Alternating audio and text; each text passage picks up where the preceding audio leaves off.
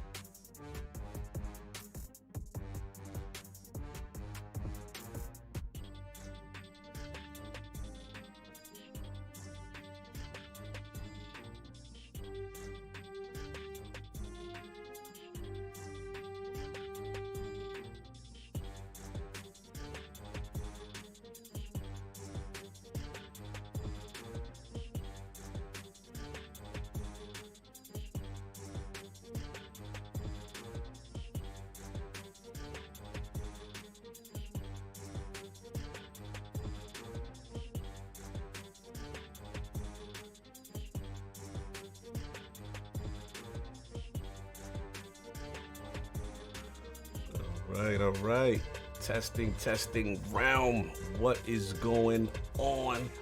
Put the crest up in the chat. Oh man, wow, already. Wow, salute. Hollow to Dawn. Hey, welcome to the Lord Bronze. Welcome to the realm. Put the crest up right quick, man. Put the crest up for our brother. Salute for joining the realm. Much appreciated. Put the horns in there. Someone. Too. Yeah, someone joined last night sometime. Oh, like, yeah, we'll shout it out. I'll speak to Saul. Okay. But salute, yo, hustle and motivate. Thank you, brother, for the audio cues. As always, Six Slayer, I see you. What's going on? Is that the legendary Paris Lily, the fortune teller? The fortune teller of Xbox? Salute on the prediction, sir. We saw that. And good. Oh, appreciate the comment. He was like, usually never get a chance to watch live, but today is a different day. No doubt. We have the legendary ACG in the building. Should be a fun show. Governor Grimm, I see you. What else we got? The penitent one. Interesting. Mind for Hire. I see you. What's going on? Yeah, man. It's gonna be a fun one. Real non-stop talent. Salute. And so I don't know what's going on with you, Aiden, but salute to you. You know what I'm saying? But yeah, man, it's gonna be a fun one. Addict, talk to the people real quick. Just make sure your levels are good. Testing. Chat, make sure y'all hear the wolf. Make sure y'all hear the young wolf in here. No doubt. Casket repair. What's up? So yeah, man, we're gonna get rolling soon. We will get the legendary ACG in here. King will be coming in hot, and Saul should be on top. Aaron Summers, what's up, brother? Good to see you. Good to see you, bro. But anyway, we will back. Oh yes, appreciate you, Hollow. Much appreciated. You know what I'm saying? We definitely want to shout you out on that. So anyway, yeah, they said you sound good. And yeah, we're going to get the show started in a few. We will get back to you and talk to you in a bit. All right, y'all.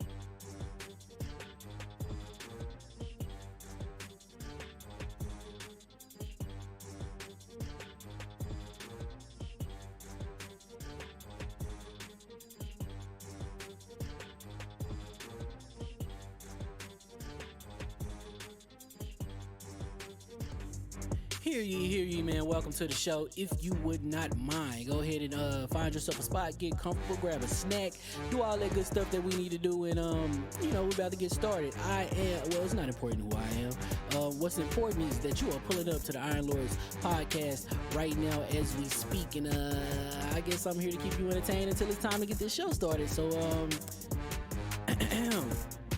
look. Y'all done messed up and turned me to an animal. And haters be swearing they real, but come to find out that they really mechanical. And yeah, I be eating these rappers, but that's all a part of me being a cannibal. And they say I'm better than money because you can bank on me being accountable. I know a million rappers that don't want to be on a song with me, that's understandable. I kill a beat and they want to compare me to Freddie and Jason. I'd rather be Hannibal. They be like, why use a video game? Just be original, y'all too dramatical. I know it's random, but I am addicted to flipping the sample and making it flammable. This is that yoga, fire, flame. They think it's arson up in the apartment, they call it department and I get the blame. Still I be running, collecting them rains. You just a target when I'm in the range. I was the hardest to start regardless back when you was messaging people on AIM. Check my vocals, all on Twitter, but I'm anti-social. Love my city, but I'm still bi-coastal. I got nah, let's switch that up. What is you doing? What I wanna do Don't is- stop. Nah, that was dope. I'm just keep that going. Keep that going. Nah, go ahead. Look, I guess you could say that I'm very spoiled. For them to be your dogs, they ain't very loyal. But I ain't gonna hold you, I ain't here to boil you. You ain't gotta say it, I'm embarrassed for you. Always been a nerd, never been a loser. Making Voltron with a gang of cougars. And I'm going places, better tell a Uber. Cause it's pretty hard to sleep on Freddy Krueger. Whew. Let's do that again.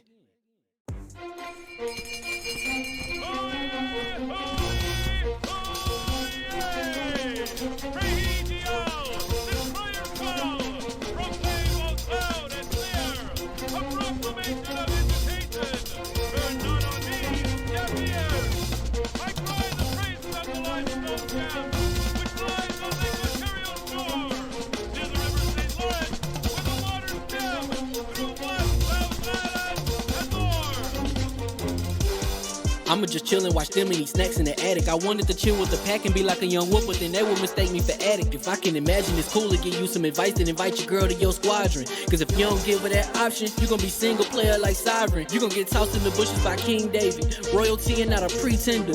Detrimental to an elemental, what's an avatar to a knee bender? I gotta be me though. I know it's my destiny, word to Cognito. Who cares if you fly, if you still a mosquito? You swear you ain't stuntin', but really be Steve-O. You like to collect stuff and that's cool, but I got bad news. Even if you really was that dude, King David still be the king of the statues. Since a juvenile, I've been cursed with a curse to be musical. And if you hate it, we'll meet in the crucible. Other than that, then it's cool and it's beautiful. We let you know that your dreams are pursuable. Whatever you wanna do, then it's doable. If you got work on a Sunday, it's suitable. Cause you can listen to this in your cubicle on the Lord's Day. Woo. If you got work on a Sunday, it's suitable. Cause you can listen to this in your cubicle on the Lord's Day.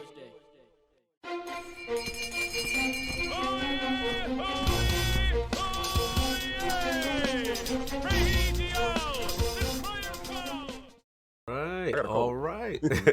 And hear ye, and we are live. Welcome to the Iron Lords podcast, and also live on LordsofGaming.net, episode number 200. 200, gentlemen. Congratulations. Salute, man. It don't feel like we've been doing it I for know, 200 crazy. episodes. It's crazy, brother. Like, what's funny is technically, especially ACG, like, we actually have like an extra 15 episodes when we was just doing Destiny. Yeah. But then when we went to everything, I deleted them. They never happened. We threw those in the Really? bushes. I didn't even know you got rid of Yeah, those. we threw our demo tape in the bushes. So no one will never know. And it's another glorious Sunday, and we are back at the round table on the Lord's Day. I'm very excited about our special guest, and we've got Phil Spencer confirming Bethesda game exclusivity. But King, stop. Bethesda games to Game Pass, and Sony's potential response to discuss, so we gonna get right into it. I want to introduce a Lord who, in my opinion, represents the gold standard pertaining to honest and balanced game reviews.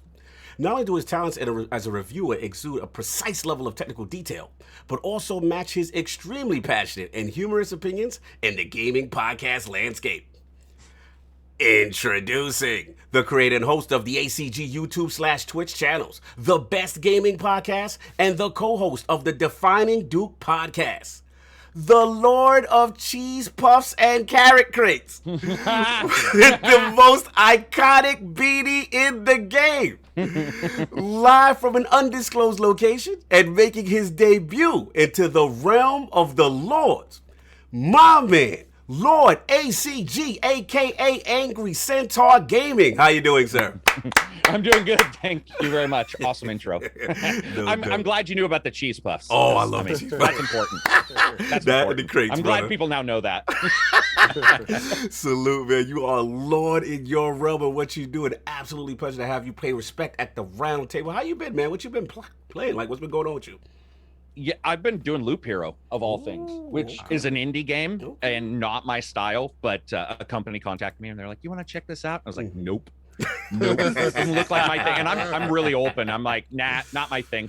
And she was like, "Well, if you can check it out, if you like it, you like it. If you don't, you don't." And I sat on it for a couple days. And if anybody hasn't seen this, Loop Hero, it's even hard to describe. It's like a roguelite collectible card game. I it's- downloaded it and I haven't played it yet, but there's a lot of hype around it. That's for sure. Dude, the hype. That's exact. You know how sometimes, I don't know about you guys, but like I'll be reviewing a game and I'll be like, I wonder what other people think.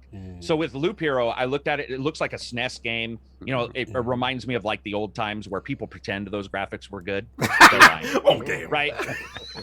And I'm playing it, and then 18 hours went away. And it was, and I'm a person that I'll stay up for 24 hours playing a game without any hesitation. Like if I like a game, I don't have any perceived time limits. And I emailed the person. I'm like, this is one of the greatest experiences of my life, but I can't explain it. Oh, wow. I have like, it's the first time in the history that I've ran the channel where I'm having difficulty explaining what the game is, but it is phenomenal as a time sink. Salute, real quick. Shout out to Suicide I am Kings, looking at who it. brought Just a give me mug. 5 seconds. Yeah, go ahead. I am looking at it. They sent me the same thing. Like I'm gonna have to try it. Like I have the code, I just haven't put it in. I'm gonna have to try it. Yeah, you gotta check it out, man. Yo, salute to Suicide Kings. I see you got that royal mug. Salute. I see you, brother. Thank you for on live. Sorry, you want to get the quick super chats before we get into the intros? Absolutely.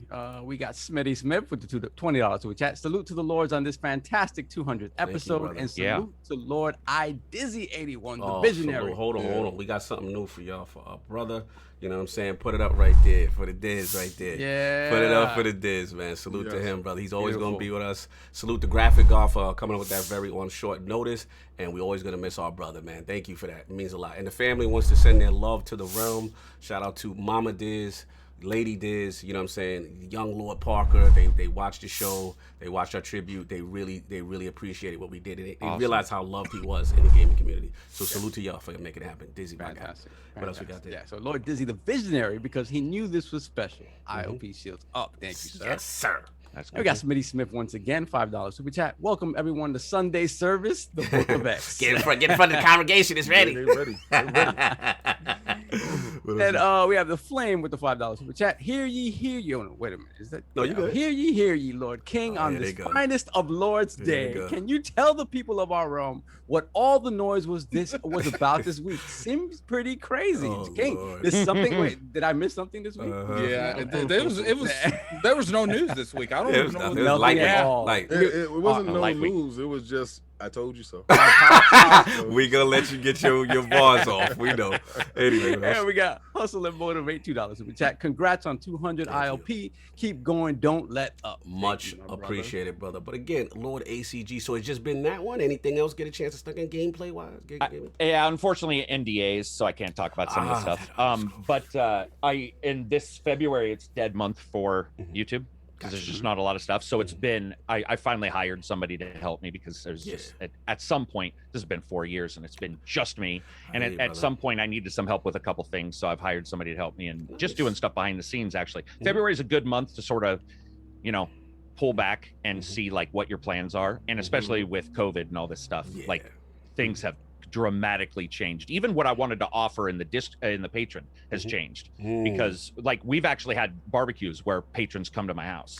Now admittedly people probably think that's dangerous as hell. I'm like, I don't care, excuse my language, but it's like I don't care. I mean, dude, I've had cancer twice. Do you think people coming to my house is gonna scare me? Like I don't that's life. Whatever. They can find me pretty easily. And so I invited a bunch of people, but now you can't do that, right? Now you can't do that. You know what's crazy? 14 days. I'm not going to pay for a hotel for them to quarantine. So ain't having it. there are people that actually watch and see how many people go in your house. Do you understand this? Yeah. You know what's crazy? Are you having a party? Are you having a party? Out of all Patreon, you are probably the only one that's doing that. Yeah, that's so unique. Hats off to you, bro. Dude, it's awesome to meet people. I've met patrons, had them stay here. Like, to me, that's what, I don't know how to describe it. Like, when I lived far away from everybody else, and so there wasn't a lot of communication. And so, like, I would go to school and then go home, and you're 7 miles away from everybody. So you're like, what am I going to do? Play with the trees? They don't talk back, which is probably good because I'd argue with them. But it like when I've gotten older, it's like, joining people together in gaming is all that matters. That's the best. All that matters. We're trying to establish some things like so I was talking earlier. We're going to get together, and for our Patreons, we're going to do like a movie night. And we do B-movie night on Saturday. Do it. Do it. Rent out a movie so theater, good. And we can, do that, spacesuit seating, and, watch a really good movie, awesome. So they open back up, because we definitely want to give back to the community. You already know. Very cool. And we're going to get the last couple before I start. Because there's a couple more just flew in real quick. I want to be respectful. I have 108 Dragons TV, $5 super chat. Damn Cogs guest intros are legendary and entertaining. They are. Appreciate you. Good afternoon, Lords. 108 Dragons TV in the building. What's good, chat? Hit that like and share. Happy belated birthday. Happy belated birthday. Yes, 108. Great Salute to you. episode yesterday. Yes, Dragons Den podcast. Everything Salute. is getting a whole lot better. Absolute. 108 Dragons TV, $2 super chat once again. King is going to get crazy today. Facts. They already prepping. What else we Then got? we have Beaner with the $5 super chat. King plus ACG. This episode is going to be wild. They got their mixtape ready. Oh my god. 6-hour podcast. Sunday. 6 hours. Oh man. Remember that? Sunday. Sunday. Monster trucks. Prepare yourselves. It's like those games where, like, when you put a certain variable in it, it just extends it. It's like, put ACG, extra 2 hours. Exactly. It's the N+ game, but just a really bad one. That's probably not going to be that entertaining, but stick around. We'll try to make it entertaining. We got one more. We got Michael, aka Best Eyes Finest, $5 super chat. Well, hello, Lords. Smells like PlayStation L's are being handed out. Yo, King, have fun today. LOL on God. They threw the on God in them early. God and wow. Nim. ACG did. Yeah, he'll see. Today's a day to come on. Today's a perfect day to come on. Anyway, real quick, because I see him in the chat and it makes me smile. Salute the Big Cow Gaming. Put the crest up, man. Yes. Brother, we Big see Cloud, you on your fight. Salute to Mama Big Cloud, yourself, with your fight and the whole situation with COVID. We're pulling for you. The whole realm is behind you. Take as much time as you need and definitely get back to health, brother. We need you and we miss you. So salute to you. Good to see you in there, man. It means a lot. And last week, I got Mariano Pumper, and then we get Mariano Pumpa with the $5 super chat. King, how's that Game Pass buffet looking now? Oh, knees on the menu. There we go, because they never gonna stop. Anyway, let's start. And you already know we got the 4 horsemen of gaming and those original Lords of the Realm at the round table with some time-sensitive intros because we got Lord ACG here. My co-host with the co-most, my brother from another mother, the difficult game conqueror, Lord of his own world, and the how of the young wolf. My man, Lord Addict, how we doing, sir? Doing pretty good. Now, last week I gave King a solve my intro. Now, I demand half of your intros this week. There you go. But anyway, we take our intros anyway, so it doesn't matter. That's true. He interrupt, so he gonna get your intro taken. So, I'm back into for some reason I just started playing Final Fantasy VIII again out of nowhere. I don't know where that came from. Like, it was normally one of those things I was just gonna play a couple minutes of, and then like 8 hours go by. I'm like, well damn. and then I was looking at the achievements. I didn't know a mega weapon was different than a different weapon. So I'm like, well, now I gotta go kill him. Like, and you said it was an achievement tied to that, right? That you didn't even know about. Well, see, I always thought the one that a GF named Eden was in. I thought he was that one. No, there's another one. Oh wow. Hey, what's up? And so it's been Final Fantasy VIII that you Literally ditched us for a raid when we needed your help, and you ditched us because I don't have my save point because I can't. No. Yes. No, hold up. No. He can't make allegations like that. I joined that raid and done it. Yeah. First off, 2 hours later. it wasn't 2 hours later. It wasn't 2 hours later. No doubt. But anything else you've been playing, sir? I ain't talking anymore. All right. He's upset. I'm just joking. Taking my ball and going home. Taking his ball and going. That's vintage at it. And of course, we have our most technical gaming lord, the solo gamer who lives for the single-player selfish experience, and also the Sofstradamus, the Lord of Clarity and Lord Patron of the Iron Bank. My man, Lord Sovereign, how we doing, sir? I'm doing well. I'm very, very happy to be here today. You have no idea. Why are you talking so Very smoothly? smooth with it. Well, why What's going on? I'm good. Oh, once again, I'm faking it because I have literally like 3 hours of sleep under my welcome. belt. Oh, okay. Yeah. Oh, because I stayed up. I saw the time change, and I was like, oh, I just lost an entire hour. Yeah. No, I'll play for another half hour or so, and next thing I know, it was 6:30 in the morning. Yeah. So, yeah. Ouch. That's how I Yeah, feel, that brother. was it, and I never get that. So yeah, like I mentioned earlier, so I downloaded Loop Hero because I really wanted to see what this is about because everybody's talking about it, and I did not get a chance. I threw it on for a moment, and then people don't leave me alone, so I can't. So like ACG said, it's very difficult to describe from what I've heard. Yeah. But basically, you don't control your player character. You control everything around the character to sort of allow him to progress or her to progress. And that's as much as I understand of it. And maybe that's even off. But beyond that, like I just started. I threw on my Xbox really late last night. I said, what am I gonna do? And I went to Need for Speed Hot Pursuit, the remaster. Interesting. Criterion is still so. That is so fire. Oh, Hot Pursuit Criterion. is so fire. I put it on. Yeah. Ah. Okay, me and you was in the same mind frame this week. Yeah, Bro. Yeah. Bro. Because I did it randomly for no reason. I said because I looked in Game Pass. I said, "Oh, Hot Pursuit. Oh, Hold Lord. on. Let me try this. Let me dabble. Let me dabble." Man. And I jumped in there. Yeah. Amazing. I love Criterion, and that game is. You know, that was their That's last good. one, right? No, was it No, the no, last it one? wasn't- No, because they did they did Burnout Paradise and stuff after. Oh, okay. No doubt. Solve. You want to get a super chat? I'm talking about Need for Speed was their last one. Hot Pursuit was Criterion's, right? I'm not sure. That may be an ACG question. Okay. No, Hot Pursuit is. No, that one I'm not it- even sure of. All I know is Hot Pursuit and Paradise are both awesome. Yeah, they're both Some of my amazing. favorite racing games of all time. Yeah, and then I played Halo 4 because I felt like playing Halo 4, and, Okay. and that game still holds up. It's gorgeous. And the AI is a little weird, but apart from that, it's gorgeous. No doubt. Solve. You want to get those super chats before we bring in the king? Yes, we have And some Tony Belgian. Bryant with the $5 super chat. ILP plus ACG, my favorite podcast and favorite reviewer. Salute. Plus Phil waiting until ILP's 200 episode to announce exclusivity. Keep it up, guys. It is kind of weird how all the timing went. Salute to Phil for thinking about us. thinking about us. Debuting his most announcement. Thanks, Phil. Thanks, Phil. Thank you. Then we have, let's put the crest in the chat for the newest member of the realm, Lexecutioner. Yes, sir. That's my homie. We were raiding last night. Salute. Thank you. Then we have Lord Brat with the $2 super chat. Salute, Lords. Thank you, my You brother. already know. Yeah, we should have a chocolate. Oh my God. The chocolate. Stop it. Every time Brap show up. flip-flop. Behave. We need Yeah, to flip you flop. on the right side of wrong. Now, Oh my God. you're on the right side of wrong. He now, already brother. messy. Tune in. Stay in. Don't leave. Oh, I'm sure he will. I'm sure he will. Then we have Lexecutioner once again with the $50 super chat. Oh, wow, Thank you so salute. much, sir. God bless. Great raid last night. Glory to the Lords. Victory eternal. Oh yes. We'll talk about that. Yeah, salute. Let's go. The guys had a good raid last night that kept me in for 4 hours, but we're not gonna get in there. Shout out to Fozzie Gaming. My man Fozzie is funny. I teach him about that Anarchy DPS phase, but we ain't gonna get into that. We got it done. All right. Anyway, what else We we got? got two more super chats. We got One Way Dragons TV once again, $5 super chat. The My Feelings Hurt menu barbecue sauce knees in garlic sauce, mac and knees. God.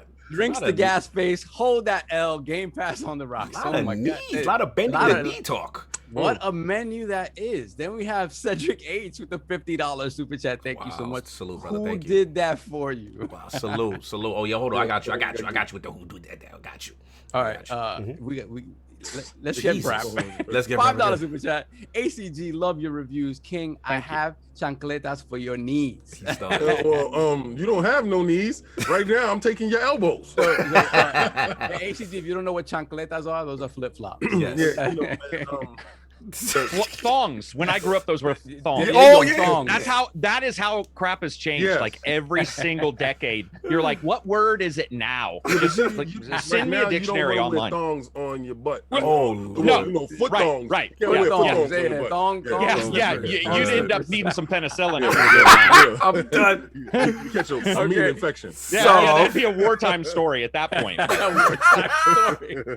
All right, we got one more, and then we're gonna put these on the shelf a little bit. Lawrence Anderson, $5 super chat. I appreciate how y'all represent the African American community in gaming. Keep up the amazing work. Salute to Atticus Solve representing the African American community Yeah, for us. yeah. Thank you. We appreciate we appreciate your service, Attic. Thank you, bro. You've been going strong, bro. Yeah, let's just admit. Let's just admit 2 members. Listen, man. Well, I don't know. Behind the beard, you Behind know. the beard? I Oh. would say. Listen, I didn't get this brown color by not having. Well, you know, Attic has vitiligo, right? Oh man. Oh, we going left. We going Wow. Yeah.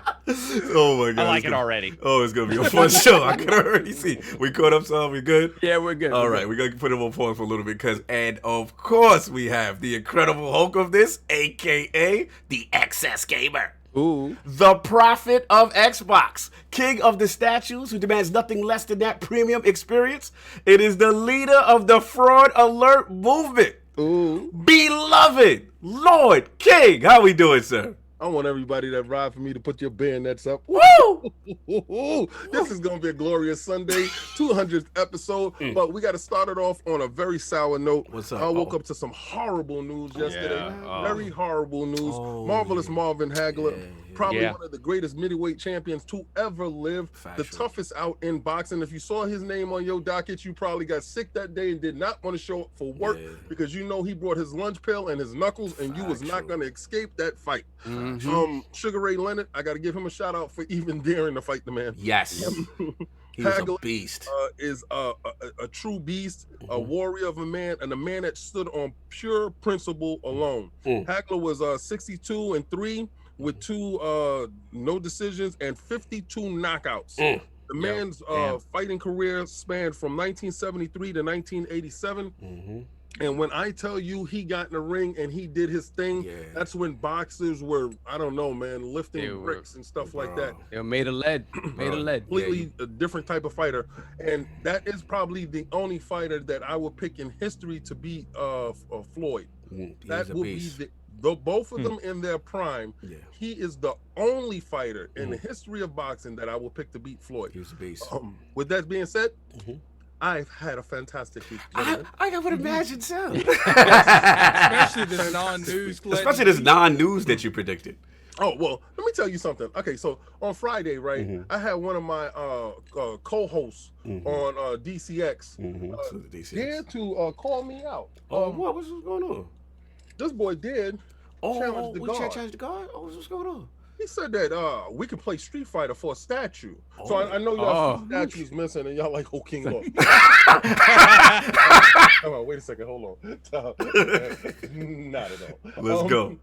So I went and I found through. I made sure that he was online. So it's a whole big diatribe to it, but we're not gonna get into that. Make sure that he was online because he was lying saying that he added me. So I made sure I added him in real time. So we have about his chat with like 30 plus people, and we shout out to Facebook because when you put a video call, everybody can see it. Everybody can see the world. Yes, everybody can see this work for you.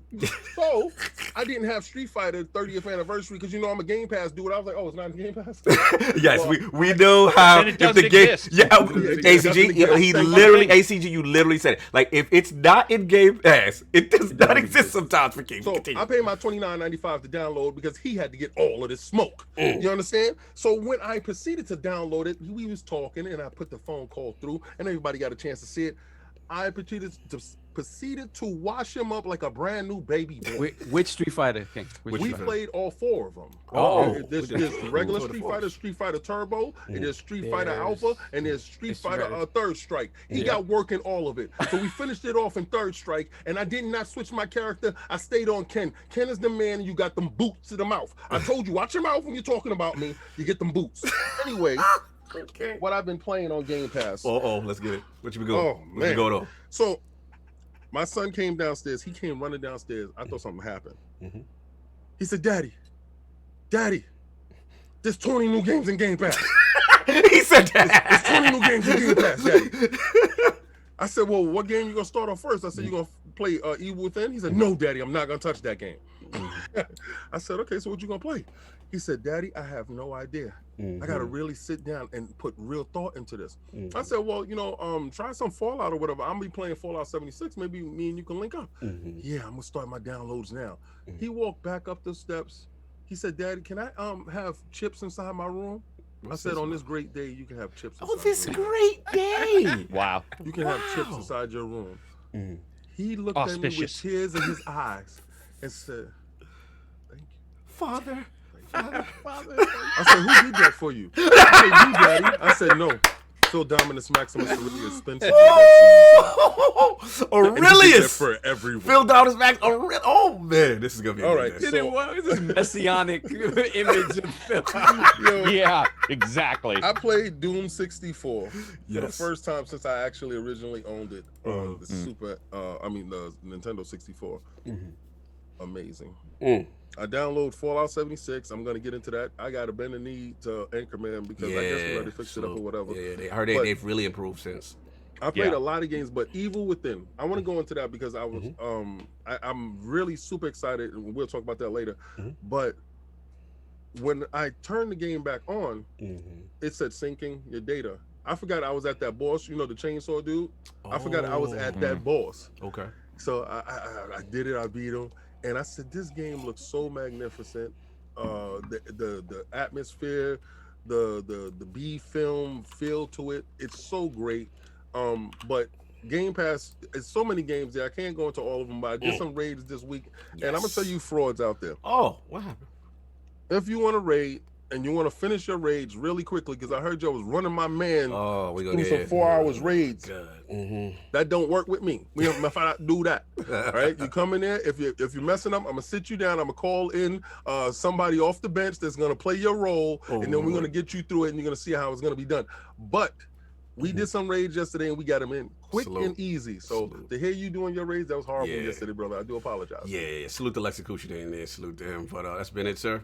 Yes, sir. Yes, sir. No doubt. And of course, we have the gaming ninja himself, the Shinobi, LordCognito, spreading that realness in the realm of the ILP. Not telling you what you want to hear, but what you need to hear. Yeah, like you said, been rating. Also, salute to my brother, Lord Ebontis. We had Cobb One Art, man, one of the great artists in the Destiny community, super talent, also like a 70s/80s baby, so we got a chance to talk a little old school hip hop, some music, and great episode. So check out The Last Word. It's up on ILO Podcast. We had a great time with that. I want to salute the newest members of the ILP Destiny Clan. King, did you hear?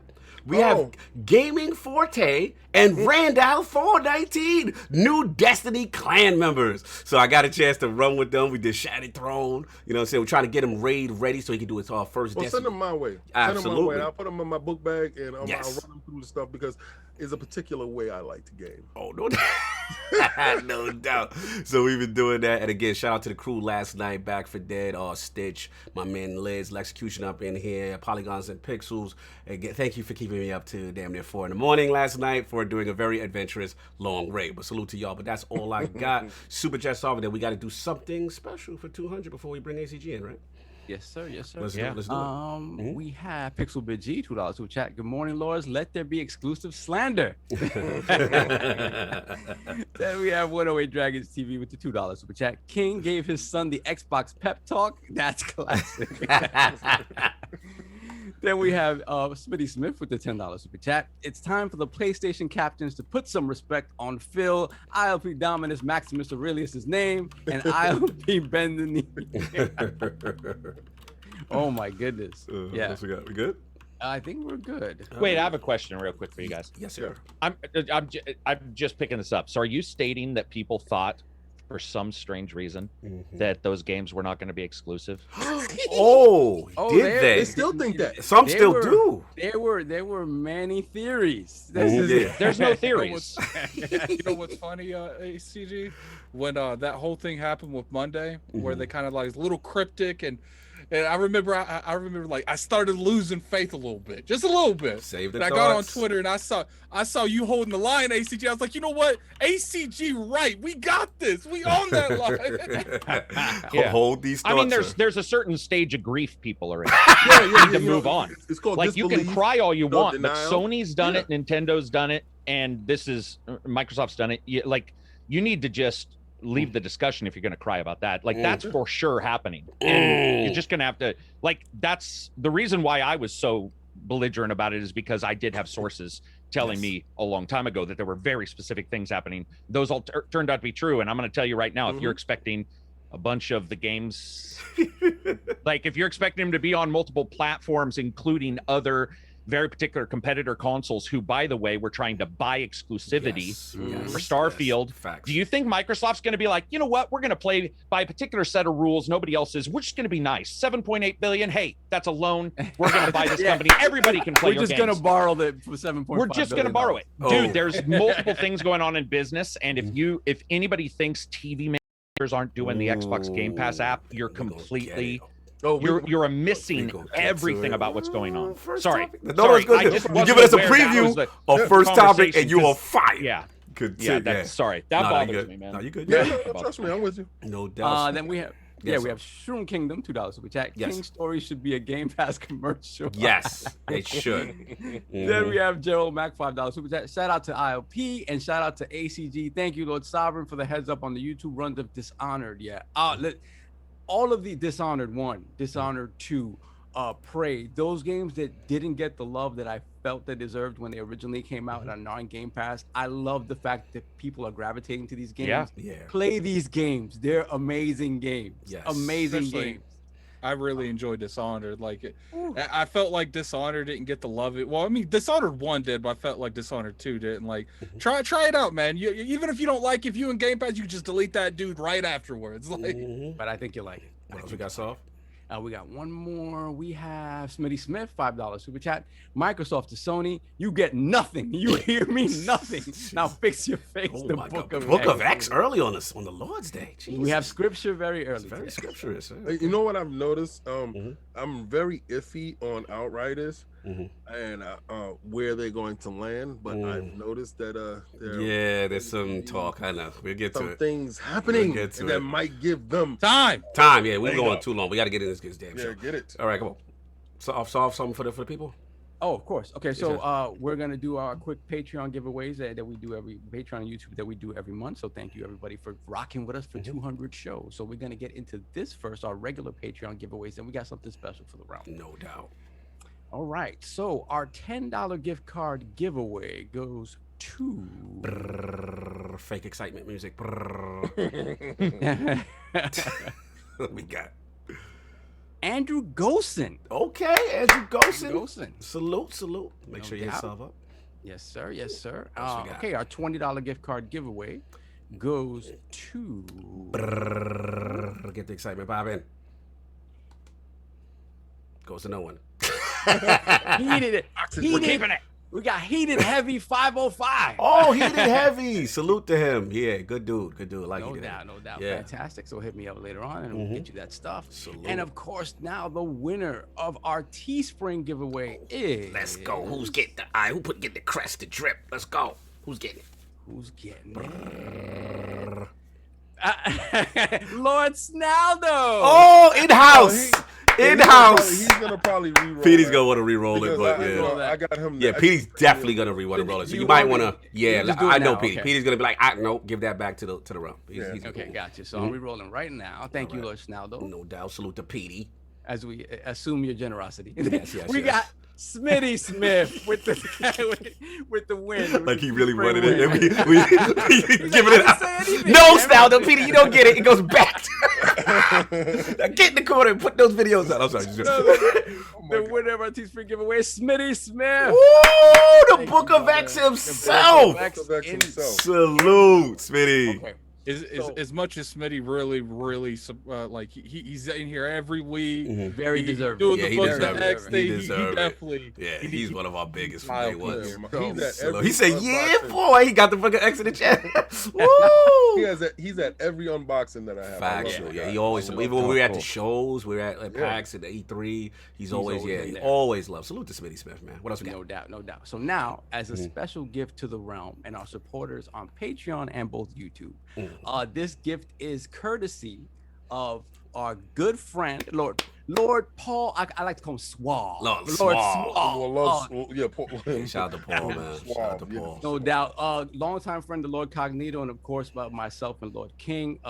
Big supporter of the realm from the very beginning. Huge Thank you very much, Lord Huge Paul. Jet fan. Huge Jet fan. Huge Jet fan. Both me and him, our hearts are aching right now, but we got hope. Hold on, hey, you might get the show once. You never know. Let it happen. So, shout out to Lord Paul. 2 $100 American Express gift cards for one for a Patreon subscriber and one for a YouTube subscriber. So we're gonna get into that right now. The loyal rim. Hey, yes, sir. So the winner of our YouTube subscriber pool is Oh, you better be here. You better be here. Who is this off? James Shepard. Oh, okay. Sounds like a Mass Effect character. Okay, let's go. Shout out to James Shepard. Shepard's brother, James Shepard.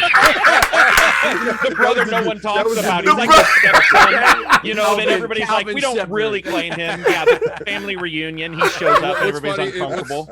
What's funny is his brother like a clerk at some store. Oh my god! Yeah, Shout out to James and Calvin Shepard. He's the maintenance man. Always jealous, just consistently eaten away by jealousy. Every time someone comes up to him, no, I'm not gonna call my brother. Yeah. Oh my god! It's like Grows Jim long Christ, hair like instead Jesus of the Christ, brother. crew cut.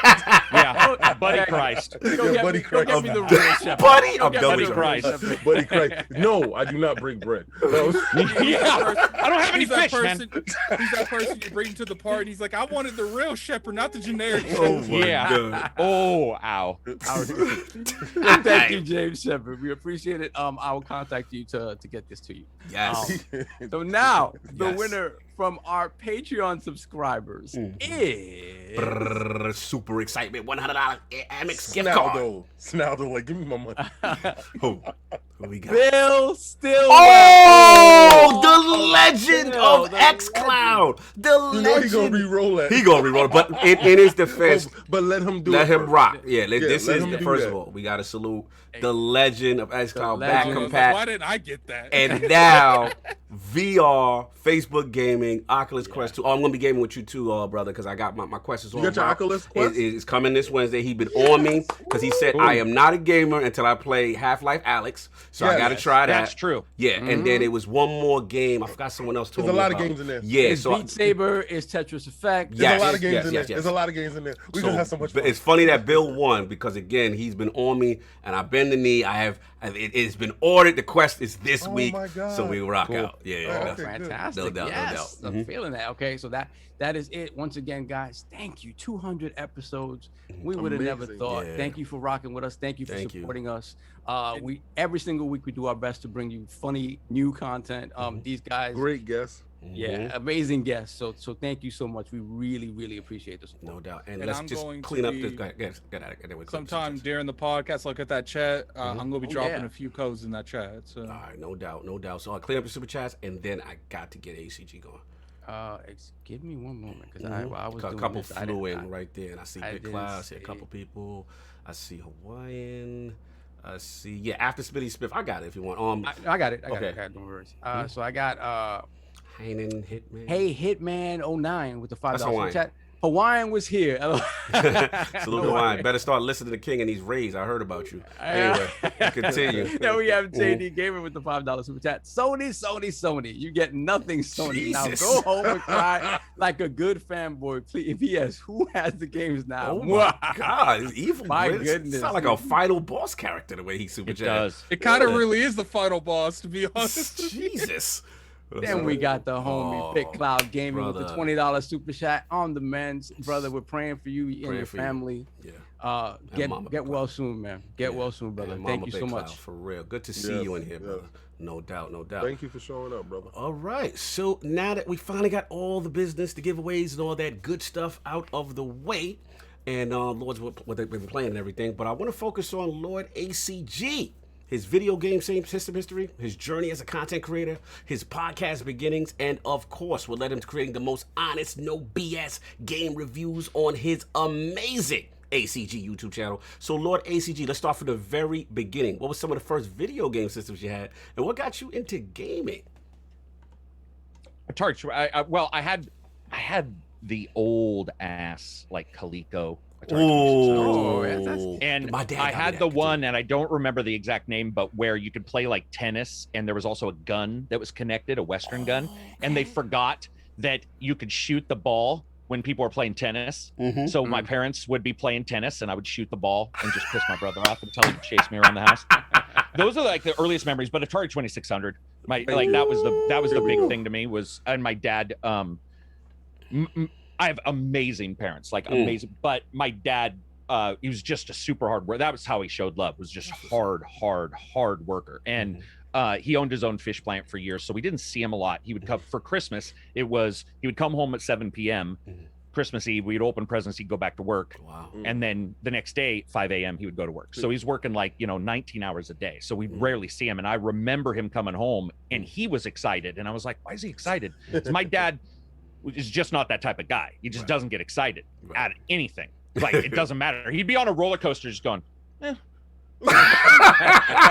Sorry. I took him to The Grudge, by the way. The scary movie, The Grudge. My mom's freaking out. I'm like, damn, my dad it's like he was watching people saw logs. He was just no movement. That's why my dad was. But he comes home that night with a 2600, and he's like giddy and dancing around the house, and we're all, okay, obviously he got into the crank. Somehow he got some drugs. I have no clue what's happening. He shows up. He opens this thing on his own. He doesn't even let us, the kids, open it up. It was an Atari 2600, Dragon, Fire, and Asteroids, and Star Wars, and terrible games like E.T., which I did own. Me too. Those were the first experiences that I had, and it grew from there. And it was like every good experience that I've had has involved either, role playing is another one, but or martial arts. But it's like the three main cores for me are martial arts, role playing, and video games. And almost every good memory, every good friend I've met has been involving video games from the 2600, and then moving up from there to like the Genesis. And it was weird because people always ask me why I cover sound and music, and it's like, because I still remember the original Ghouls and Ghosts had a soundtrack that played in a very particular part that caused me to be like, what is that? Like what? And then like Revenge of Shinobi, which I was sort of a Sega fan. Hold on. I gotta stop you right now. You said some key things for me as a Genesis lover. So you said music, and then you said Revenge of Shinobi, because LordCognito, that's my namesake. I am Shinobi. So my question to you is, with like something like a Revenge of Shinobi and maybe a Streets of Rage, I see some was it a Yuzo Koshiro love, possibly, maybe some So that's the thing about me is I was not following the creators at the time. Like that came later, like Austin Wintory. I follow the older stuff. I loved Streets of Rage. Is awesome, but the old Streets of Rage are even better. And I love the music from those creators. But I was always impressed by their ability to take technically, because that's what I study is the tech behind it. Technically very inept consoles and create awesome sound. And I remember the first time I ever played a game where I was like, I want this to be my future. And I remember to this day coming home and playing Joe Montana Sports Talk Football. Love that. And it was digital. He talked, and by the way, it almost needed subtitles because it was like but you were like, I get it, bro. And when he was like, Joe Montana drops back for the pass, and I remember coming to work the next day, and I got in so much trouble because I would not shut up. I was like, I was leaving my class to go talk to friends and go, have you played this? Like he talks. He talks. It's and of course as a kid, you're like, it's really him. It's Joe Montana. It's like a spirit. It's a spirit. It was, man. I was so excited, and that's honestly that kind of stuff. The tech and just the different ways in which you can do. Like older games and the way they created stuff is great. We have some rose-tinted glasses, obviously. Yes, of course. But we go back and to me, I when I go back and look at those, I may not love the graphics or whatever, but the tech behind it, where somebody figures the ability to do something and do something with hardware that you're just not expecting. That kind of stuff. The hardware was is so limited in what they had. Like, but when they did up the meg size on the cartridges, we knew to be excited, right? Yep, you did. And it's funny because there's a game, Star Control 2, I believe, that on the Genesis used 16 megabytes. But what was weird, some Sega Genesis could not read it. So I admittedly traded out my friend's Sega Genesis. Sorry. Salute Daisy. And I stole it. I took mine over and I'm like, hey, Randy, your dad's calling you. He left and I switched out Sega Genesis because he didn't play it anyway.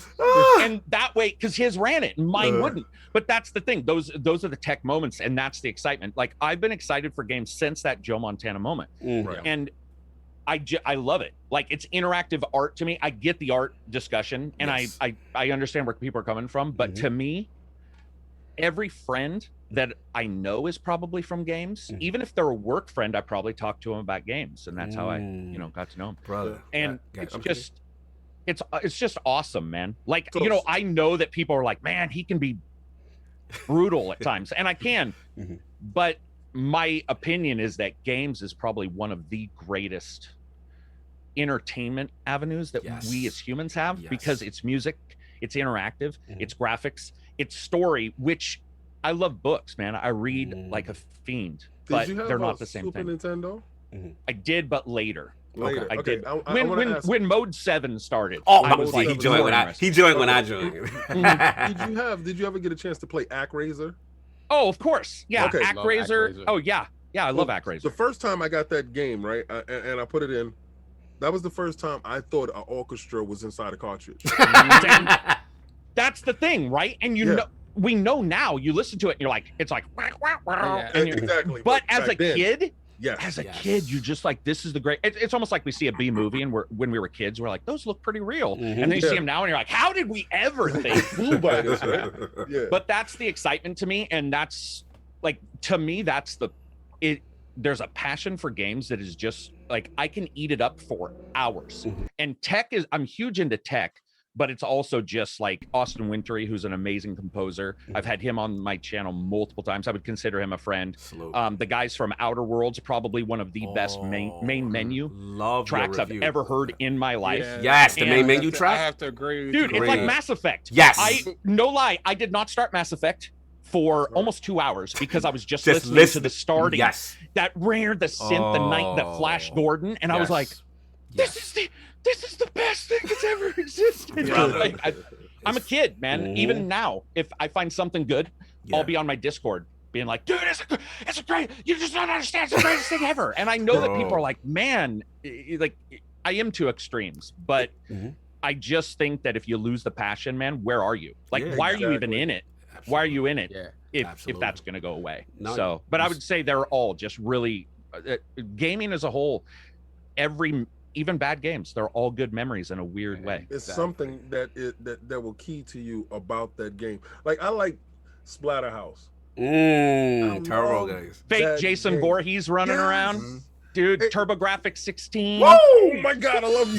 The Hue card. Remember the Hue card? Yes. Woo! Yeah. So it was in an arcade? Master System also used cards. Yes. Yes. Sorry. Anyway, continue. It was in the arcade, and My I hero. was waiting for it to come home to the house, and I saw it in EGM, and it was like it was going to be on Genesis, but TurboGrafx got it first. Yeah. And I could not wait to play that game, and I played that game so much. It's so horrible. Good. The game is horrible now. Yeah, it is. But it didn't matter. It was so good to you then.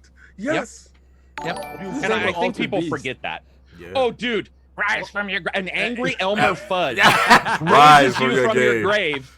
It's got pixel scroll. Technically, it's a disaster. And I remember going home playing that and telling my friend, it's exactly like the arcade, which you're full of shit. I'm sorry. That's right. You were on day. You're full of poo. I'm just like, dude, it's not, but it is. As a kid, that passion goes away. And I wish it didn't, because we get into something weird where it's like very technical. To me, I celebrate the tech, and a lot of people ding on it. They'll be like, "Oh, it's 59 frames versus 60," and you're just like, "Okay, seriously." At some point, no doubt. what are we doing? No, like, brother, you know, you're on fire right now because again, all those memories, those different eras, and then what I like what you said that a lot of people forget is there are iconic title screen game music, and it's funny you said that because I could actually think of a few more. Like Outer Worlds is definitely one of them. I just let it sit there, and the ship's going, and you hear that. You can tell literally just. But you know, when you start that game, you hear that remember title. when you and I was talking earlier about Star Trek? Yes. And that beginning sound. Yes. Yeah. Yes. It's like that. You know, some developers take the time to craft a title screen. Yes. Exactly. And That's a I good really point. think Obsidian. That's a good point. Obsidian is a phenomenal job. Go ahead, Attic. You were about to say something before I go on. I said, you know, when you first start the Outer Worlds, and I remember there was two key components. Like when you hear the title screen, and then when you start it and he picks up your pod, you was like, this is gonna be it. Like this is it. Yeah. I mean, Yeah. And they've been doing this forever. I mean, if you think about Double Dragon, I sat there and watched the Double Dragon start screen forever. I mean, what's another good example? You know, what's another good example? The Halo 3 title. Oh yeah. Oh my Halo 3s. I mean, ACG, Mario O'Donnell. You know what I think that comes from? For the older crowd, going to the arcade room and watching the demo start up. Yes. Yeah. You know, because we would sit there with our quarters waiting first. Let's see the beginning. Yes. Watch the whole intro until it started over again. Then we put our quarter in and let's get started. You know, and just watching other people play prior to you being able to play, there's there's an amount of data that's transferred that is not transferred currently. So even though I love Game Pass, you can just click a button, right? It's like your random generation seed of today. Yes. You just click a button, whatever game may come up, you can play it. That's great. But there are also those times where when you sit and look at a game and you see that title screen, or you watch somebody play and you're like, oh, there's a move I didn't know of, which by the way, I think that's one of the best things about like Twitch. Even though I don't always watch Twitch, I love watching somebody and go, are you kidding me? For example, Neo 2. I beat Neo 2 twice, and Fighting Cowboy, one of my friends, will stream and I'll be like, what? Didn't even know about that. Is this a different game? Yep. Like, how did you? That's the same weapon I used. Oh yeah, but this is low stance. You use medium and high, which is completely separate. And there's something about watching that voyeurism that comes up. There's data there that's not just the dirty type of voyeurism. It's actually coming away from it informed. And music, hats off to those guys because they didn't have a lot of RAM. And they still got it. Yeah, they were mad. They were magicians, man. They were magicians. You know what's something that I think a lot of developers don't get credit for is, you know, since we're talking about the title screen, like games that when you get to a certain part in the game, the title screen changes. Like, I remember I just did Dragon Quest 11, and you get about halfway through the game, the title screen changes. Yeah, that's crazy. Like Last of Us, when you beat the game, the title screen changes. Yes. You know, ACG. The craziest thing, the voyeurism, what you're talking about. I remember peeking through these two dudes' arms because they were playing Mortal Kombat. The arcade scene. And I saw him do the Kano kill. Took his heart out. And I said, oh my God. Exactly. And I stayed in the arcade trying to figure out how these dudes knew right before the internet. Yeah, and why don't I know it? Tell me how. What did you do? And one guy, he had a ponytail. That's why I can't stand dudes with ponytails. Oh yeah, we all hear that story. Jesus, because ponytail dudes is really obnoxious. They're pretentious. They're pretentious. It's their ego inherited. Oh my God! And the longer that friggin' thing is, the more you're like, dude, it's like a health bar for their ego. Oh my God! And his joint was in the middle of his back. So I said, so you know, he's a master level ego. I said, how did you do that? He looked at me like, yeah. Dude, this is great, man. We gotta move on. We would talk about these stories all over. But honorable mention: Halo, Gregorian chants at the title, and of course, Fallout. I felt another iconic title screen joint. But one of the best title screen not music to mention ever. Final Fantasy too. Oh, they have absolutely. that main theme Final Fantasy that plays in them all just about. Yes, absolutely. So we got that. We got, like I said, the Sega era. Now I just want to travel further with you as far as gaming. Oh, any sure. bit in the 32-bit era, and like any 3DO, anything going on there? Where we and at? technically Neo Geo, which I heard King talk about one time. Yes. So first of all, you always knew your friend was rich when they had a Neo Geo, because you were like, dude, that's a car, by the way. That's like a cheap used car. A Neo Geo cost that much. And I had a friend who had a Neo Geo, and then I jumped into 32. I had everything. I had a Saturn. I had all of the stuff. In fact, I showed up the day the Saturn showed up 6 months early because Sega panicked. And we're like, here, let's release this 3 months early. And it had your Street Fighter, your Daytona, and one other one. Those Street Fighter, Virtua favorite Fighter. game of all time. Fighter. Or Virtua Fighter. I apologize. Virtua Fighter is my favorite game of all time. I'm just a huge, like, it's the crap for me.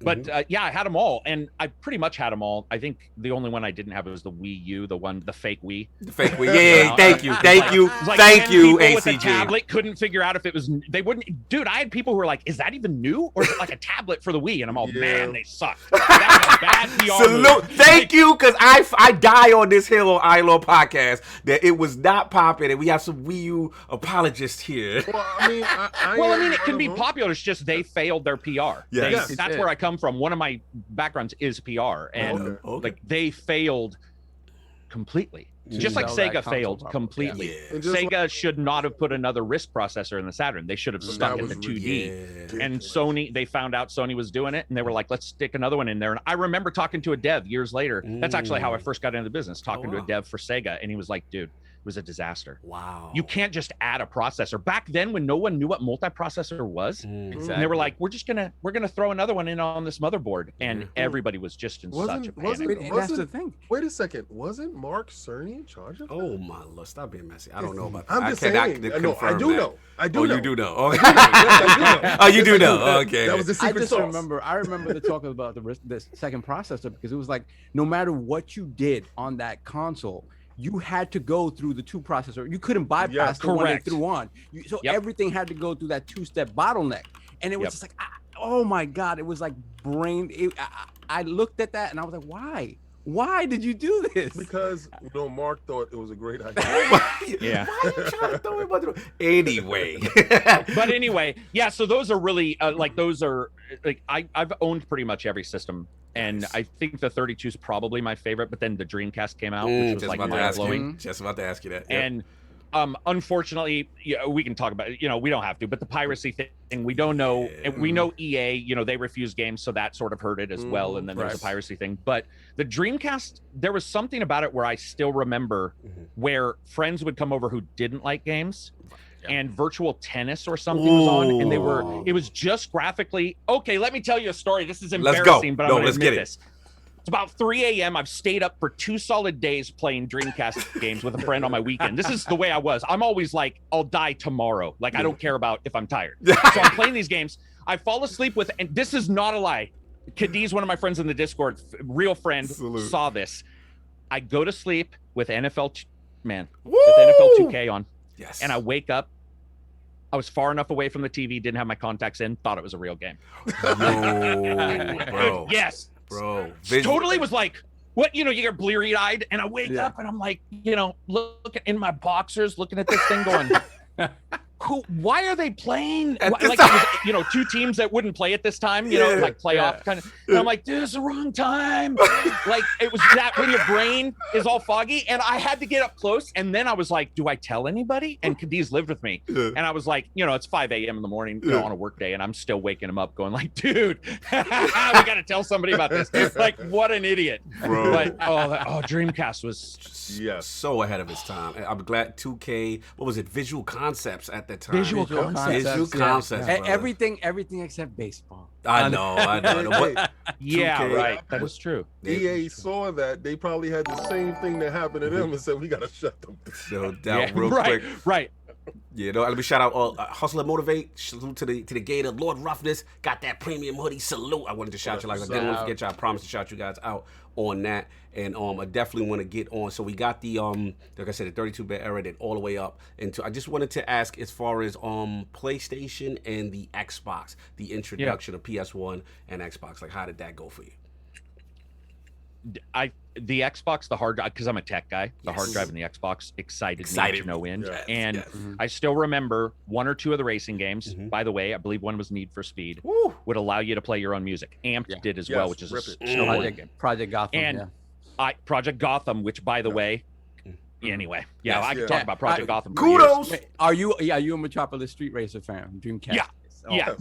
Mind blowing. And so I got Rob Zombie, it was like Dragula or something like that, playing while I'm playing Need for Speed, and I remember thinking like, this is the future. This is the future, because it was the future. There was I could not believe that I could just grab, music, get it playing on a hard drive and play those things. And unfortunately, some of that stuff stopped, as like licensing. I forgot all about that until, people bring it up. And I was like, why did they stop that? Licensing. Yeah. Unfortunately. I mean, but I guess I think Twitch killed it, because if you're playing like your music to a game that you don't, because I would play Wu-Tang to everything, so Salute to the Woo. That hard Xbox hard drive was lit. Remember, we used to put our own music to the that was revolutionary for me. You know what I'm saying? But so it's just that thought. That was a good period of time. So if you can go back and do it, by all means. Tremendous, man. Oh man, this gaming history, man. I love this type of talk. Oh, last quick question I gotta ask, I always forget. What about, were you any handhelds, or you kind of stayed away from handhelds in general? I had a Game Gear which lasted for about 1 minute with the batteries. Oh yeah, salute to them. It was a Master System in handheld it was the worst design ever, but I had that. I had a TurboGrafx 16, which was the coolest handheld I've ever owned. The Express. That thing. The Express. Sorry. Yeah, and that thing was so ahead of its. Go ahead. You used to sit next to the wall with the plug-in. Yeah. It was as immobile as a mobile console could be, and I was blown away by it. I remember bringing it into school and showing friends, and they were like, "Oh my god, this!" And it was basically the console in handheld form. Absolutely, it was amazing. Yeah. Oh, dude, it was massive. It was like swaddling a small baby, but it didn't matter because I was playing these games and just being like, "Dude, this is the coolest thing ever." And I all handhelds. Did you get the TV tuner? Of course, dude. I am a nerd for tech, so I had everything. Any cartridge expansions that you can get, like you can play this, old style cartridge on this, I will buy. Like all that kind of stuff, I definitely get. I'm just sort of a nerd for that. Did you have the Nomad?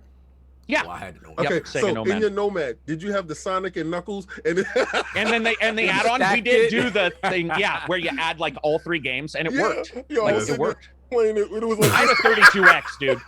I had a 32X, which I'm one of the 6 people who had a 32X. And actually enjoyed. Yeah, I was like one of the 6 ripped off by Sega completely. Bought a 32X and I loved it. That's so you had the Big Mac burger and the fries, the stack with the Sega CD, the Genesis, the 32. Salute, man. And to me, like all that kind of stuff, because I love tech, I was blown away, regardless if you like it or not. I was blown away that somebody did it. Yes. Somebody was like, you can add tech on top of tech, and to me, that is, it's awesome, and I celebrate those kind of things anyway. Like we do podcasts where we just talk about tech, and I'm like, for example, I'm a big fan. No one else is. I get it, but Sega Saturn. Sov loves you.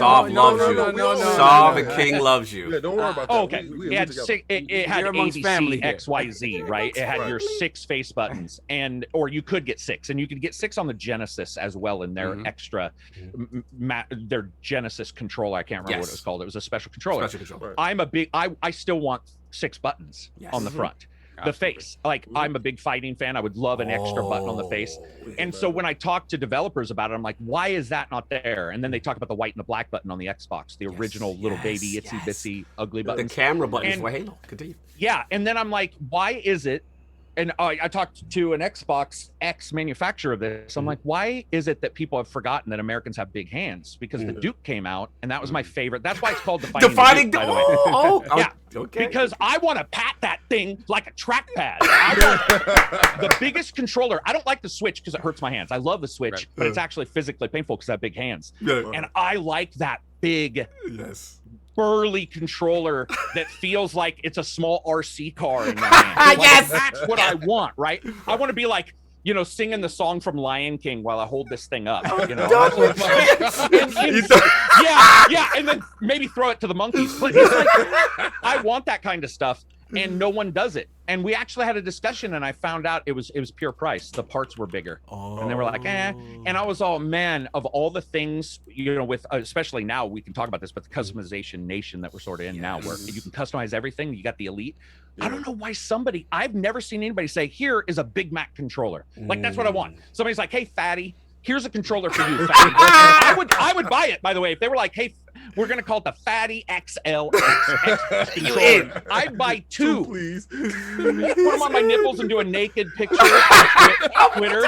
Like, be like, paint me like your French girl. They won't do that stuff, right? They won't. And like, I love that kind of stuff. I like all, and that's what I thought was so awesome as we got more and more into all these different systems, the customization 32X on top of things. I love that stuff, man. It drives me. There's something very cool about it. Completely agree with you, brother. I think, like I said, it's King agrees, all of us. Like, we were such a fan of tech and the advancement of gaming. So all those things you mentioned, like I said, the add-ons and the controller stuff, the VMU, the Dreamcast. I remember the power-based converter for the Genesis that allowed you to play Sega Master System. So that was like the first almost back compat in a way, like physical back compat, you know, kind of thing. Just those type of errors. It was an excitement for the new stuff. It was an excitement to see where gaming was going, you know, that kind of thing. So yeah, salute to you on that, man. Tremendous gaming history, man. Hold on 1 second. What's up, brother? We got 700. Yes, please hit the likes, y'all. We talking some classic. Let's hit the likes, share it. He just said that he would put 2 big giant controllers on his nipples. Clip that. Take pictures on the internet. Yeah, we might have to clip that one. Dude, I would out to your friends. Yeah, send it out. I mean it. I would if companies listening right now. When are you companies making someone's controllers? gonna just send an email. ACG said he'd do it. Clip it. Do it. Yeah. So I want to transition right in because just as far as you said, like your personal journey as far as content creation now. You know what I'm saying? Now, correct me if I'm wrong. I understand, like, you kind of started like almost like with video game mods and then Q&A testing, correct? Yeah. Okay. So like, how did that start, and then kind of like what inspired you to kind of transition and spearhead to your channel, and from a review standpoint, like how did that whole thing go? Yeah, I was working at the time. I'd set call centers up around I worked at HP in tech, and then I'd set up call centers, executive protection, some other stuff. I'm definitely I want to do everything. So I've logged, done retail. Like, I'm always trying to do something new. And I was into gaming. I was doing these mod organizer things for Skyrim and or not even Skyrim at that time. I believe that. Yeah, that was Skyrim. And messing around with mods and messing around with things like Operation Flashpoint is one of my favorite shooters of all time, because you can go in and make a level in seconds and just say, let's play. And I got laid off, and I had worked. I had scrambled for years because I didn't get a college degree. I had scrambled for years, and I worked really hard, and I knew at some point, it's probably going to happen. I'd never been laid off before, but I was always prepped. And my wife had just got through college. I paid for that, where I was working, and she was going to school. So I got laid off, and I started, like, one of my friends was like, dude, do you realize that, like, you have a forum where people ask you about games and you're not a YouTuber? It was prior to being a YouTuber. People were like, there was a forum where people were like, hey, what do you think about this? And I realized I was breaking it down. Some music. I was like, I could probably do a YouTube channel and see how it goes.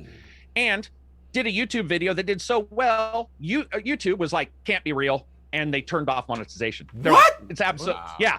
One of my first videos, they were like, this absolutely can't be real. You couldn't have done this well as a bright. This was back in the Wild West days. And they were like, it has to be fake. So we're removing it. And I sat there and I had a discussion with my wife. I was like, I have some retirement. What do I do? Do I go back into it? You teaching martial arts or personal, training, that kind of stuff.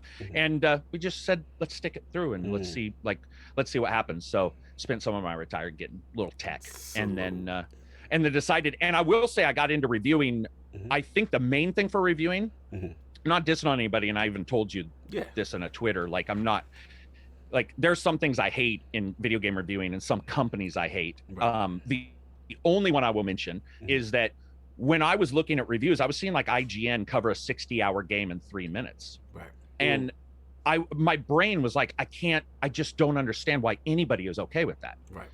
It's not, it doesn't make sense. And so I just decided, like, that's what I'm going to do. I'm going to break it down as much as humanly possible. I've made music since I was super young, since the first like electric DAWs came out. And so I was like, I'm going to do music. And I knew some voice actors. I was like, and so that's sort of how it began. And with the anti-PC or bullshit, excuse me, bullcrap stuff, when I say like, not 2 minutes long, yeah, that's a shot at companies that do short reviews. That is a shot. Like, that is why I say it. But the other one with no BS is because I studied, my wife's a psychologist, and I've studied psych all my life. And especially as a martial arts teacher, you have tons of different students who have different psyches.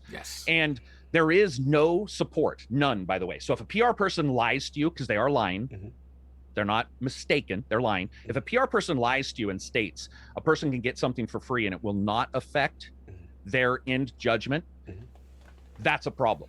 And that was going on a lot. We had the Jim Sterling thing. We had a couple other things where people were being shipped off to go to places. So I was like, I'm going to buy every game. And I was like, if I get a game, what do I do? And so what I did is I made a series of guidelines prior to making the channel. I was like, what happens if I get a game? So for example, I have every VR headset because I do VR headset reviews. I'm the biggest, I just love VR. And I have to buy every one. I do music headset reviews. I have to buy every one. But I just feel like, dude, people are being lied to. I don't know any other way to describe it. Like, you're being lied to if you believe that. And I've had PR people who are my friends who are like, no, blah, blah, blah. I'm like, dude, this is what I did. I studied it. There is absolutely no scientific backing whatsoever, anywhere ever, that has ever stated that does not change your end result. It does change your end result. That is absolutely true, because that's why I preface everything. When I say Game Pass and I'm going really crazy and stuff like that, I got to tell people that I am compromised. Like, I'm absolutely compromised. I have been bought and sold. So at no point in time do you take it really for the gospel as somebody that is coming from the outside that didn't purchase this. Like, when I do a statue review, I purchase all my statues. There you go. That's nobody sent one to me. Right. So you're gonna get an honest review. And there's a reason why. That's why I do a KOS behind it. There's a reason why. But the only way that you can know that somebody is actually being honest in their reviews is they didn't get it for free. You know, they actually did this. They purchased this with their own money, and they're going through this with their time to give you this stuff. All that other stuff where they say, "Oh, we're unbiased," that's BS. It's not only BS, but scientific. There's studies for this, white paper studies that you can get. You can go online to multiple different research facilities that have done studies for this. And the first thing they'll prove is the opposite is also true, indicating that if you get something for free, you could treat it as, I'm going to throw it away right away if it sucks. So, you will also do a thing where it's free. I'll give it more of a time frame where I'll play it more because it's free. Those are all, that's human psychology, man. That's you can, there's some things like sunk cost fallacy, all that kind of stuff. And this is what I trained on. This is what I did. And so it's like when I came into YouTube and I saw it and people are just lying to themselves. And my personal opinion is, why lie about it? Instead, embrace it. That's why I'm big into language. So like when I'm talking about a game and I'm like, dude, you cannot say gatekeeping for like Bethesda being bought by Xbox, because PR wise, gatekeeping was created, and gatekeeping's actual genesis as a word is something that cannot be translated to what is currently occurred. Gatekeeping originally was sexism, it was racism, and it was physical access. This is bitching. This is complaining that somebody basically, like, if Ferrari found a cool type of chair massager and they bought it and said you only can get it in Ferrari, that is not gatekeeping. And that is exactly what's happened here, and you will have to deal with it, and you will have to suck it up. And for whatever reason, gaming in particular, we have an issue with that. And that bothers me. It bothers me that we're not truthful, and that's why I started a channel, because that's the way I am. I'm just like, nah, it sucks. And I'm not saying it sucks as in everybody will think it sucks. I'm just saying I'm going to give you all the context I can to tell you why I think it does, and then you can walk away and say I agree or disagree. You are on fire right now, brother. I got to hit you with you are on to something. You are dropping crazy knowledge in that part, as far as human psychology, as far as reviews, and also again, taking it outside of the realm, again, not for me to bash on any other sites or forums, but, what you're saying in reference to more than just, a couple of minutes for these huge, massive games. Dude. You know what I'm saying? Yeah. It's just not fair, obviously, to the creator, the dev themselves, and then to the experience, because there's just so much more to the experience. So that's that. And get at it. I've always thought, because like the way the industry works now is like, especially like people coming up, it's a lot harder to grow without that industry help, because when you're putting out reviews a week or two late after, if you don't have a huge following to like base it up and get you in the algorithm, it's almost impossible. So I've always thought, like, the industry can do more to, like, if you're an established reviewer or content creator in general, like, let you pay for your copy and get it when reviewed. And that they're spoiled. They don't want to do it. That's a good point. And again, back to Lord ACG with his style and everything. And then, like, what I like is, again, what you said, you take it beyond this sucks or this is awesome. You know what I'm saying? That kind of thing. And then, what I like, particularly, I watched one of your Outer Worlds review. And one thing that you did, that you helped me understood why I liked the game, because it was like really cool. You were like, yo, this thing is just spitting out these great color, the palette, the expression. And I was like, yeah, that's why I like it. Because I was like, it's something about this just vibrant neons. Visually eye-pleasing. Yeah, and it's just a different take, and it's just your technical approach to it, right? It's just so cool. What I wanted to ask you though, like, is the origin of the style, because it's, again, you got the no BS, you got this cool, this funny injection of humor. Like how did that whole develop? Like, just kind of culminate in your style. Of course, that iconic rant, you know what I'm saying? Buy, rent, never touch kind of thing. Yeah. Like, how did it come together? You developed your own style. That is me.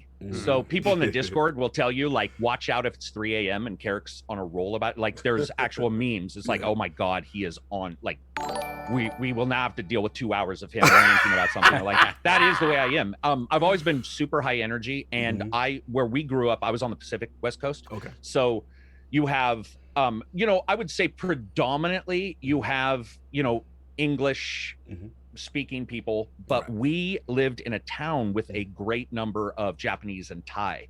And Thai happens to be one of the fastest information languages in the world. I believe it's almost twice as fast as someone, as in words per minute, the amount of data delivered. So my friends, by the way, one of my largest contingents of fans are Thai speakers, because they're like, dude, you're slow to us.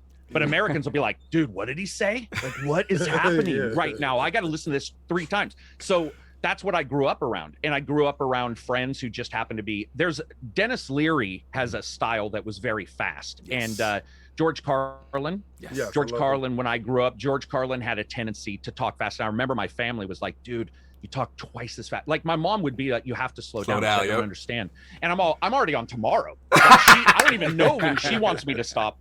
And that's just the way I was, man. And I think that it just all boiled up. And also, I've had weird crap happen in my life. So like, when I got into gaming, it doesn't matter. Like, I told Toto Biscuit this, because Toto Biscuit and I had a weird relationship until we met. And he was one of the greatest people. He is proof. He was proof. I apologize. That you can see somebody and meet your heroes or meet whatever, and it can turn out to be far, far better than you expect. That's rare. And we had some back and forth, and that dude reached out and helped me when he had because I was sort of getting on him on some stuff. And when we started talking and started looking at the way everybody handles games and all this kind of stuff, it just came about where it was like, he was like, dude, you're really no BS on this. Like, you just say this, I say it this way, blah, blah, blah. And we just found out that for me, that worked. When I try to slow down, it's a nightmare. When I'm bored, it's a nightmare. Like, my family would be like, dude, the worst person in the world to be around is he's bored. It's a disaster. Like, I'll be all, like, a friend will be all, hey man, you want to come over and play board games? And I'm like, yeah, if you've got music playing, a movie playing, an audiobook, and the game. And they're like, dude, What? Yeah, I am. I like. He's the same as way. much You gotta have sensory stuff. He's got to have a sensory bunch of stuff things going on. Otherwise, Yeah. Listen, And then when I I'll go to spend 8 sleep- hours watching Bob Ross. to calm down. Yes, yes. He's my yes. favorite guy in the world. Bob So- Ross will be like, I used to shoot people in Vietnam with happy trees. Yo, I And I'll found just be that like, out about him. I did not know that he was this wild drill sergeant. Yeah. What? I did not I didn't know this. that. Yeah. oh yeah, go Yes. check it. Dude. It's a Oh, lot my like Mr. Rogers, where they had Yes. these different backgrounds, Wow. and that's what got me into art and color. By the way, was Bob Ross, because Bob Salute. Ross would be like, that, you know, there's no mistakes. I definitely for martial arts I sort of don't can't- agree, I but can't sleep it was just without the TV on, and it has to be Yeah. at a certain decibel. And if the room is quiet, I get up like, What's something's going wrong. on? What's going on? something's wrong. What's yeah, going or on? like when the power goes out at night, my Yes. wife will be like, I can finally sleep, and I'm like, whoa, wait Wait a a minute, there's not second. 50 decibels of white noise. exactly. I have an issue. I need it. Yeah. I need it. I need it. So I would say that's how I got, you know, the speed of discussion and stuff. Like that's Mm-hmm. pretty slow for me, and I don't write the reviews. I record them in real time. So for me, it's a lot of Thank you. memorization, Gotcha. speech memorization, Yeah. and thinking. This is what I would say if one of you guys was at my house. Like Yeah, I would right. drop a William Shatner joke. Like that's the way you guys are like that. Yeah. When you're right, I mean, I can Yeah. tell automatically Yeah. that you guys are. So what I do is I just memorize what I'm thinking when I play, and Yeah. then I just am like, "Sup, everybody, this is Carrick with ACG," and usually slow it down by 20%, so that people can understand. Classic, brother. That's- It's like you just think about key parts that you want to talk about, Yeah. but then you just give your honest. Yeah. I think I see because I think When the you do honest that, it is the best. flows. It flows. Yeah, when and you you do know that. the funny Yeah. thing, ACG, is like I can't do that because like my mind is like it can't keep up with my mouth. Like, so, Right. So I'll have to like write down key points, and then I used to script videos, and I stopped doing that because I would script the video. I would be reading the script that I just wrote for 2 hours, and then my mind would like, oh, I didn't say this, and I'll try to like try to make it natural it fit in. there, and I'm like, yeah, I got doesn't work. No doubt. Real quick before we get to the super chats, Lord Six Slayer is really asking. He's a big fan of. He's like, what discipline do you practice? He had to ask you this. For martial arts? Yes. So when I was 5, I started Goju-Ryu karate, and then Jeet Kune Do, and then Kempo. I've got 3 black belts in those because again, Salute. I don't stop moving. As you can tell, even now, I just let my dogs out.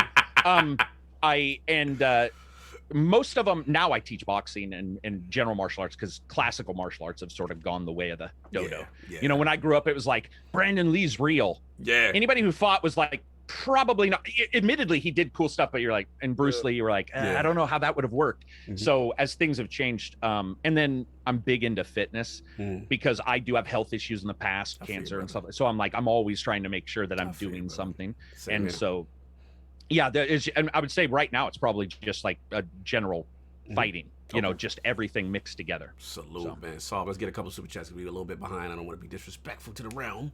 Okay, we got a Squirrely Dan with the $5 super chat. Congrats on the 200th. I couldn't miss it even with life busy as hell. Thank you, Here's brother. to the next 200 episodes. Give it up in the chat for the Lords. Thank you. Salute. Thank you, brother.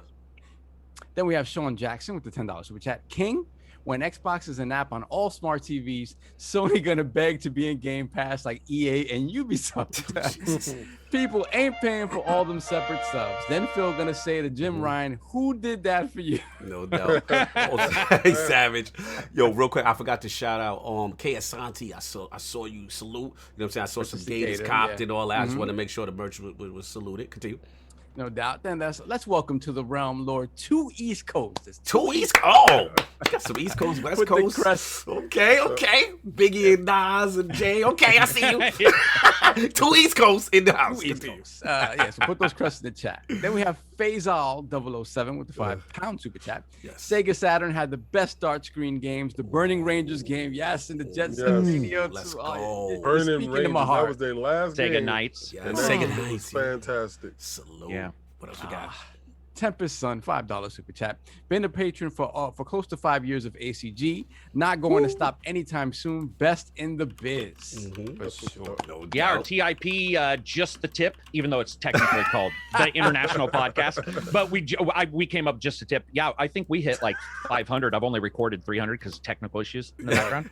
But like you'll record one and be like, oh no, it didn't save. Yeah, But yeah, dude, they're all patrons and they've been there since day one. Like our it's always nice. Sounds like you guys are the same way. Yeah, it's always cool when you've got that patron who's like, remember when you opened the Discord the first day? They reminded us. They be like, remember when it was only 5 people in here? And it's awesome. They be like, you were mad that your friends didn't show up there to up the count. Like that's what we get.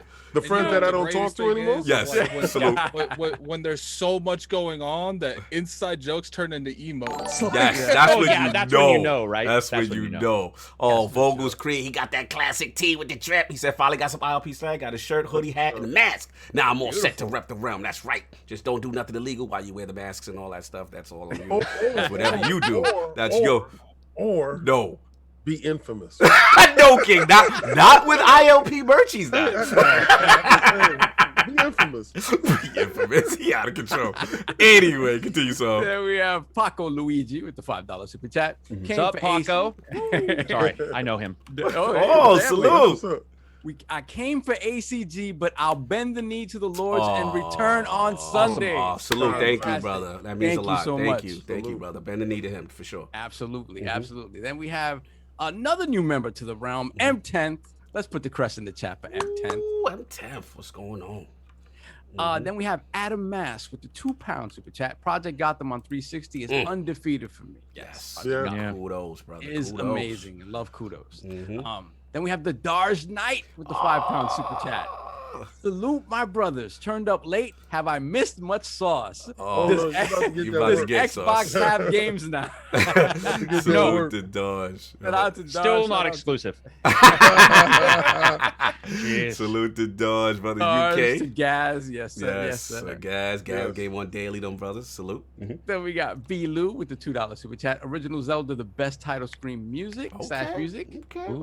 Okay. I can respect it. Then we got Black Ronin with the $10 super chat. My first time listening to ACG, and Bull is spitting big facts. Yes. Side note, shout out to our new but been family of Bethesda and the future games exclusively coming to Xbox/Game-Pass ecosystem. Salute. Yes, indeed. You already know. Then we have Flame with the $2 super chat. ACG, just saying, your Elix review made me wait for a sale. I gotcha. Salute. I gotcha.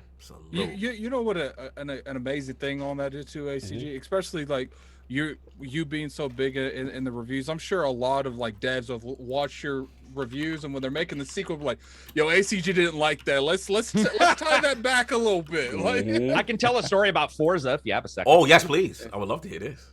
Okay, so I dissed on. Okay, so Forza's AI in the last game, the last Forza Horizon. If you put it on easy, because I test all difficulties, because a kid, this might be a. That's another thing. People have this weird lineage history where they pretend everybody knows every game. Somebody be like, "You didn't play Final Fantasy VII?" It's like, dude, the guy's 16. You know, sounds like addict to me. Sounds like addict to me. Continue. Right. Yes. So I don't appreciate that. Yes, you be shaming people if they don't play certain games. Continue. I tested on all the different difficulties, and on easy it would crash on purpose. Oh. Now, no one else mentioned that because, honestly, I don't know of anybody who tests all the difficulties. And I was like, it matters because you never know where the bump is. Right. And I put it, and I got this email. Dude, I put that video live, and that email came in like 7 seconds after that video went live. And it was like, can we talk? And I'm the dev for the AI. And they were incredibly nice. And they stated, here's why. You see what you see. Here's the resources that were put into the various different levels of difficulty. And they do watch. I hammered on a submarine game of some kind, like Avarum. It was a weird name. And the very first post was the developers stating, you're right about it. It wasn't ready. Wow. And they were like, thank you very much. Never change. And by the way, improved it. Now it's awesome. That's awesome. Which we see with Sea of Thieves. We see it No Man's Sky. We see this happen. So I think for the most part, they're fine. I did have one time where somebody accidentally forwarded me on the reply. So I said, can I get a game? Yeah. WB. So I sent them, listen to this. I requested a game and they emailed me back and they were like, yeah, no worries. And then they accidentally did not remove me from the forward. Oh, so you were part of the correspondence. Let me tell you, that was mean. It was not just, we don't like this guy. It was physical stuff. It was not, they're gone. they don't work there anymore. But it was crazy. Wow. It was Wait, like, they so you slandered the yeah. Oh, dude. Wow. Like I was like, man, if I gave a crap, that would be terrible. Was this but one of the instead I situations? responded back. Oh, you responded? Oh yeah. I was actually like, yeah, I've been losing weight. I appreciate you. Yo! Like, Wow. yeah, dude. Like who? Like that? It's an email. Like, was there an you're not going to apology steal or my was there birthday. silence? Was there silence after you got? There was an apology from multiple people. That was very good. It was very good. Yeah. They And tried to I make think it for the right. most part, it's very good. Developers have a tendency to be like, I mean, as long as you're accurate, there are some people that you can tell they haven't played a game. Yes. I mean, you can tell. Attic loves And this. those devs, you'll see them in like Steam forums or whatever, and they'll be like, that's when you can tell. If you're not accurate, if you hate something and you explain why, most devs will be like, man, that sucks. But if you are inaccurate, that's probably where blacklisting comes from. Is the inaccuracy, not saying I don't like something, but when they feel you are not respecting the time, right. At the very minimum that you should be doing. It's insanely disingenuous. I mean, and that's your job. Like, of all the things in the world, if you're a reviewer, shouldn't you review something? Yes. Like, seems good point. Yeah, I'm big on, you know, if you're going to criticize something, you need to explain why you don't like it. Yeah, just add context to it, right? Yeah, just add context. No, that's the core of Addict and his reviews. And I don't like that. This is trash. I'm like, well, why is it trash? And then when you Yeah, ask them, explain why. they realize that they don't know why it's trash. They're just saying it because they read another tweet from another YouTuber that said it's trash. Like, yeah, true. No, I hear you, man. Solve, you want to finish up, and then we can keep it moving. Yeah. Once again, let's welcome a new member to the realm. Gaming Times Patrick. Welcome to the realm, my brother. Salute. No doubt. Then we have the Liz 22 with the $5 super chat. Raid brother. Congrats, Lords, on episode 200, but time with last night's raid slander. Yes. It was 2 hours. No, it was 4. It was 4, and you guys, don't let me get started. You know what's funny? You could thank Cognito because I almost went in there. Yeah, Attic, you was almost subjected to that. Attic would have left. No, I wouldn't have left, but you wouldn't have liked me. You would have unsubbed me afterwards. Like, it was 2 hours. We can discuss at a later time, but I have receipts. I have 2 hours for some people in some segments. Because we ain't gonna talk about that 8-Trax fight that I say. But anyway, moving on. Time. 8-Trax was glitchy. 8-Trax was glitchy. Yeah, time. Moving on. Butterball with the $5 super chat. Please say something. Thank you. No doubt. Appreciate it. Then we have Citizen Sleeve with the £1 super chat. Once What's again, up, Sleeve? Something. Salute. Thank you so much for joining us. Then we have Family Corey Hale with the $10 super chat. Congrats on the 200th episode, Lords. ILP bend the knee, no doubt. Then we have Christopher Hart. Oh, Christopher Hart. $4 super chat. Are we admitting that Game Pass is a great rental service? Rental? Yeah, yo, Chris. Yeah. You know what else is the great rental service? Your console. Yeah. Oh my god! Especially when the internet goes down and you're playing Outriders. Factual fact. He's on to something. Then we got Sarko with the $10 super chat. Bilu made a solid point with Zelda. However, I offer Gears of War Judgment as a worthy contender for title screen and theme music. Jam that song in the car and gym every so often. Lord's ACD in chat, no doubt. No doubt. Salute. So we all caught up. And I wanted to shout out Replicant, who had got that merch. We definitely want to shout him out. Salute to get the crest up. I've been putting codes in the chat in case you guys ain't been paying attention. And thanks to Butterball, he's also a fan for, I think, since day one. Oh, salute, man. Good to see people up. We got a lot of overlap. We talked about this. Yeah, we got a lot of overlap. That's dope, man. Very cool to see. So look, man, just real quick, the podcasting. You know what I'm saying? Obviously, big component of what you do now. Obviously, the best damn game podcast. You got that. You know, and then obviously you got one more, and then obviously Defining Duke with Mr. Matty Play. So like, how did all of these podcasts start to develop? And then obviously, I believe linking with Last Stand Media and those guys as well. Yeah, I won't extend the time too much because I know that we have tendency to go 6 hours. But basically, the podcast is just me talking about games, which I've always wanted to do, and the patrons were a part. I was like, hey, that's a positive for them, is we can have patrons do something. So they all came and we did the podcast, and that's how it started. And then Silver and Reg, who've been there since day one with GB, he's no longer there, but they were just like, should we just do a weekly one? And I'm all for doing as many as possible. So I also do 2 secret ones. No one knows who I am. It's awesome. Yeah. Really? No one's found out, by the way. Really? Well, I think some. Yeah. So I do now. I do six or 7 podcasts every week, and 2 of them no one knows about. But I mean, they don't recognize your. They don't recognize your They voice is don't. iconic. They don't. It's not game related. Oh, okay.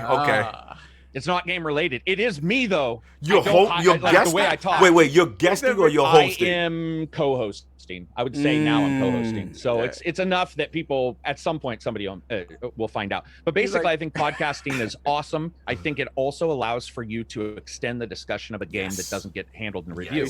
It also allows. Where's Waldo for podcast? Oh, we gonna be searching. We gonna be scouring the net. It also allows for you. Podcast. It allows for you to go back to and talk about games that maybe have been patched. So like a No Man's Sky, I may not have time to review, but you can certainly do it on a podcast. So that's important. Mr. Matty Plays, he said, hey, I like your Fallout 4 on Twitter. He said, I like your Fallout 4 review. And that's how that started. Now we're best friends. Like I consider him a actual, like, in fact, I stated a couple weeks ago on Twitter, if I leave YouTube tomorrow, and the only thing I get out of it was meeting and knowing Mr. Matty Plays, meeting Total Biscuit, Jenna. I like him. I like Matty I Plays. would absolutely be able to walk away and be like, that was worth those 5-6 years. Those people are absolutely worth it. So, and that we liked each other. Like he's a little younger, but I talk probably like a 3-year-old. So it was this weird dichotomy of me being the way I am and him being the way he is. And then Last Stand,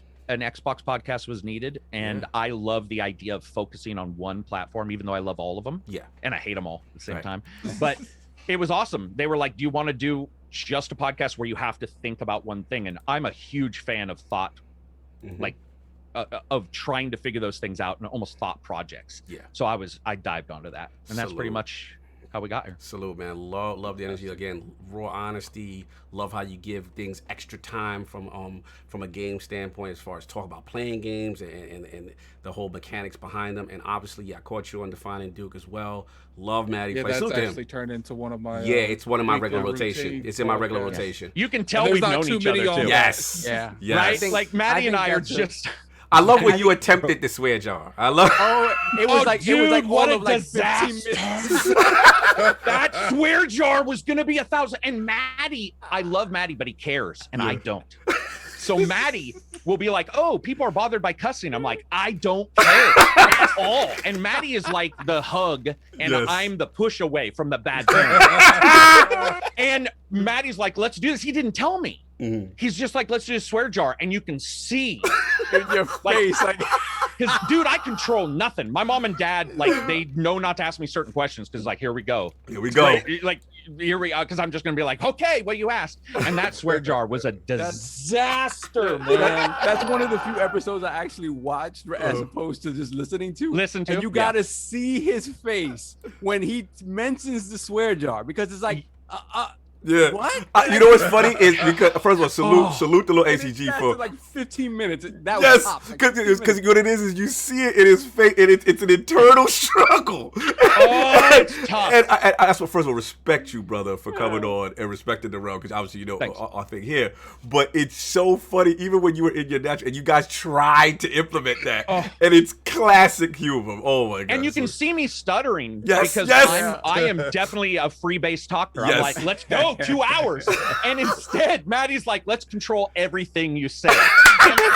I'm like, but friggin', and I'm like, that doesn't sound cool. That doesn't sound. And I've had people be like, you cuss too much, and I'm like, no, I cuss exactly as many times as you hear. You heard how many times I cuss too much. The amount that you heard was how many times. Like, there isn't above or below for it. That's why I've exactly like that. Yes, King is the same way. My chats. King is the same way. Like, on the show, I don't, because my kids watch. So. But, and it's cool. I think that's awesome. But in my chats, if you jump in my chat, they be like, be prepared. Yeah. Like, you're like, oh my gate. god, he's homophobic, he's xenophobic, he's phobic, he's racist, he's all types of things. But I'm not. I'm just having really so much fun. But you'll understand if you stick around in the chat long enough to understand. Oh, he's just a normal weirdo. Normal weirdos are not currently as as acceptable as they used to be. And I Yeah. think that is unfortunate. They don't like which us is so much. also, I say what I want to say, and if somebody comes at me, I'll be like, yeah, but yesterday I said the exact opposite. I had somebody get mad at me about joking about a dojo wall hanging. Oh my God. My wife, by the way, Chinese. Salute. And so, like, it was weird to have somebody call me racist because I said a dojo wall hanging. I'm like, dude, that was my dojo, jackass. I actually put that up. Like, that was the joke, was that I put it up. And it was for Shadow, whatever the Duke Nukem style game, the Shadow Ninja. Shadow Warrior. Shadow Warrior. And it was that thing where it was like, you are looking. You are actively looking for a problem. To be something to be offended by. Yeah, and there's true offensive things, man. You absolutely like that kind of that stuff. But we're the most progressive. We say we're the most progressive, like forward-thinking entertainment in the world, but we're not. And one of the reasons why we're not is because we have all these people who are able to control things, and you're just like, that's slowing everything. Like, it's not looking at the real issues. Right. I mean, there's some real issues that we miss. That's the reason why I'm in love with The Last of Us 2. I'm absolutely in love with did what it wanted to do. It did the hard things. It's like, just when you thought it was going to like shy away from certain things, it didn't. And it wasn't apologetic about it at all. And the difference between that and other games is just when you thought that one topic, which was taboo, was the tipping point, was there's another topic that is going to be equally as offensive to somebody or make you as uncomfortable while you're playing the game and test you morally and the thought process in that game, I think is just straight genius. Neil Druckmann is a genius. Salute, man. Yeah, tremendous history. Love hearing these stories, man. This is amazing. And real quick personal question, because I gotta ask this because I'm a fan. Salute to your merch, brother. Somebody better get over to his Teespring, because I gotta get me a Warlord shirt. That fire. Love to design that, and I want to shout out that. And then the second thing is the history behind the name, the Angry Centaur Gamer. I gotta get the history. It's a D&D name. So I lived with a guy who spoke horrendous English. Claudio, if you're out there, it's terrible. Salute to Claudio. And I lived with him, and he was the dirtiest person I ever met. He's a guy who would put on a pair of Levi's that looked like somebody had actively attempted to like put him in the Hadron Collider. It was the weirdest thing. Like, it looked like stealth technology. There was just angles when he put on his pants. And he was super dirty. And one day I come in that apartment, and I'm a clean, like, my stuff's sort of militant, even though I don't have that in my history. I come in, Claudio's room is dirty, and he has Kool-Aid, and it's got, no lie, man. What? I love you, Claudio. It's got moss on it, or mold. No! It does. And I love this guy, by the way. He's the nicest dude in the world. But and I come in there, I start kicking his shit around, like with my feet, the stuff around. And he goes, and he didn't know how to say what he wanted to say. So he's like, you're an angry, what's the horse thing in D&D? And he said, you're an angry centaur roommate. And that became our rock band name. Angry Centaur Roommate became the rock band that we put together. And we did that for years. And then when I did the channel, I was just like, I'll do this. That became too long. And people thought angry meant something, which admittedly I am angry, but that's not really a part of the thing. So ACG works much better. It's easier to say. And it causes people to not like get stuck on the angry, which I think a lot of people are like, they don't see it all the time. And so they get confused by the name. Dope history, man. Tremendous gaming history. Love the journey. Love the podcasting. Everything is fantastic. Again, the art style, I mean, not the art style, as far as just your style of reviewing, you know what I'm saying? The way you break things down is just tremendous, man. So I want to salute you there. But I got to ask you the question we ask all the lords in the realm. Got to put you on the hot seat. I need Lord ACG's top 5 games or franchises of all time. Oh, here we go. All right. First of all, I'll say I don't do top 10 lists for a reason, because I don't believe in them. I do 5. I just absolutely don't believe something. I appreciate you participating. But I will absolutely do that. Franchises too. Franchises would be okay. Yeah. Okay, ignoring Mass Effect 3's terrible ending. Yes. I actually Mass Effect, I played over 60 times the first one. I played 44 times the second one. That's when I started counting. Like I was a Mass Effect. It was beyond. It was unhealthy. So I would say Mass Effect. Which one too. So Solve's about to ask. Cause Solve is smiling already. So Mass Effect. He played one more than the other. I know he played. I heard that. We're not gonna do that. Oh Lord. Which one? Oh Lord. Oh, I'm a one guy. So am I. No. People are wrong. If they say, I don't care, we have this. By the way, Discord, wait a minute. Nobody will even talk to me in Discord. So Lord ACG, on May 8th, Saturday, we're gonna have a little debate podcast about Mass Effect 1 in honor of the release of the Legendary Edition. Would you like to join us that day? I would. I would, because I love Mass Effect 1. And so anyway, Mass Effect would be high. Space Harrier. Space Harrier is one of the first games ever where I bit through a controller cord because I was so oh my god! And, get ready. Yeah. Oh, get ready. Get ready. By the way, was so bad it had a subtitle. It was like it wasn't even get ready. It was like ready. Whatever. And like Scooby Doo. Even when you died, it's like yeah, he'd be like and yes, that's awesome. Yes. And then 3D Space Harrier was the jam. I had the glasses. I looked like the absolute nerd. That was amazing. So Phantasy Star #1. So the other Phantasy Stars are Grand. Hold on. But I even know the music for the dungeons. It was 3D, by the way. Because back then it was all 2D, and to go into a dungeon, even though it was like 1 frame per second. Yeah, it was like 1 frame per second. And that game was good. So those three. Yes. He saved Man, I'm trying to think of another. I'm trying to think of something that's like a franchise or a title that I play. KOTOR. I mean, I don't want to cheese, but KOTOR is my favorite game, like pretty much of all time. Like, we don't even count how many times I've played that because there were times where I was playing it and then starting it.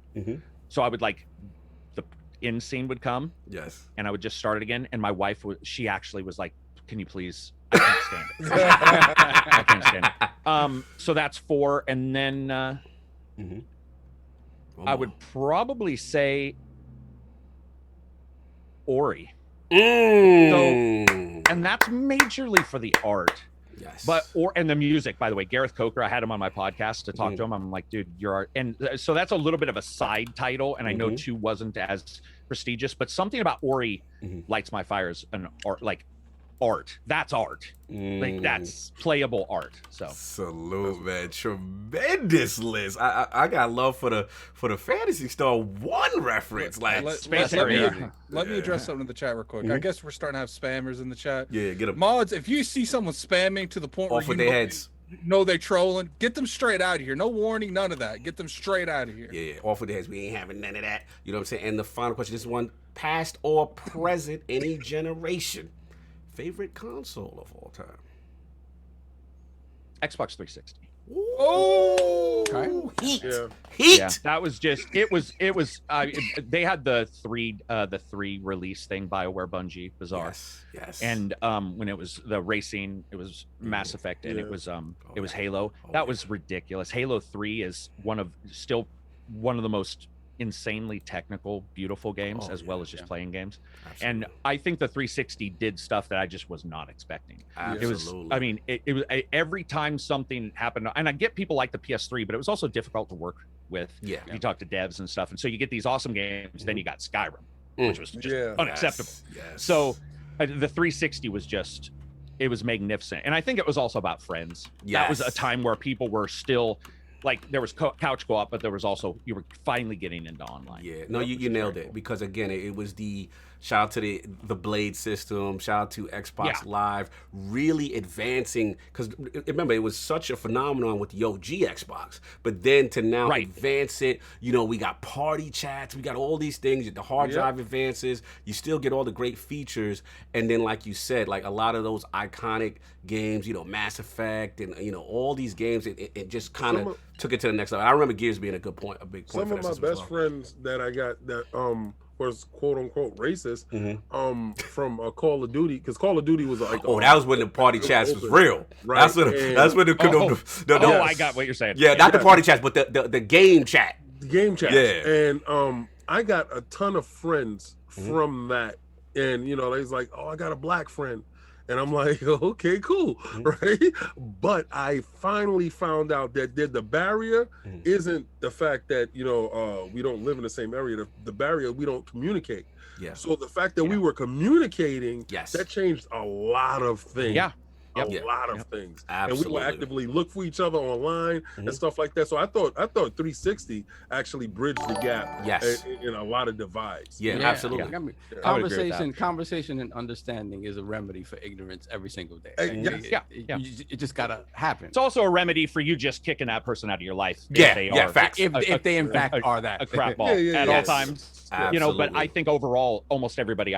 once you start talking to them, like people start to understand. Admittedly, I had that with Total Biscuit. Like I don't want to play that up, but there was some, I was sort of coming after him, and when I finally got to talk to him, I was like, oh, I get it.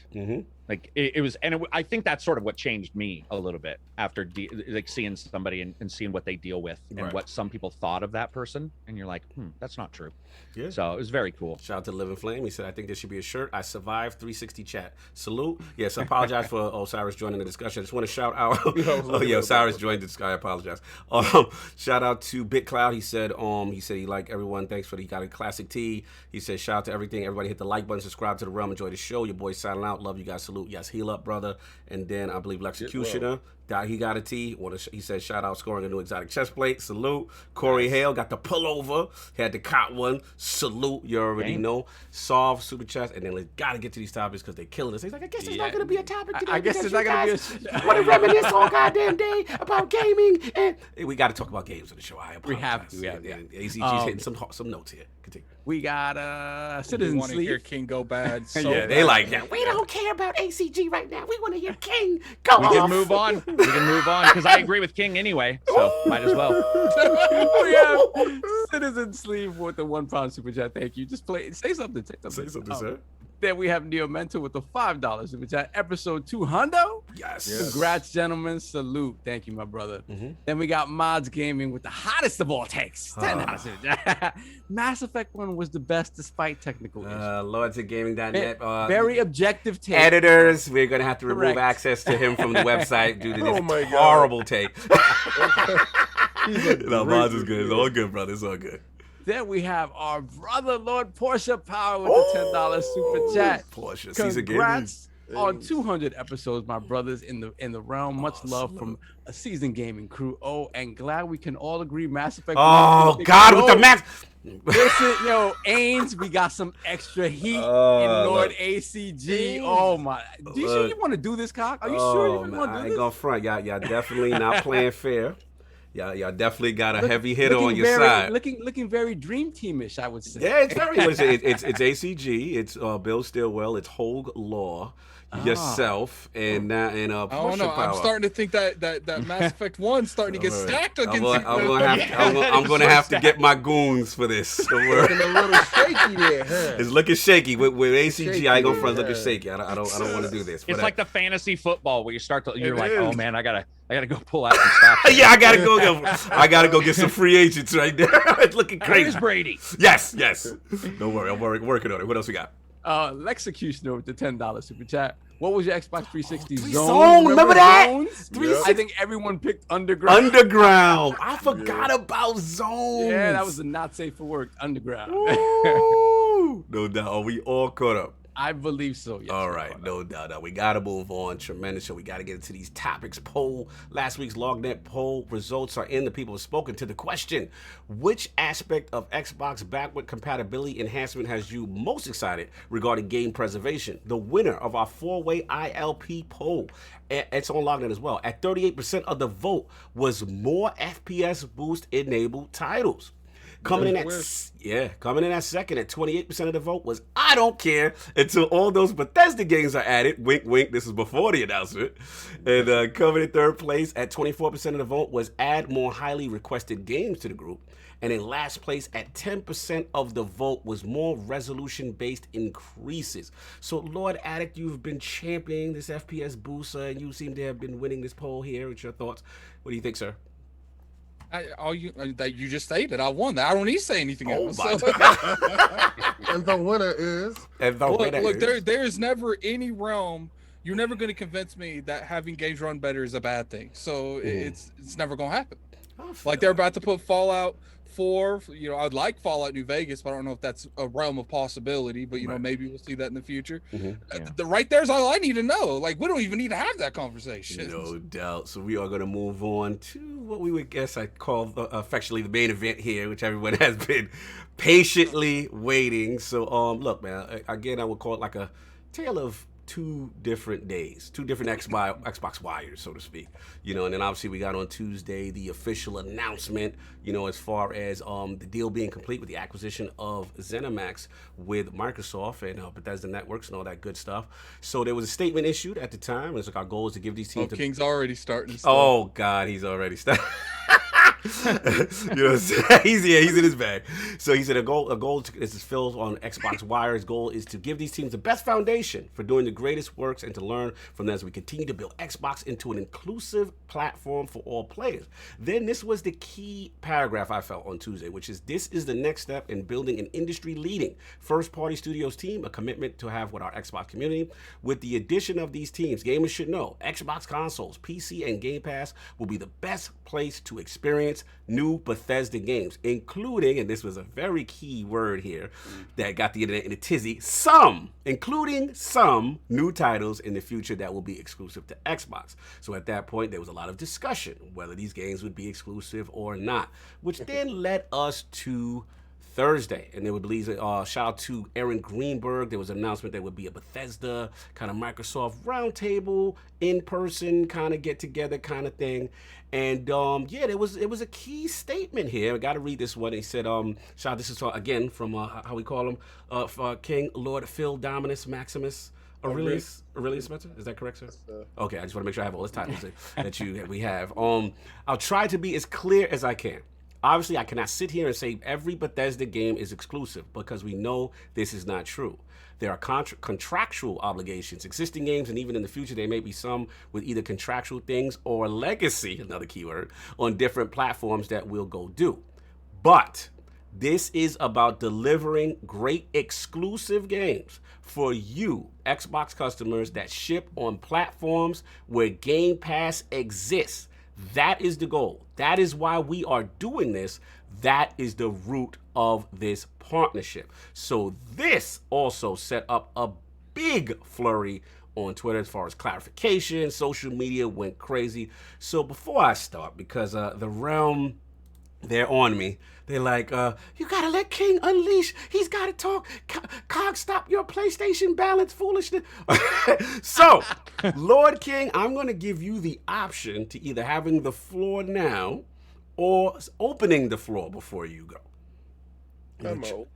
Oh, you're gonna open? You're gonna open? Oh, we gonna wait? Okay. Okay. All right, fair enough. So looks like we have a new acquisition to the realm. Is that Lord Randall Thor that has entered the realm, sir? What is going on, everybody? Oh, is that the man with the million? It is indeed. Yes. I just wanna. Thanks for having me on, Cog. I'm sorry about last night. I was waiting for your text, but I didn't get one. Yeah, brother, because I was on actually Xbox and I sent you a message online, which you were not. Yeah, I was waiting for a text on the phone. Oh, that's all good, brother. Just a miscommunication. I'm happy that you are in the realm, and I will teach you how to raid. Yes. Our newest member of the ILP Destiny clan. I can't. Man, King, look at his picture right now. I know he's doing the most. But look, we got Rand in. First of all, thank you for making it, brother. This was a big one, and the reason why I wanted to start with either you or King first was just that, Rand, you have been kind of. Oh no, I did not give it to him. Oh, I thought you gave it. No, I can't. I'm here to hear King. Oh, so we about to hear. He said I'm gonna open. Apologies. Lord King, your thoughts on these announcements, sir? The moment that they acquired them or they were in talks to acquire them, I told you what was going to happen. Therefore, that's why I got the name The Prophet. I told you we don't spend $7 billion for no reason. But games are coming out, Deathloop, King, you know, you had those deals in place. Phil said, I'm going to respect your deal. Yo, you got a deal in place. I don't feel like taking you to court and stripping you and doing all this other stuff. It's not necessary to do the rigmarole. You want the game? Here, have the game. Here, you got it. We're going to get it anyway. It's going to be in Game Pass. Right. Enjoy it for the time that you get a chance to play. Enjoy it. And you have other legacy games as well, right? Don't worry. Don't fret. You'll be able to play those legacy games. So, King, just to be fair, people are saying legacy means franchises for some No, reason. that's not what legacy means. Listen here. A legacy is when you play, what's that, Elder Scrolls Online? And you have a lineage with your character. So if the next DLC comes out, you won't be excluded. You will be included for a fee. For a fee, sir. But, you know, if you're in Game Pass, there's no fee for you. There's no fee for you. You won't understand what Game Pass feels like. Oh, yes, you will. Because you will have to purchase a Lockhart. You will have to partake. Your knees are giving up. Oh, Lord. The bending has begun.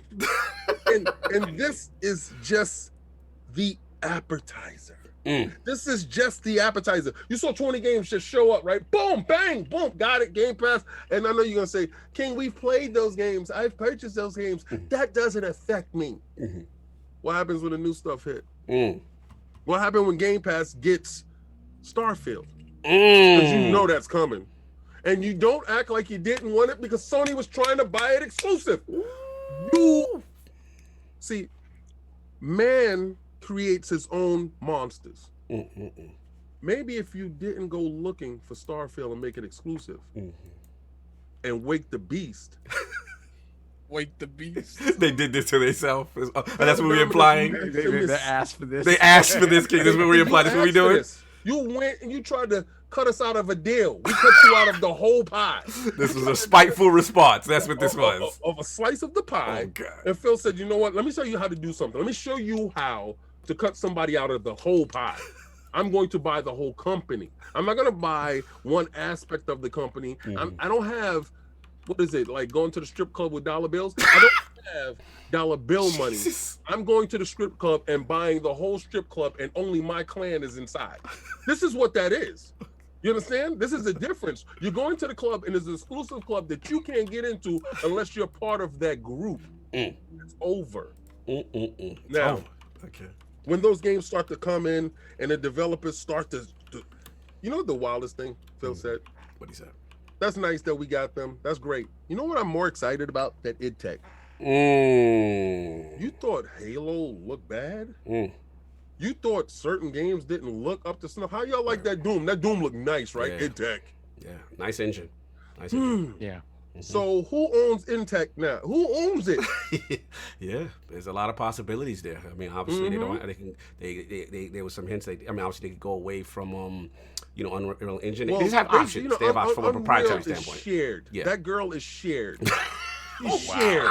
Wow. You know, she's for the streets. Oh my God. You understand? She's for the streets. Oh my God. But Intech, you gotta pay. You gotta come. You gotta pony up.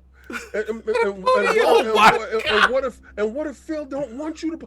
Let's say he says, nah, Intech stays in-house only. That's some tech that you don't have, that you're not involved with. Like you're not involved with any of those AMD full RDNA 2 features. You're at a point right now. This is the precipice. I told y'all before, and I told y'all on Boom Show. Let's go. This is the last PlayStation. Oh my God! Really? This is the last. Oh. You guys can't have a miss. You already started 20 million in the hole. Oh my God. Jesus. You already started 20 million Game Pass. That's the platform. Game Pass is the platform. When it's on your TV, you're talking, when it's on your phone, when it's on everything, you have started 20 million in the hole. That's like saying we're going to run this marathon. I'm going to beat the guy, but he's 20 miles ahead of me. Right. I can't catch up. Now, you talk about subscription services, sir. I just want to be clear. It's over. The fight is done. The fight is over. The fight is done. You know when it really happens. You know when it really is gonna hit home. You know when the knees are really gonna just start rolling in. When Jim Ryan has no other recourse but to allow Game Pass as a streaming service on that PlayStation 5 just to have life. It's done. And you can clip this, you can put it up, and you can save it. I told you Phil was the right man at the right time. And everybody was telling me, oh, he's too nice. How nice is he now? Who did that for you? Okay, well, fair because we know who did that for you.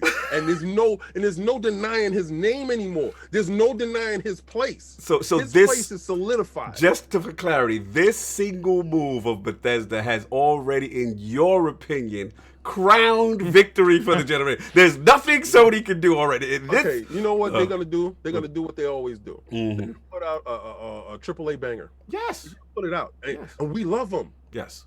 All right, so the 10% buys it. If you have 125 million consoles and only 10 million buys the game, you're missing out on a whole group of people. Okay. You're missing out on a ton of people that are not purchasing the game. You cannot survive on that old business model. You have to fix it. And I don't think they're in a position to fix that business model. Jim Ryan is willing. He is complicit. Complicit. Jim Dan Smooth Ryan is ready to boogie, baby. He don't care. He gonna put your games on PC. He's gonna make money any way that he possibly can. I just don't think with this much of a head start, and this much of the back end, and they said they're not finished. What happens if they buy Capcom? What happens if they buy Sega? That's what y'all all anticipating. Who they're gonna buy next? Who they go? That's not Xbox money. That's Microsoft's money. That doesn't make any sense. It doesn't make any sense. I want to backtrack on one of your points in reference to, again, there's been talk that basically Phil mimicking your statement in reference to the way to do it. He said instead of 14 or whatever studios making one type of game, right? Great game. We want this diversity of titles on the platform. We want, this kind of thing when we reaching that. Do you think, because some people have implied that was supposed to be like a shot at Sony as far as, how I go into the hashtag just one with the third person over the shoulder cinematic type experience, right? And we know they're great. They're awesome at that. Like that's their bag, right? So do you, King, also agree with them as far as people saying like that Phil was kind of throwing a dig at their style as far as game development, stuff like that, as far from a studio standpoint, as far as producing those type of games where they go and diverse? Do you think it a dig? Yes, it's a dig, but I gotta say that Sony is successful at making these games. These games are wildly, hugely successful for their fan base, and why not cater to your fan base to make sure that those titles are sold in that manner? But what happens when you're a loser? Right? When you're a loser, when Xbox loses, I see you go. They are willing to do whatever it takes to win, right? You don't want to hear how much you suck. They said that we didn't have any games, right? Well, bingo, it's over, right? That part is done, right? We didn't have development houses that was as strong as Sony's first-party development. Bingo. We have games development houses that are on par, if not better. Western RPGs is the home of Xbox. Factual. Period. I would have to say that. Period. They're in the talk. They're just trying to diversify their portfolio going forward. Now, I'm not saying that Sony isn't the king at the moment, because they are. Right. But the shot for that crown is in jeopardy. This is the part where the crown is in jeopardy. And you want to look and see how that champion will respond to this KO blow. Will he get up off the floor? Because he just got knocked down in the fifth round. And I'm going to tell you right now, the way that Phil is throwing these punches, you may not recover, brother. Oh, boy. This is going to be a fun. I cannot wait till we get to Sony response. So, look, King's in his bag. I know we got Lord Rand. I have to get Rand in next, and then we'll get ACG. But Lord Ram, obviously, me and you've had this discussion, I feel, ad nauseum for months. Will they? Won't they? Are they exclusive? What's exclusive? All these conditions, all this stuff. With the events of this week, what's your thought process on everything about the whole way things went down? Lord Ram, I mean, none of this is a surprise to me. Right. I've been saying they're going to be exclusive since the acquisition, and some September 22nd. It's the only thing that ever made any sense. Right. And for anybody that understands Microsoft and Xbox's business model of annual recurring revenue would know that the whole idea of Microsoft putting Starfield or any of these games on PlayStation and taking that one-time sale isn't what Microsoft is in the business of anymore. Right. They want you subscribing to Game Pass forever. They want to convert people into, customers where, okay, you want these games, you want these Bethesda games, you want Elder Scrolls, you want Starfield, you're going to have to play over here, and then you're going to have to subscribe. Like, why? Microsoft's whole thing is like, why bother basically selling you the game once when they can sell it to you on Game Pass for eternity? Right. And then, you become a fan, you start buying your third-party purchases, DLCs, microtransactions. And this is a very nice way of putting it, but essentially those people on PlayStation are worthless to a company like Microsoft in that regard of the single purchase. Right. Yeah. So I've been with King. I know you waffle a little bit, Cog. You were like, when it gets to my part, we're gonna talk. Yeah. Even though, I've been telling you for I don't know how long. I understand. It's almost, all I will say, it's almost like in Saw, what's the expression we playfully use?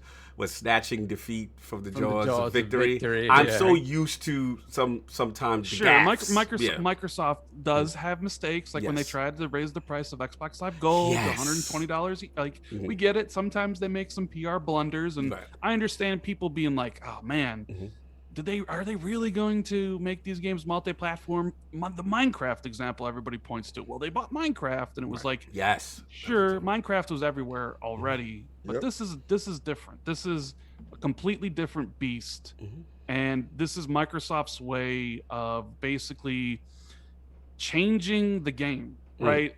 I would say Microsoft, if you're talking about the way the console business has always existed, right?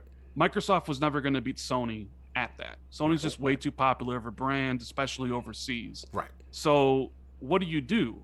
Well, you change the game you're playing, right? So you introduce this disruptive force called Game Pass. And it only works if you have the backing of a huge company. Correct. And there was a point in time, we've talked about it, where Xbox was kind of seen as a side project.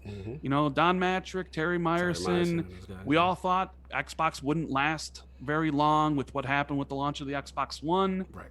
But as King would say, Phil Dominus Maximus Aurelius Spencer somehow convinced Satya Nadella to not only keep Xbox around, but invest more money into the brand than ever before. Right. And here you see it. They buy 8 studios in 2018. They buy another one in 2019 with Double Fine. Right. They spend $7.5 billion to get 8 studios of Bethesda. Right? I know we'll probably talk about this later, but it looks like Outriders is coming to Game Pass on day 1, which would be a significant addition. That would be huge. Rumors are Ubisoft Plus is coming to Game Pass at the end of the year. That would be huge, especially some of their live service titles. Continue. Yeah, they're making moves. And this is only possible with the support of a company like Microsoft, who honestly believes that gaming is a pillar of their business. Right. Right. So they're doing all these things, and King's right. They're not going to stop buying companies. They're gonna be buying more publishers. I'm not saying they're buying another publisher this year. Right.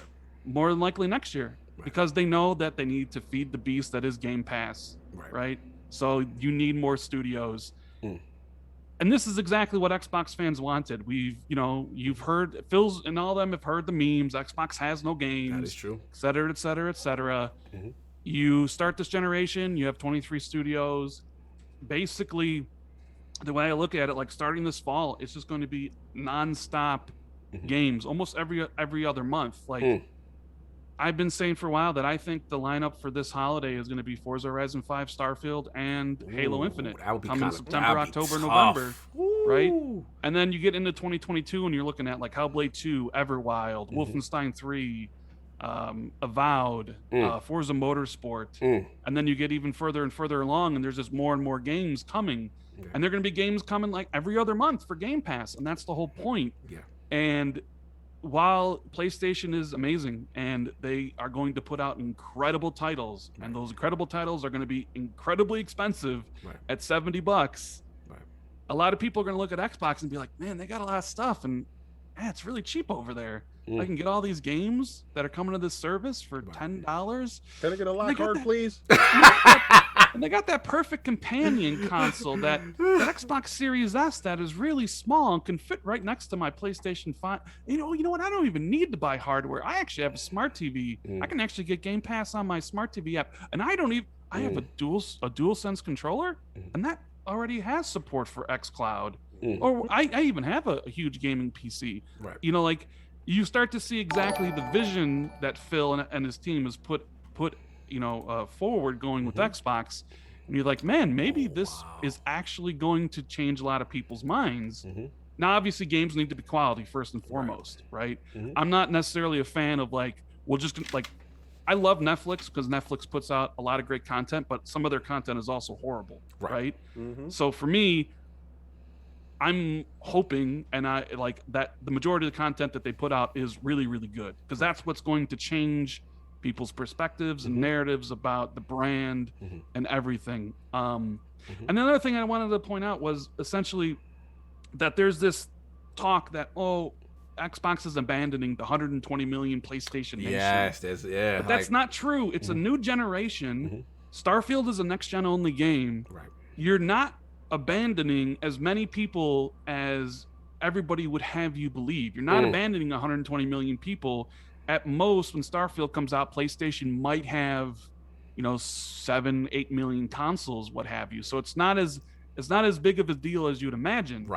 And then the whole legacy comment, the people that keep on pointing to that, Cog, legacy, like, they hold it. A lot of people hold on to that. Contractual. Talking about it as the like legacy software, legacy versions of Windows, like old stuff that exists on a platform that will continue to get updated.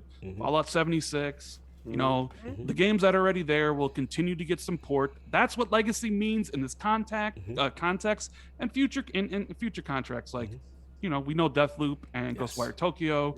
Those are on PlayStation.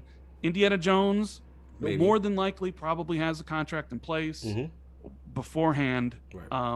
But I just want to give a shout out to all the fake insiders out there. There's a lot of insiders that were on it, Roy. Saying that they talked to people and everything was staying the same, and these games would be on PlayStation 5 and all that stuff. And it's a great week. It has been an interesting week for sure. I can't wait to hear what ACG says. Yeah, we're about to get ACG. I'm a huge fan. I've been a Patreon for like 3 years. Love his content. So can't wait to hear what he says. Salute. We're gonna give it ACG. I just want to shout out really quick, Lady Gina Rains, aka Lord Dizzy's mom, just bought a classic tee. Put the crest up.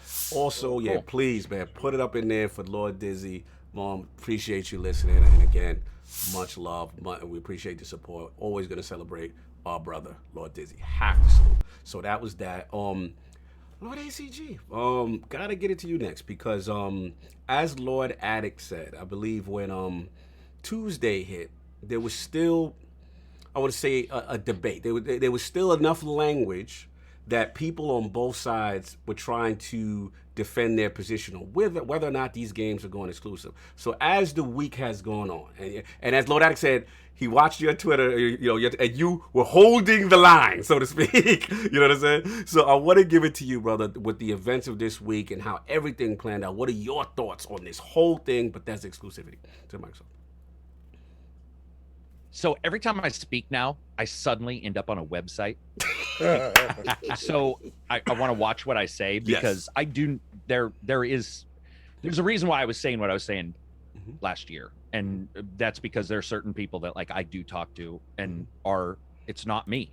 So it's like, I don't want to take that. There's some people that are very cool and they tell me some stuff, and that's turned out to be just impeccably right, which is weird, because usually you get a leak and you can tell it's one person pretending to be 5 people, trying to leak to you.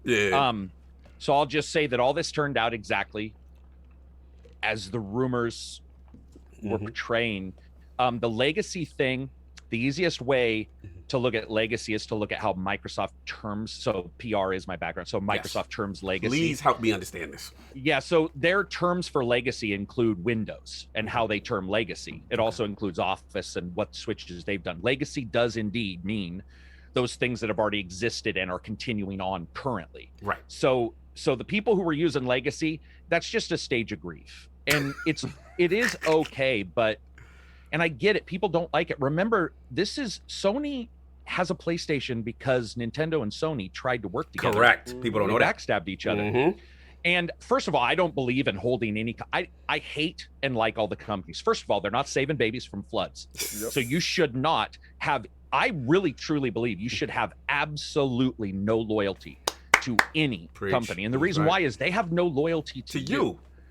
It's a business transaction, and that's fine. And you could wanting is different than loyalty. Yes, correct. It's a complete different thing. So when you look at this, it's exactly what I think anybody who watched business expected. And I don't really have a ton to add other than Microsoft and the way they're going is more towards. So somebody brought up platforms, and Phil is stating platforms. What, again, PR. If you track every single PR statement Microsoft has had, which I do, and we cut them out and we look at keywords. Right. Microsoft did not mention during that same discussion mobile. Yes. I the reason why is because he meant that when he said platforms.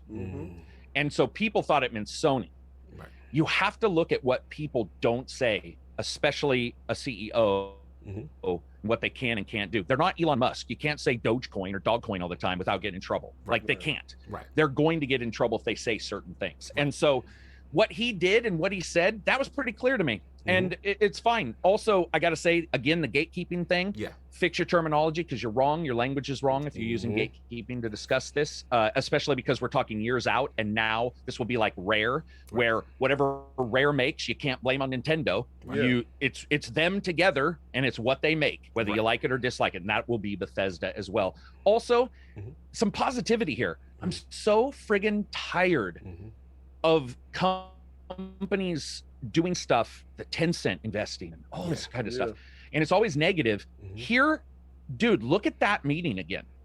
It's a bunch of people who like working together. Yes, that's what I love about it. Gaming holds hates like dwarves and Warhammer. like books of woe. Gamers will be like, I remember 20 years ago when blah, blah, blah. And you're like, okay, but at some point, these are people who like working together. You can tell they like working together and they were excited about working together. Move on. Also, people will replace Bethesda. People, AA developers are at some of the best places they've ever been. Vampire is Focus Interactive is a publisher that is like absolutely knocking out of the park. They are like Plague Tale, Innocence, all these kind of games, right? Oh man, they will end up taking those spots, and it's okay, man. Like I don't know why they need a hug, and it's like, dude, look outside. People's lives are ruined. Right. Yeah. Facts. This is people liking to get together. They're rewarded. By the way, America in particular loves to celebrate you when you do well and then hate you when you're doing well. Right. That is absolutely Western culture. And it's like, instead, you know what? They're getting together. They like working together, and they're going to make some cool stuff, and that'll give other people. For Sony, by the way, who will be shopping, Sony will be shopping. And King was right. When Sony is looking at Starfield exclusivity, and I stated this at the starting of the podcast, you can just say Microsoft needs to follow rules nobody else follows, and they're like, okay, we'll be honorable when no one else is. Not the way it is, man. It's not. And the platform, smart TVs, that's for sure happening. Samsung, LG, they've already announced their stuff. They've already got their deals. And instead of sitting here and crapping in your own bed and being unhappy all the time, you need to sit there and say, what can they do? And let me just real quick, we're doing a podcast for 2 hours, and all we're going to talk about is a mixture of these companies together. What if you get Elder Scrolls, the real-time strategy, Rise of Empires style game? That's ridiculous. What if you get Elder Scrolls, an XCOM like style, or a Wasteland 3 style, but with Elder Scrolls? There are all these IPs where people are finally going to get to say, let's work together. Obsidian and and Bethesda. Yeah. It's crazy to think, and admittedly there was some blood that's gone though, by the way. Yeah. But there was and them to come together is great. There are a lot of people who sort of say that they know what's going on. There's a couple secrets. I will say I unfortunately do not share the positivity that Rand was saying about the number of releases. Okay. COVID, from my sources, is that COVID has annihilated development. Gotcha. Microsoft is better because they already did a lot of remote, but the teams that they are bringing in, some of these teams did not. Gotcha. And as somebody who has set up companies for working remotely, that can push you back 3-4 months. Absolutely. So I agree that we'll see a lot. I just don't think, especially next year, looking at how things are going, what we'll see. Also, this thing about third-party or third-person games, Sony rocks at them. But I'm going to tell you right now, let's say it's a long game. Let's say it's 80 hours of the best Spider-Man you've ever played. Right.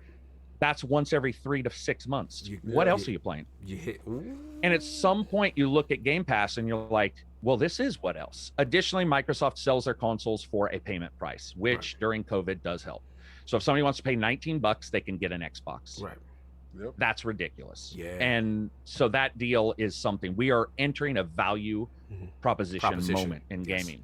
I want to double back because you made phenomenal points, Lord. I mean, what do you think for the people who, like you said, the 5 stages of grief, right? It is the there's the acceptance. They're on the second stage. There's the anger, the and depression. You know what's funny? Yeah. I'm seeing people go through the whole 5 stages, go back to 1. No, I've seen it too. Dude. I'm seeing it too. They're still not like dogs return to their vomit, man. That's excuse my term. They do, by the way. If you own dogs like I do, that's a dog term. They return to their own vomit, and that's what people are doing. They're vomiting it out. They're going through the stages, and they're returning back to it, and just. But why do you think? And Rand can answer. Like, why do you think there's so much anger or opposition to now accepting that these games will be exclusive? Like, is it a thing that do you think that they had no intention or wanting to get into the Xbox ecosystem? Like, why the resistance? Because the reason why I'm asking at Addict, we've talked about this ad nauseum, right? Where we like, Sony got that Final Fantasy VII remake, and I'm not hearing when Xbox is going to get it or when Street or whatever, right? We just go get a PlayStation. Entirely up we're going to get a PlayStation. I got an answer for you, Cog. All right, no doubt. I'm like, we want to go where the games are, right? So it's like, I just don't understand. I have to ask both of you this, and Rand, since you started. Like, why such an opposition to it? You know what I mean? Go ahead, Rand. I said you jumped in. Okay. I think I said this to you the other night. A lot of it's entitlement. A lot of people feel entitled to all these games, especially PlayStation fans, because PlayStation fans have, if you go back and look since the start of the PlayStation 1, PlayStation has normally gotten everything. Like, a lot of people have just invested in the PlayStation and gotten the majority of all the third-party titles. Right. And then when Sony started putting out their first-party stuff. If you're an Xbox fan, you've accepted the idea that Japanese support is going to be extremely limited, right? If you're a Nintendo fan, you've accepted... What?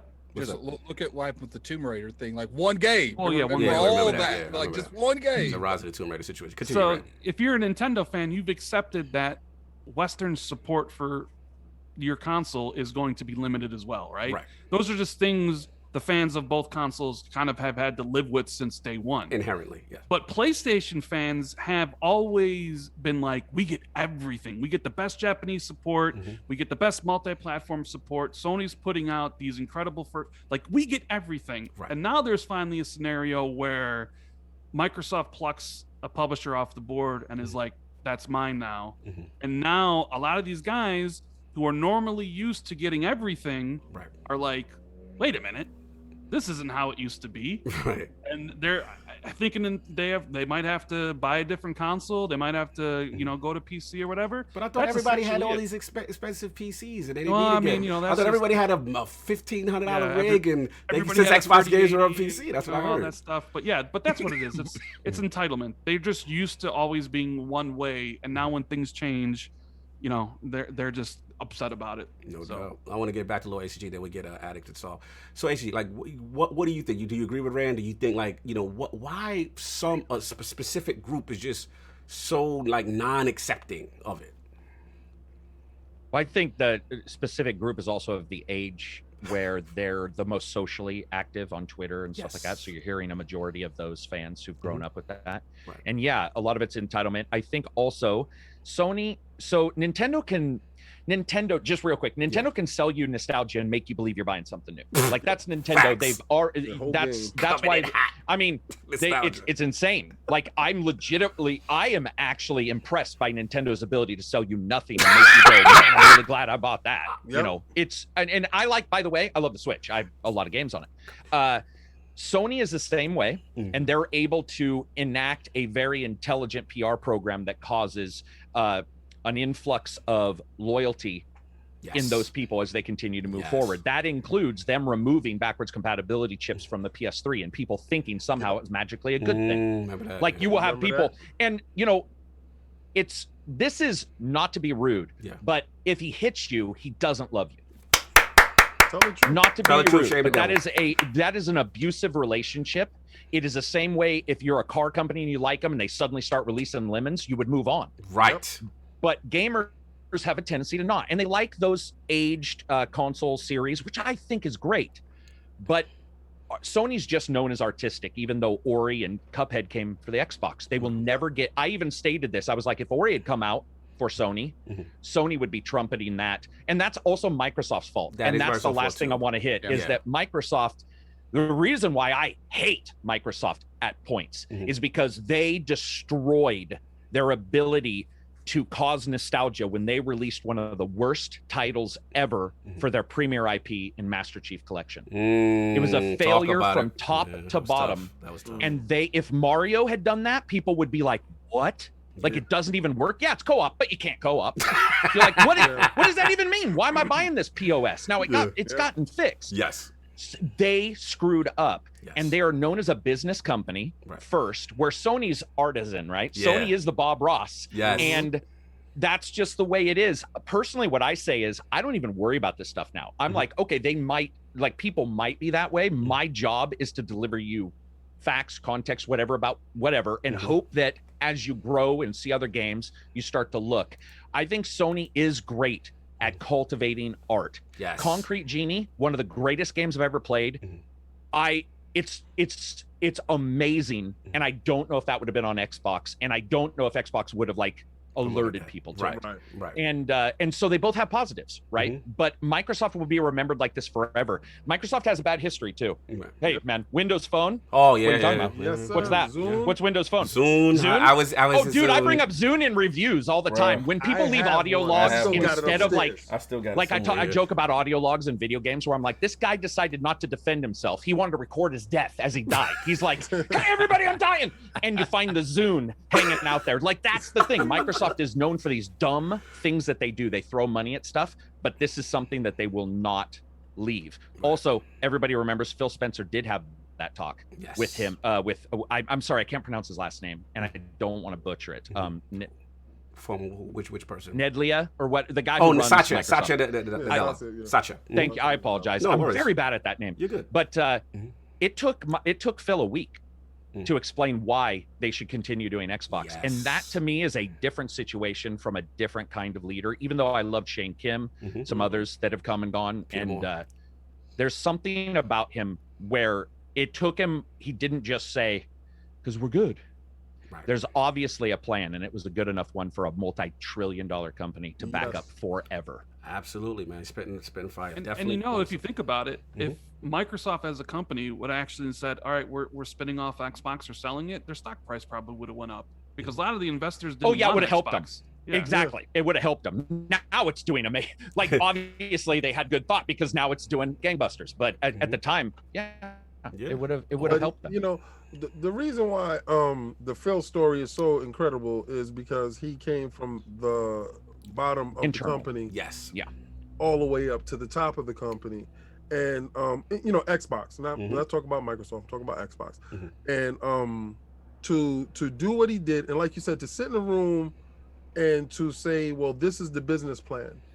This is what I feel it can go to, and this is how I can do it, and let me prove this part to you, and allow us to turn this ship around. Because like you said, bad marketing can destroy you. Yeah. You know, the Wii U got destroyed from bad marketing. We did not know what it was. What it was. Right? But when you knew about the Xbox One, all you knew was TV. Right? Yeah. And you knew it had a We have a console for you. Right? And you know, language like that enroads and destroys the fan base.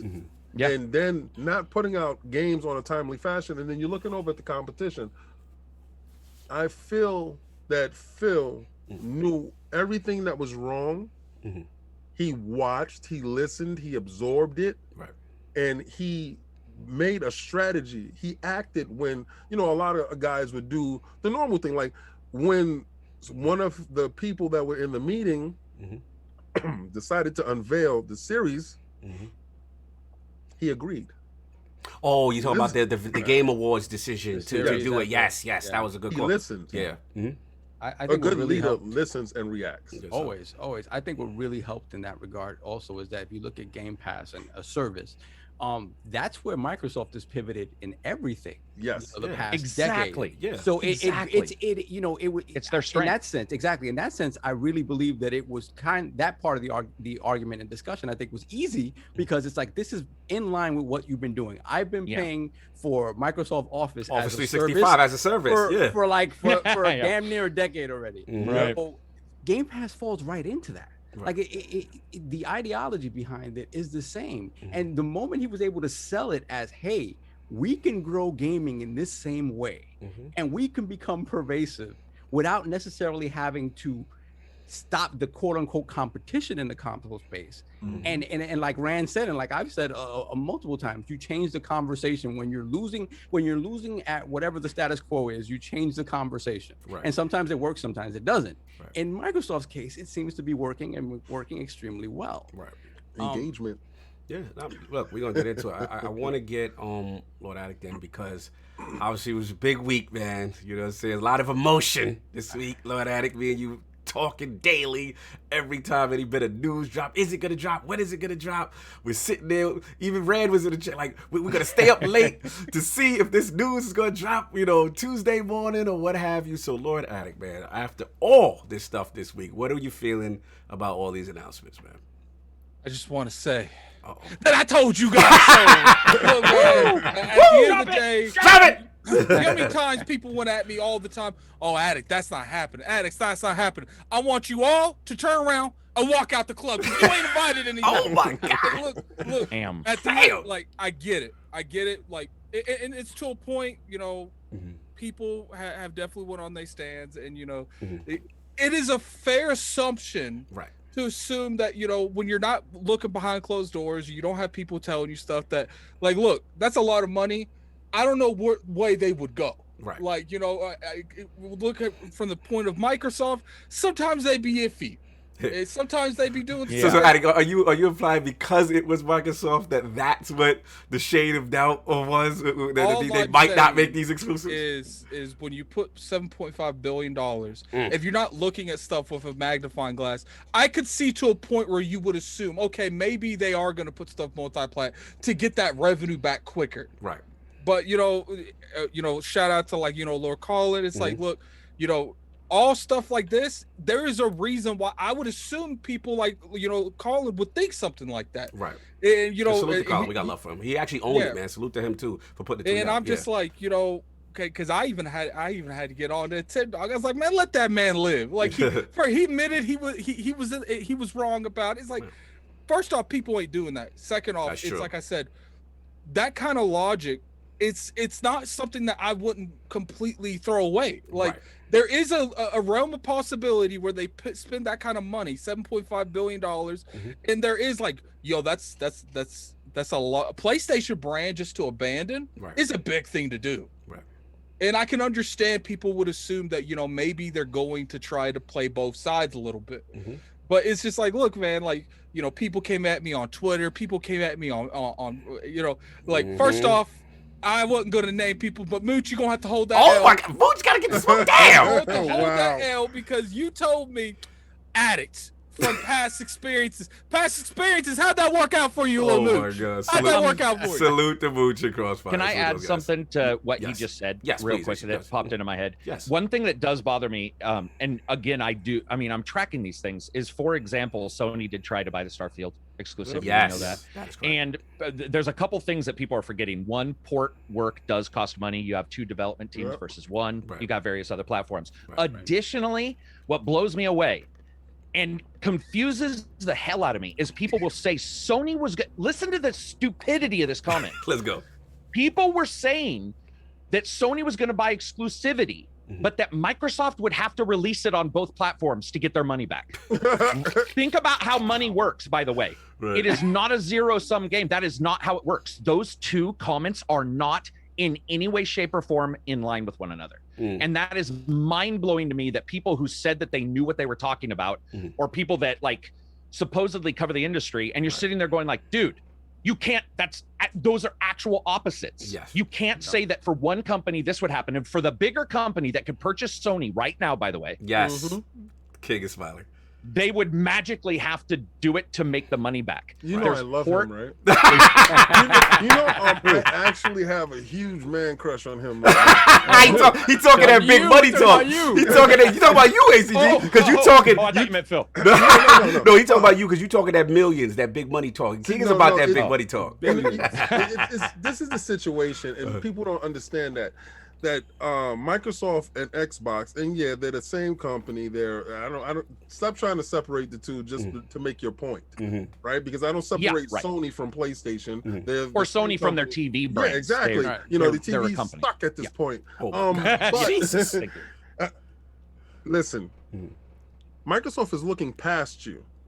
Yeah. So when you say, "Oh, we have 125 million, gamers," and Microsoft NPD. us, they need us. Sony needs you. Make every last one of those individuals go out. Just show me one game that every owner of a PlayStation goes out and buys to make that company more viable, to have more purchasing power. It's not happening. Microsoft sees the same thing.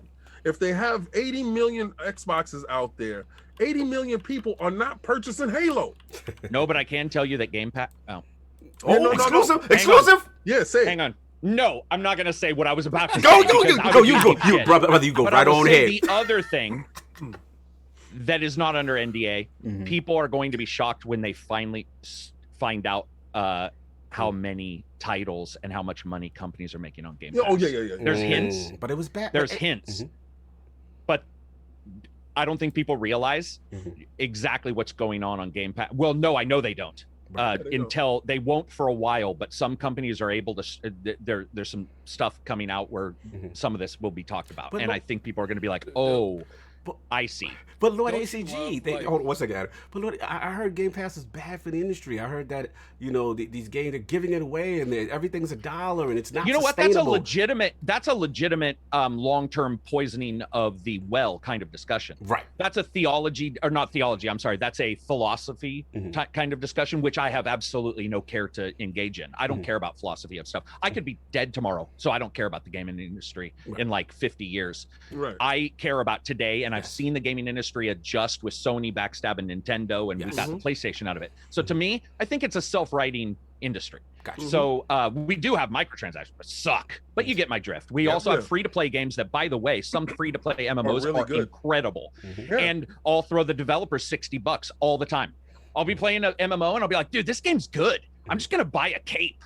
Like I may not even wear this damn thing, but it's like they deserve some cash. And so I think there's a philosophical discussion that's fun because it makes us sound smart, but it also, if you break it down and look at math, it also makes us sound really dumb in the moment. Right. And I just wish people would separate those two a little bit more at times. I think the biggest issue we have in terms of just people are so obsessed with being right, which, I myself, I have that issue sometimes too, that like they don't see what's in front of them. You know what I'm saying? Like, we clearly had so many little crumbs showing that these are going to be exclusive. It's unreal. And it's like the moment that something happens, Like, you know, the financial executive for Microsoft said, well, this is how this is going to happen. It's like they grab that and they hug it. They're like, this is what I'm going to use in every argument from now on until the end of time. Like, and it's just like sometimes, you know, coming from the dude with the addict world mode, right now, it's bigger than just you.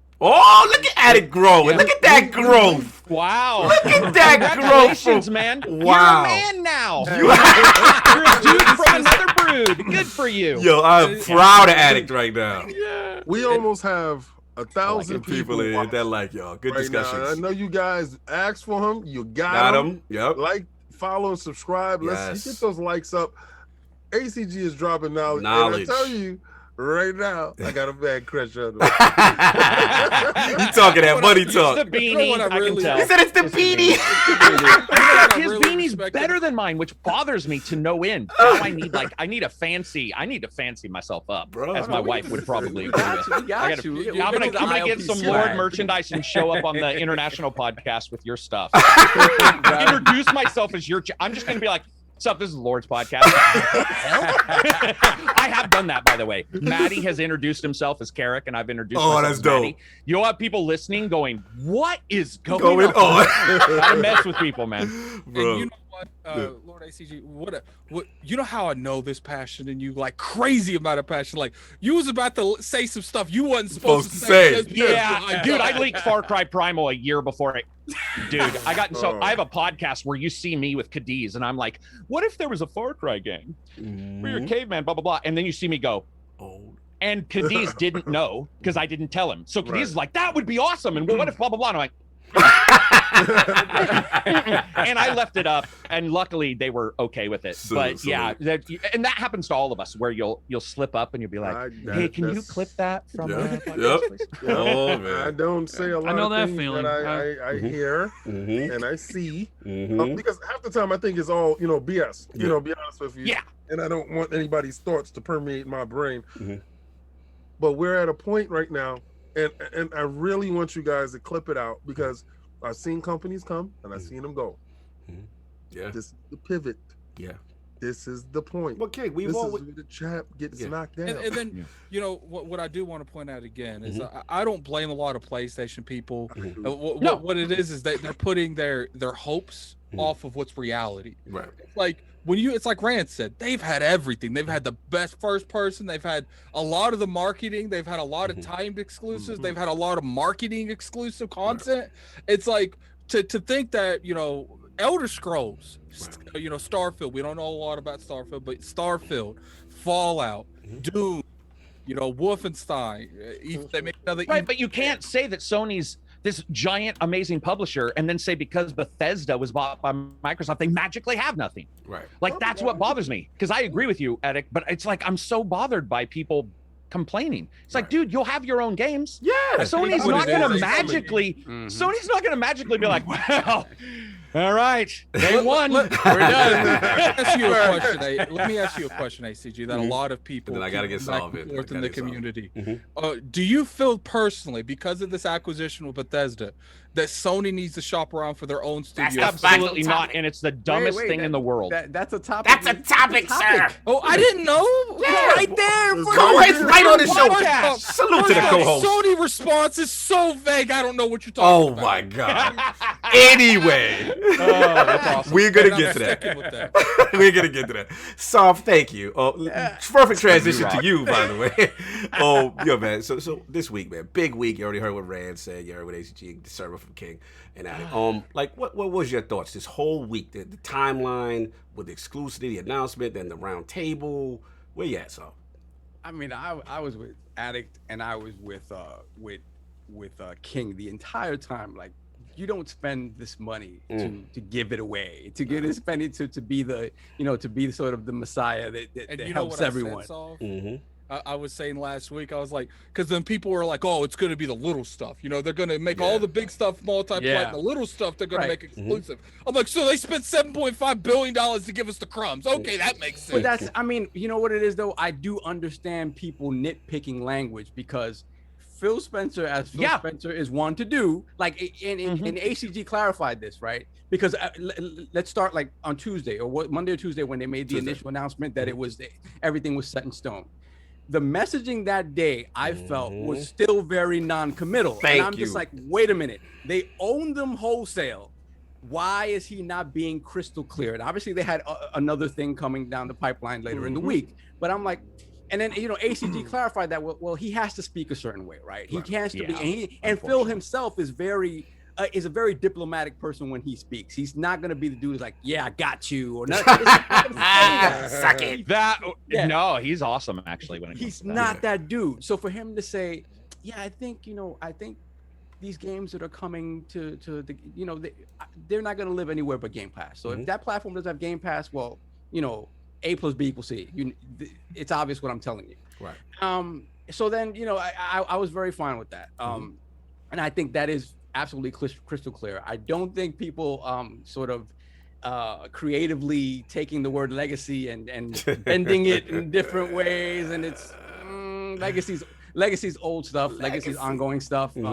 You know, it's not happening. It's just not happening. Legacy, literally, like, people for some reason they're trying to turn Legacy into like it's a franchise. Oh, because Elder Scrolls is a Legacy title, the franchise. Well, Rand that's not like, how things work. I saw on Twitter, Rand, like, people were like, Legacy means Fallout 5. Legacy means all the Legacy IP, like Doom. Like, that means it's always going to be on there. And it's like you need to look at what the way Phil talks about Legacy. What ACG already explained. It's like it's just software on, you know, old software on a platform that will continue to be supported. It doesn't mean the next Elder Scrolls is going to be there. Like precisely. But that's just one that they're in the what is it? The bargaining stages of the 5 stages of grief, essentially. I love what he's we need shirts for each stage. Like, I've already designed the grief one, actually, that we were going to go live with today, but it's like I want to make all of them until right at the end it's just a dude crying, just sobbing, shoulders shaking. I even let myself believe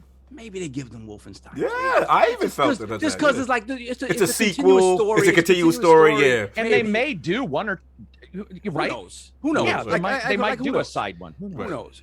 But I tell you this: I think the most exciting thing about this for me is that if you look at Bethesda's games, right, the biggest sellers are their Elder Scrolls, their Fallouts, all the games from the smaller studios, the Tango Gameworks, the Arcanes. Those games are amazing, and they never got the same shine as those other huge games. Yeah. And then when you look at them making a deal to make an Indiana Jones game, it felt like it was a moment, like a pivotal, like there was going to be something of a pivot in the way Bethesda did business, because at the end of the day, you want all of your games to sell very well. Right.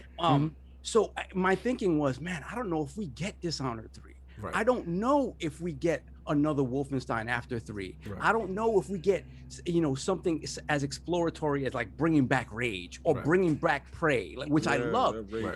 And I'm like, Prey, so if they stay on their own, I think you start, besides Elder Scrolls and besides Fallout, I think they make a pivot to start making games, that are licenses and stuff like that. Not fully. And then live service. We've seen the Youngblood switch. We've seen them dive in with a 76. Like they were making pivots because they were testing the waters. Testing the waters. It feels like they're, because I mean, I don't think we have any like definitive proof on what these games sold, but what were you laughing for? Because I'm thinking about when Fallout 76 was this side thing, and they had you purchase the server, and it was like $100. It was like $100 some dollars. I mean, even Todd Howard admitted on the call how much of it he was did a mea culpa on that. He said we let people down. Yeah, and that was great to hear. But I will tell you this: for me, the fact that now they can go back to strictly being creators. Yes. They don't have to worry about money. Yes. You don't have no idea how excited I am for what's excited out of there. Yeah, and you can see that. And like you mentioned before, ACT, like you can tell these people know each other for a very long time. Yes. Yeah. They're excited to work with one another. The fact that they're collaborating back and forth. I like the interaction between Bethesda's marketing person and Aaron. Yes. The two Aarons. The two Aarons. You know what the part I like the most when they're like, we're gonna be scheduling something for this summer. She's like, oh, well, when's summer officially end? Oh yeah. It's I like, got that. it's like, because the thing is, they're not lying to you when they tell you, hey, we have stuff to learn from them as much as they have to learn from us. Yes. And you know, for they're gonna me, learn how to market. Yes. You know how I knew that? You know how? I knew yeah, that tell me about it. Right? They're gonna learn how to. Preach.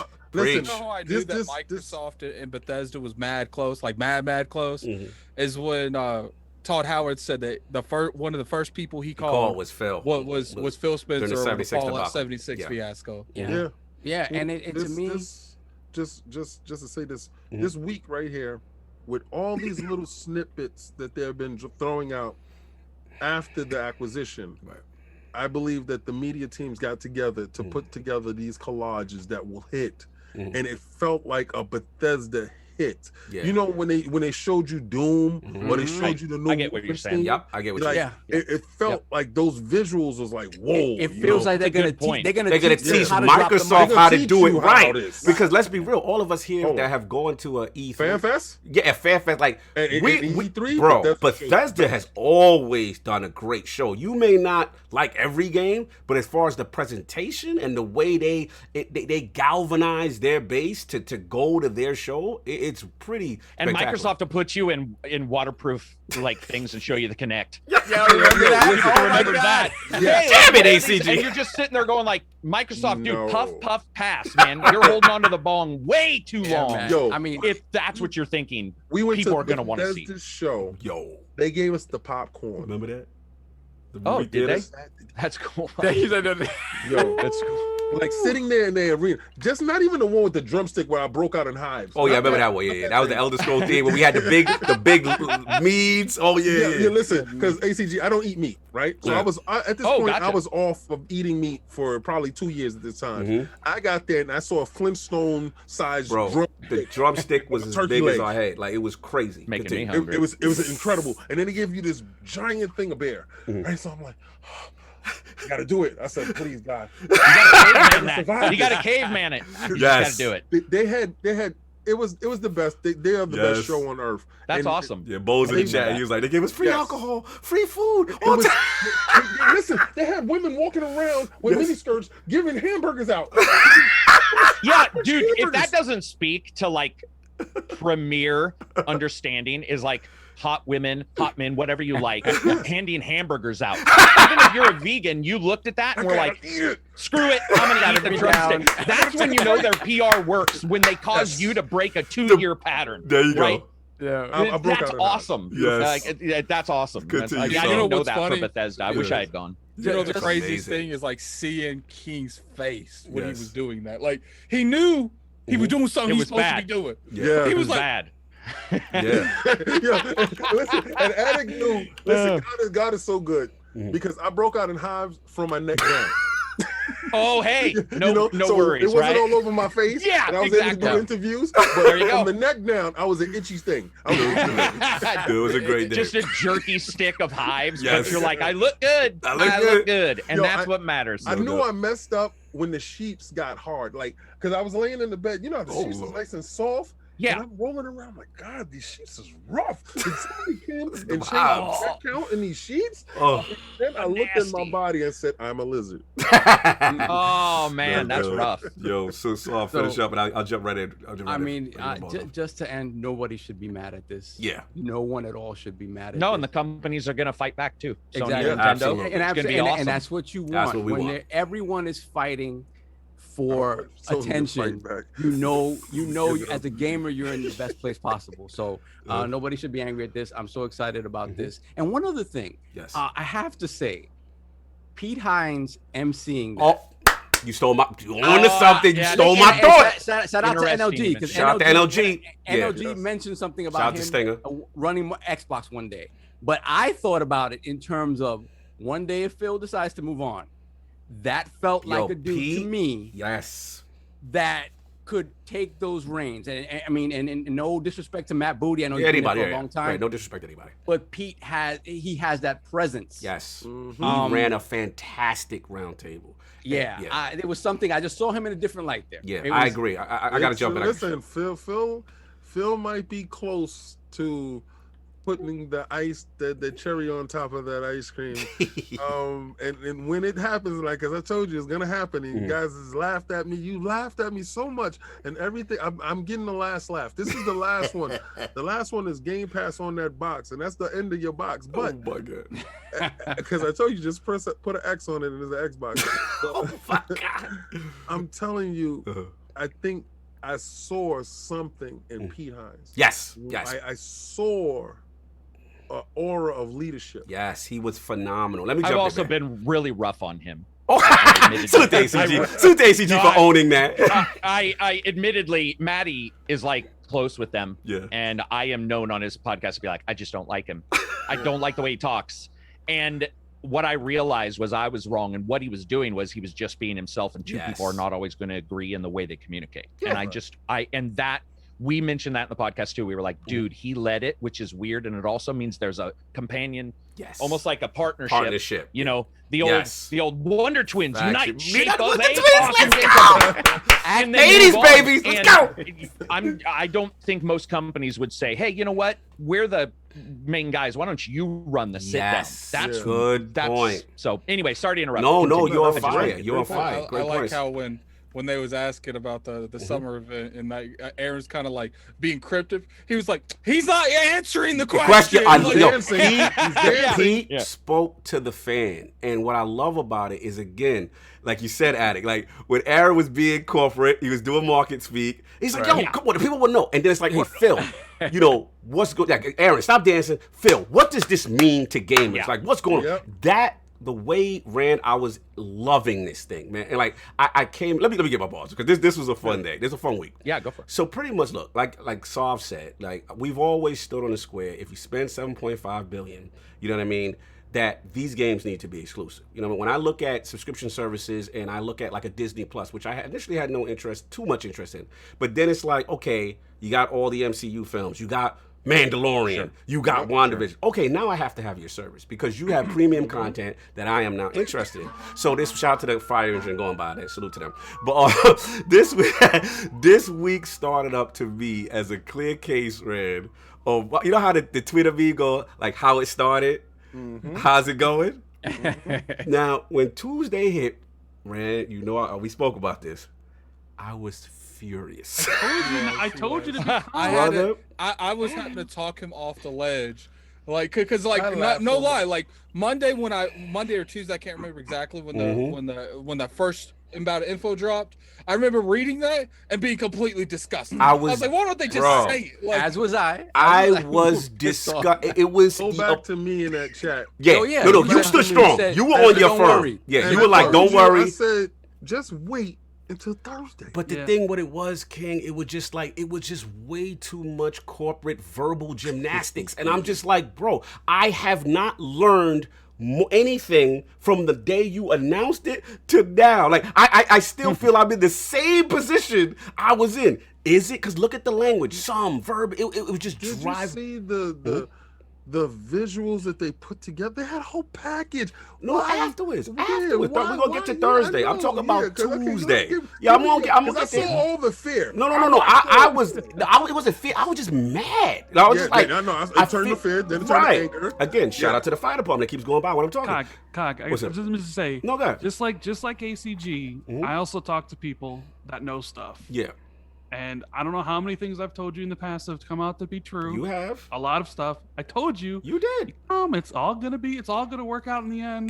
But here's the thing, okay. Rand, you're right. You're absolutely right. But here's my frustration. The reason why I was so angry was not trying to hear that is because, to me, right, I understand ACG's right, marketing, I get it. I know why. I know the why, but to me, it's like there's a lot of people who it's a casual gamer, right, who has not committed to either next-gen experience yet. So to me, that gamer needs to know, yo, where is Elder Scrolls 6 going to be? Where is Fallout 5 going to be, right? They need to know. Shout out to these people going by with the fires going on. But at the end of the day, they burning out here. But at the end of the day, it's fair to that community to know where they're going to invest in. So when that went down, okay, I'm furious. Then you hear about the announcement, they're going to do a roundtable, right? And let's be real, admittedly, they set the expectation extremely low. They were like, don't expect no new news. Remember, Greenie? Don't expect this. So now I'm coming in like, and let's be real, Ram. Historically, with news and roundtables and inside Xbox, they haven't historically been some of the greatest things to listen to. So I'm rolling my eyes coming in like, all right, I'm just going to listen to it. We were talking like the night before. I was like, this is going to be some Game Pass. Yeah, it's going to be some Game Pass announcement. It's going to be some cringy vibe or something. And I'm going to roll my eyes and then I'm going to go to sleep. So I ain't going to front. I listened to the joint. And again, shout out to Pete Hines. You can immediately see, I felt the Bethesda influence. Shout out to being in-person shows, because we haven't seen those in a while too, right? Where people just in a room together, shout out to social distancing, you know what I'm saying? But they were in a room together and just talking. And when Pete got everyone to talk and he put it back to Phil, and then Phil drops the sermon, so to speak, and I'm like, oh, wow, they said it. He said it. Like you should have seen me when they first initially patched to Phil. He's like, well, what's your thought process on exclusives? It's one of the biggest questions we have. I was like, here we go. Let's go. Let's get this done. Right. So for me, I'm like, oh, Phil actually said it. Right now, we have clarity. You know what I'm saying? Now, like, you can't really mince this. You know, with platforms with Game Pass exists, and I'm just like, okay, you know what I'm saying? And it was just well done. So again, like Lord ACG, I'm looking at Twitter and then you see the 5 stages of grief for certain groups. You know what I'm saying? They're just like not really to accept it. But look, at the end of the day, in those groups, it was so much worse because 3 days ago, they thought they had a victory. They thought everything was exclusive. I mean, everything was multi-plat. It was going to be some games. And then it's like Microsoft kind of set a lot of these like really, really hardcore PlayStation fanboys that attack me daily, like set them up to fail because on a Monday they're telling them some games and then it makes people automatically assume the worst because it was such cryptic wording. And then on Thursday they're like, yo, everything exclusive if it's not Game Pass. I'm like, it was a good day, man. It felt like traps. Facts. So, look, at the end of the day, like I said, it was phenomenal to get the clarity, just to see the rejuvenation, the excitement in the Xbox community, because, you know, they're seeing the future is bright. You're seeing these great. And then when you start watching the show, and you remember they did have a great relation. I remember getting the OG Xbox with Morrowind. Right? And you start hearing the stories. You know what I'm saying? I remember having Oblivion. Then you hear, you know, Todd talking about how, like Addict said, you know, going to Phil during the Fallout 76, asking for help. You get excited about all these possibilities from id Tech, Orion Cloud, just collaboratively I think Xbox that's the biggest game studios, right? I think working that's the biggest thing that I'm more excited about is the fact that now it used to be Bethesda worked with each other to work on Bethesda things. Like I didn't know that you know the people in the Evil Within. I keep forgetting that studio name. Tango? Is that Tango? Tango. They made a demon in Doom. Like that is the kind of that's the kind of collaboration I want on Microsoft on all fronts. Absolutely. And to me, and ACG, you can get this reference. Like, again, I always use the analogy of sports team. It's like the big free agent acquisition, and now it's like, okay, you get to work together. Y'all in the dojo, or you're practicing together. Like whatever skills that Bethesda has, the other Xbox game studios can learn, and vice versa. So there's this great collaborative energy, and you can just see. I love that ACG. Boom. Oh, ACG throwing up the crest. Let's go to newest. I wasn't ignoring you guys. I was like, how do I find just the picture? It took me a second. The newest Lord in the realm, Lord ACG. Continue. Sorry. ACG. This, you know what I akin it to? I akin it to when Bruce Lee was doing what was that? Was it the Game of Death? Game of Death? Yes. And he got a chance to work with so many great artists at one time. And they were sparring during the daytime. And you hear all the wonderful stories. These people learning from each other and collaborating with each other and learning different moves with each other. I think that is going to be a synergy from that point. But when Phil said, I'm so excited with Tango Games. And I can't wait to get to Japan. That's when I was like, boy. And you could tell because Phil has been so hard work at like the Japanese market and trying to, you know, have more influence over there and trying to like have, you know, correct a lot of relationships in the past, that like I'm not saying that he didn't care about the other ones, but when it came to Tango in particular, he's like, finally, we have some form of studio to give that demographic the games that they want. Right. No, absolutely. Yeah. And like I said, final points, again, it was just fantastic. I love to see how excited they were. And as a person who loves tech and loves to see, you know, people working together, the future's bright. The future's bright. Looks good. It was cool. And again, to the Lords in Denial, like Rand said, we referred to contractual and legacy titles, and we've got that clarity. And like ACG said, in reference to gatekeeping, you know what I'm saying?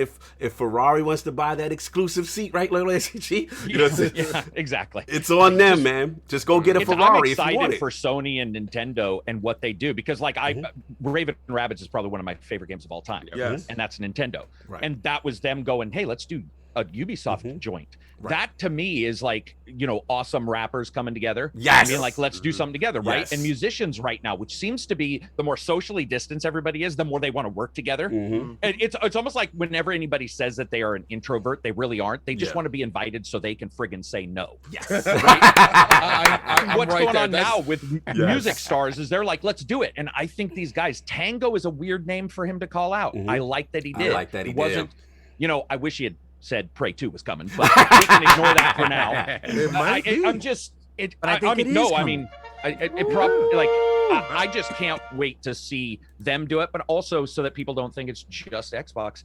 There are other smaller companies that I know that I talked to just yesterday who are very excited because they might be able to work with a Sony or a Nintendo, get into that and space. get there and get into that space. Because you know, it is, instead of people looking at it as a void now of you know, games, these games won't be there, this is going to incentivize those other companies right now to push those titles up. I always felt during the first infancy months of a console release, the indie titles and the lower, and I'm not going to say like lower tier, the unknown developers have the opportunity to jump in and get seen. Right. And if you got that title that hits, that pushes your company forward, then you can make a name for yourself.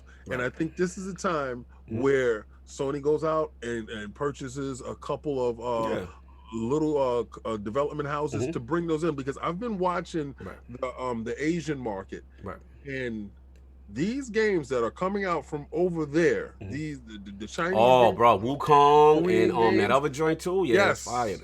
These games are piquing my interest, and I'm like, wow, somebody is going to purchase a hell of a developer that is sitting there crafting right now at this moment, and we're going to get some phenomenal games going forward. But yeah, it was fantastic. Want to shout out a couple people, like someone else. Shout out to Anonymous. Anonymous, we got a unisex secretary. So if you want to get the super chats, we got to move on to the next topic. We got a ton, and we got to move on to the next topic. And I got to eat. Yes. These will be quick. These will be quick hitters. 4.5 hour long podcast. Hey, look, ACG was spitting balls, but I couldn't stop that good gaming talking earlier. It was just too good. Hold on.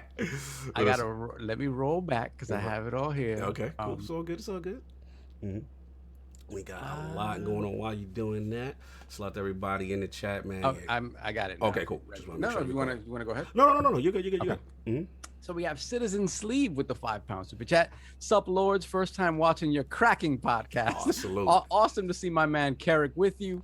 Much love, and I'll be a regular viewer from now on. Wow, thank you. Thank you, so brother. much. It means a lot. Thank you. Then we have Lady Erica for the win. $5 super chat. Salute, Lords. Great show and guest. Love hearing the passion for gaming from ACG. Salute. I couldn't stop that talk. It was too good. Then we have QTI Grizzly with the $10 super chat. Content, Lords. Content. No. Then we have Snoozle with the $2 super chat. Do y'all think Deathloop is going on PC Game Pass? Interesting. Yeah, it will. It's going to go on everything. But will it go on PC? I think the question is, because we get a question that elaborates on it a little bit further down, but can it come day and date with the PlayStation release? Because no. I think that once that timed exclusivity comes out, that's when it'll come to Game Pass and PC Game Pass. Yeah. You never know, though. You never know. There's been instances where Xbox has actually gotten around that. Because it's not on a competing So console. I mean, I don't think it will, but you never know. Yo, Rand, you know what that would do to me? What would it do to you? What would it do to you, King? He's gonna play on his PC. That's I will what he's play gonna on my do. PC that day. Savage. Yes, so I can make a video. Oh my. Moving on. I mean, I'm gonna play Deathloop on PS5 because I love Arcane. They are such an underrated developer. I'm not waiting. $70, but I'm not waiting. I mean, it'll come to Game Pass the following year, but I need to play that game. I can wait a year. I got a lot of content. You got a lot of content. I got a Okay. lot of content. Oh my God. Good to you, so. We actually, this is the super chat I was talking about. Bay Area with the $5 super chat. Since Deathloop is a timed exclusive, any chance that Deathloop launches day one on Game Pass PC and xCloud? So we'll see. We have Urban Ninja, $5 super chat. Sony was buying the eggs, Microsoft bought the farm. That means death as well. So I don't know if you maybe change that. True. Then we have King One Supreme, $5 super chat. King, I just got PlayStation 5. Played the 5-hour DLC in Miles, and now there's nothing to play. You were right. Sony stands gonna cop the lock because they got TCLs. Oh my God. TCL TV shaming once again. The Shout out, there goes our sponsorship with TCL. Continue. That was gone for a while too. Yeah, thank you, King. You're welcome. Then we have the wise old gamer. Oh, $5 super chat. I hope you're feeling better, brother. I know you've been going through some stuff. Hope you're feeling better. Good to see. Every time we see you, we're happy to see you in here, brother. Happy to see you. I've survived pain and death to be witness to this day. King going ultra instinct. It's as if Microsoft has gone from Megatron to Galvatron. Oh wow! Wow! 80s front. Boom. Transformers. I still function. Continue. What a bet. Welcome to oblivion. Starscream. Continue. We can talk Transformers references all day. Continue. Blast the base with the $5 super chat. Sony absolutely did this to themselves by trying to starve its direct competition of content from third-party partners. You reap what you sow. Thank you. Competition is competition. Make your Competition monsters. is good. Competition is good. What else we got? Dano with the $2 super chat. Mario back there cheering and hyping King up. See what his arm up, right? Get him. What else we got? Then we have our brother Everborn Saga with the $5 super chat. salute. Happy 200 Lords, and I hear all the Mass Effect 1 versus 2 talk, but I might be Team Mass Effect 3. Oh, wow. Yeah, he did say that. He did say that. He did say that. Yeah, Also, shout out to the question green for you. colors and the yellow endings and adding a DLC afterwards to explain Simon it. says ending. Yes. But salute to my boy Everboy. Salute. Also, a question for King. What is the inverse of first and best? Oh my God. What? The I inverse, guess last and worst? Last and worst. I don't know. Continue. I don't know. Yeah, whatever. Then we have Squirrely Dan with the $5. Squirrely! That Yellowknife Canada. Salute. Jim Dance Moves Ryan ain't got the quad strength to keep his knees off the ground. Oh my God. Oh wow! Wow. Skip leg day, I guess. Skip leg day. Dang. Damn. He must have skipped leg day for like a couple months. Not to do Yeah. that. Oh my God. The Wise Old Gamer once again, $5 super chat. Game Pass requires frequent games. Sony does not have the money to make this happen. Their devs take 3+ years to make a game. Sony will be a special niche. They have the money to do that. Well, they did say that they was. Well, we'll get into that into Sony. We'll get into topic, the right? Sony topic. But Even their own CEO said they were niche. Oh my God. Moving on. Rune Kingdom with the $2 super chat. ACG and ILP are the only people I support on Patreon. Oh wow. Thank you. Thank you. Wow. Salute. Facts. And we have Lord Roughness. Lord Roughness. I love that. My guy, I Yo, he love the it. realest Lord Roughness, guys. Salute. He'll rough With you up. the Yeah, he all about it. £5 super chat. Uh-huh. I make no apology and agree with King. This generation is done and Dang. won. It's Wow. over. Damn. It Damn. is over. I'm telling you Y'all need now. to stop. Continue. When we add This is so 50 funny. million subscribers, you might as well just pack your PlayStation up. Oh. Listen, I already told you, if Game Pass is launched on PlayStation, I'm gonna dig a hole in my backyard and throw my PlayStation. Stop. Wow. Oh, wow. I'm telling you, you think it's a joke. Out of control. Don't put that Game Pass on it. I'm gonna bury it. Out of control. Game Continue. Pass is basically, if you don't have it, you gonna get it. Hashtag Xbox has games. You got no choice. It's inevitable. Then we have William All right, Hillman. Thanos. Continue. Oh shit.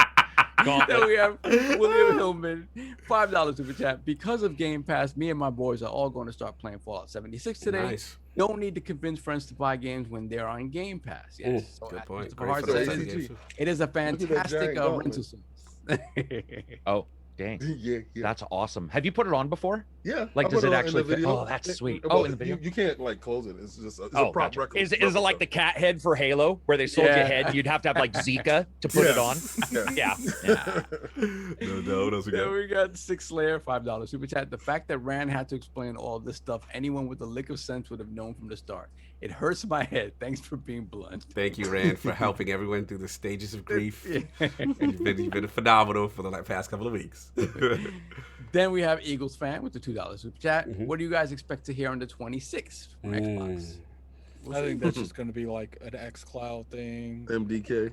Nothing. I mean, they'll have some indie titles, but I set your expectations for like the extreme bottom of the floor. Like, that'd be one of those things where you don't even bother watching it. You just wait for like updates, you know, after. Hold on, I'm reading ACG's face. He's got the exclusive. What's up?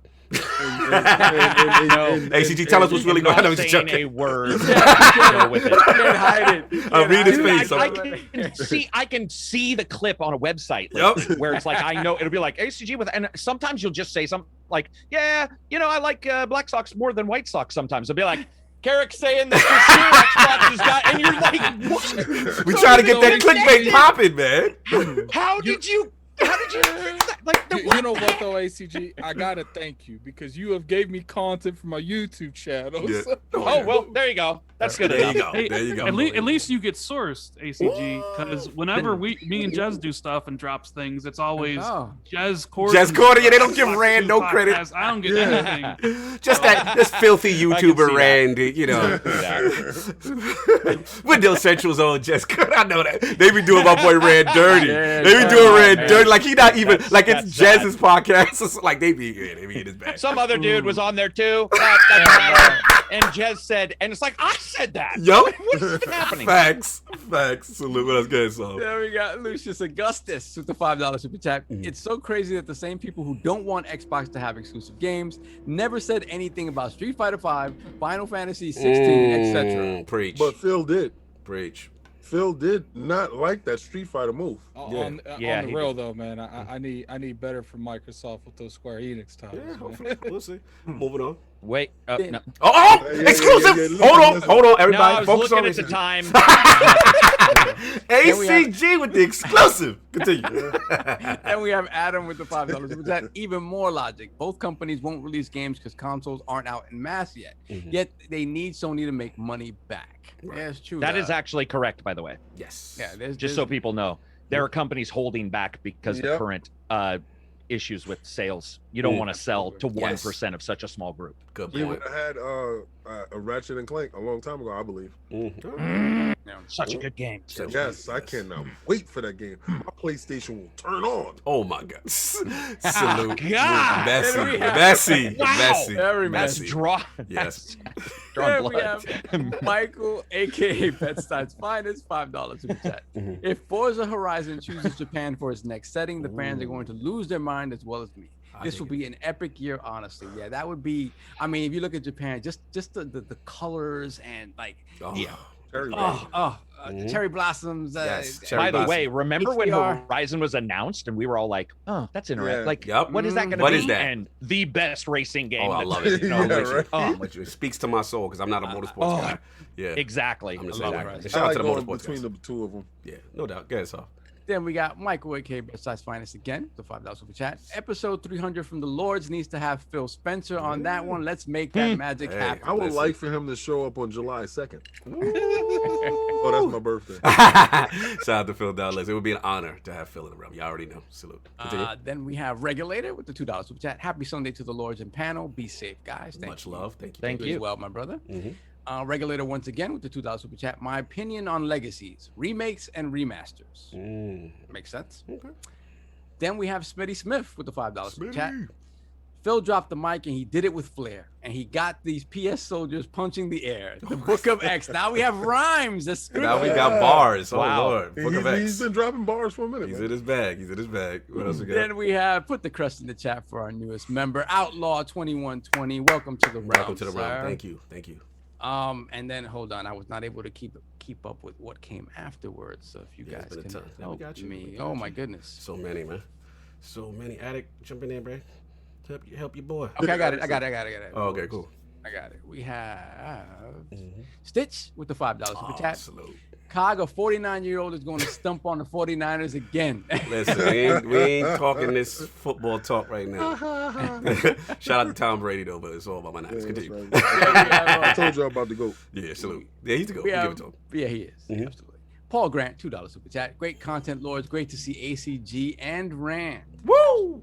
I mean, I'm nowhere near ACG's level, so I'm happy to be here with him. Dude, you got your own website you're not sourced on. You're way bigger than I am. I don't even have a website. People can just complain about me and show my face. Oh, my God.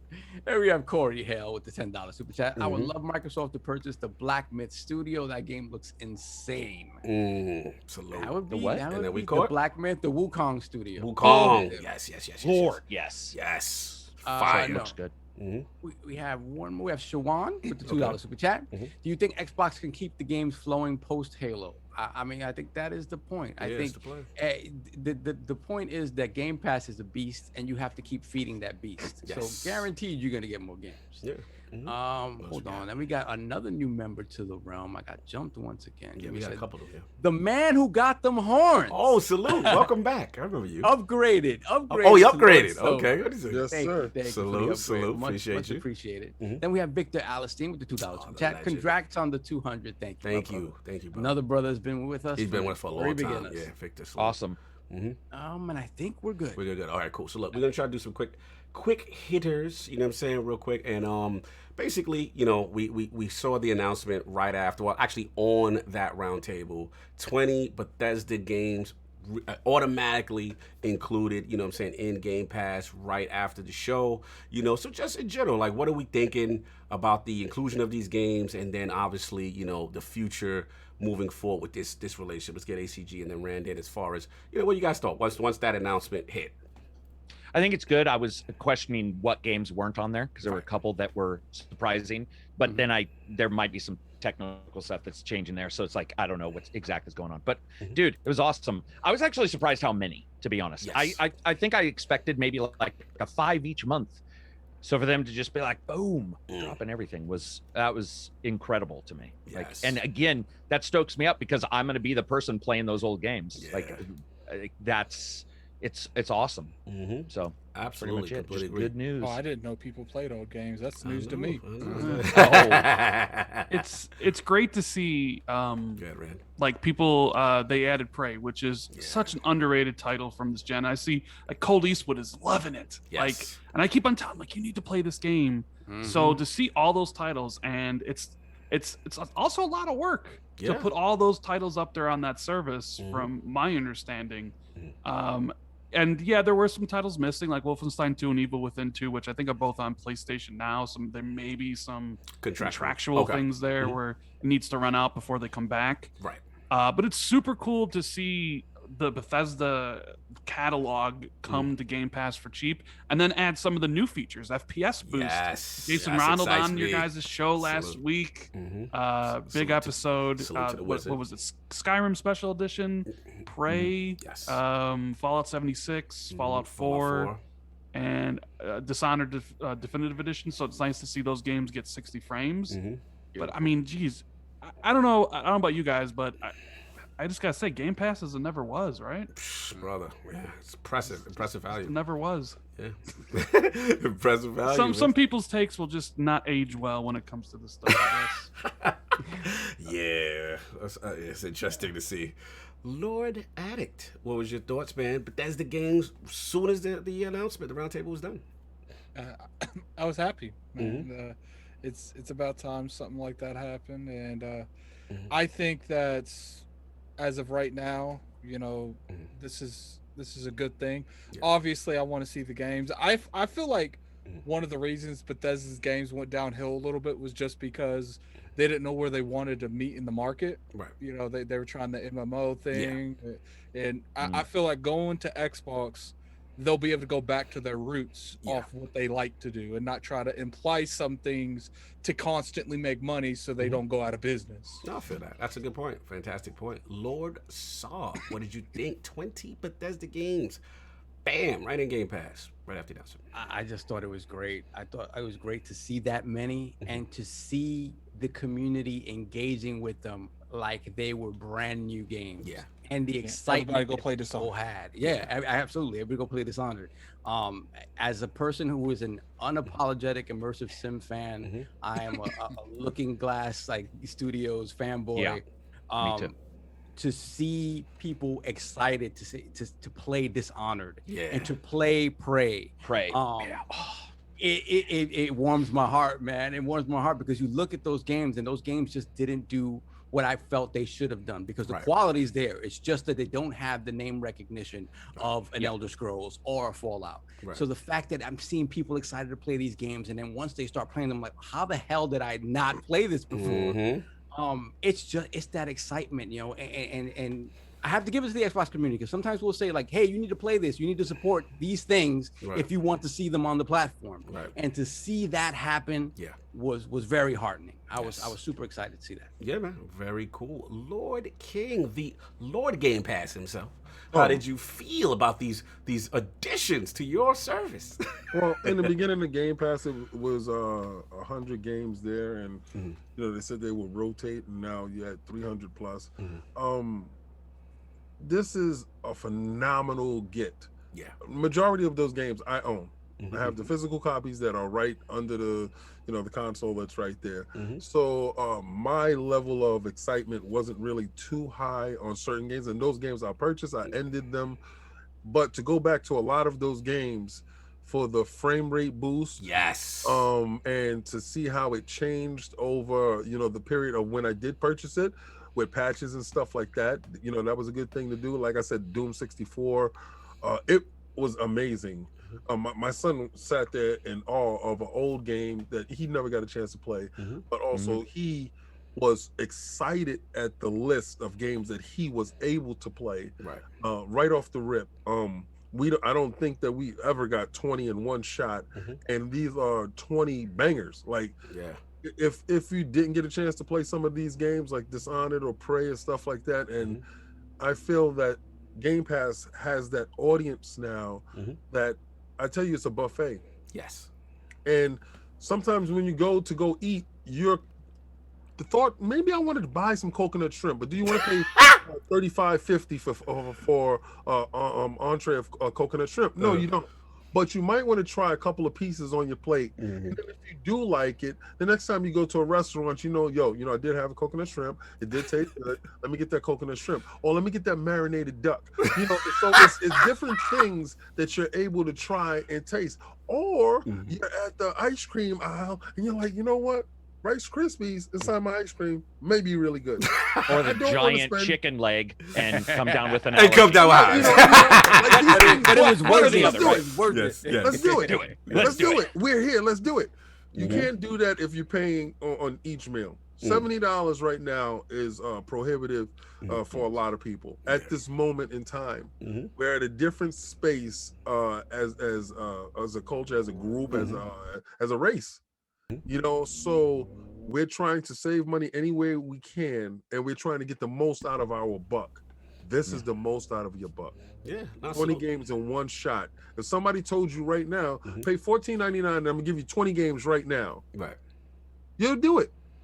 Look, so it was great. You know, great points. Everybody said it. What I wanted to say. Value's king. It's tremendous. You know, all these great titles that people may have missed on. If you're new to the service or you missed out, again, you can check this out. And like Rand said, man, for me, again, we had Jason Ronald on. What excites me is just when these titles are going to get, you know, FPS boosts or any optimization, because now it breathes life back into the title, right? Now you're playing it in this new way. And the cool thing, it's optional. So if you don't like the way it's moving or looking, hey, you can play it in its original state as well. So you got that, you got the auto HDR, all that cool stuff. I'm actually excited to go back to Fallout 4 at 60, you know, see how that's going, see how that's rocking. You know, from a live service standpoint, I look at something like a Fallout 76 and just to see more engagement and more people in that ecosystem to give it a shot, because it has improved from what I was told. Shout out to Anchorman, he's a big fan of the game. But yeah, man, it's exciting, and I'm just excited to see, you know, more getting added, you know, in the future and stuff like that. And it was tremendous to see it instantly, boom, shot in the arm. But there's the titles, you know what I'm saying? So that's what I got on it. So I want to move on to the final topic there, which is Sony's response and what, you know, should they do anything? You know, actually, Solve, this is your topic, so let me let you frame it. You know, you're the one that brought it up in the realm. Like, what was your thought process after this announcement, you know, in regards to Sony? Well, yeah, obviously, after everything became sort of crystal clear that platforms without Game Pass would not be receiving these games in the future. Obviously, sections of the internet had opinions about what Sony should do in response to this, if anything. So obviously, there was a section that said, hey, they don't need to do anything. Just keep doing what they're doing. Their studios are fantastic. They're going to have these sort of, you know, amazing sort of AAA experiences that only sort of they have shown that they that's what they do. That's what they want to do.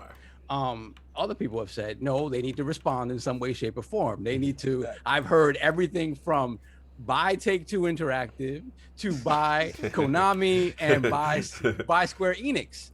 People got no chill, man. They go straight for the top star. They go straight for the jugular with this sort of stuff. So what I want to know from you guys is any of this stuff realistic? What do you think? Do they have to respond in some way, shape, or form? I think it's obvious that, like ACG said, like, you know, obviously they're machinating things, right? Not necessarily as a response to this, but everybody's always looking. So something's bound to happen. But is it something on the level of what Microsoft did? Can they even do that? And do they even need to do that? When you look at, you know, what they've done recently with PS Plus, where when you look at PS Now and sort of where that is, and it feels like PS Plus is sort of their way of responding. If obviously it's different than Game Pass, but is their sort of way of responding to that? What do you guys think is in the cards for Sony in response to, quote unquote, to what Microsoft has done with Bethesda? Well, let me go first because I have to leave here in a couple no problem, no worries. Like, I don't necessarily think that they have to respond, but I do think that there's going to be a time when these studios that Microsoft has purchased, along with Bethesda, start popping out consistent content.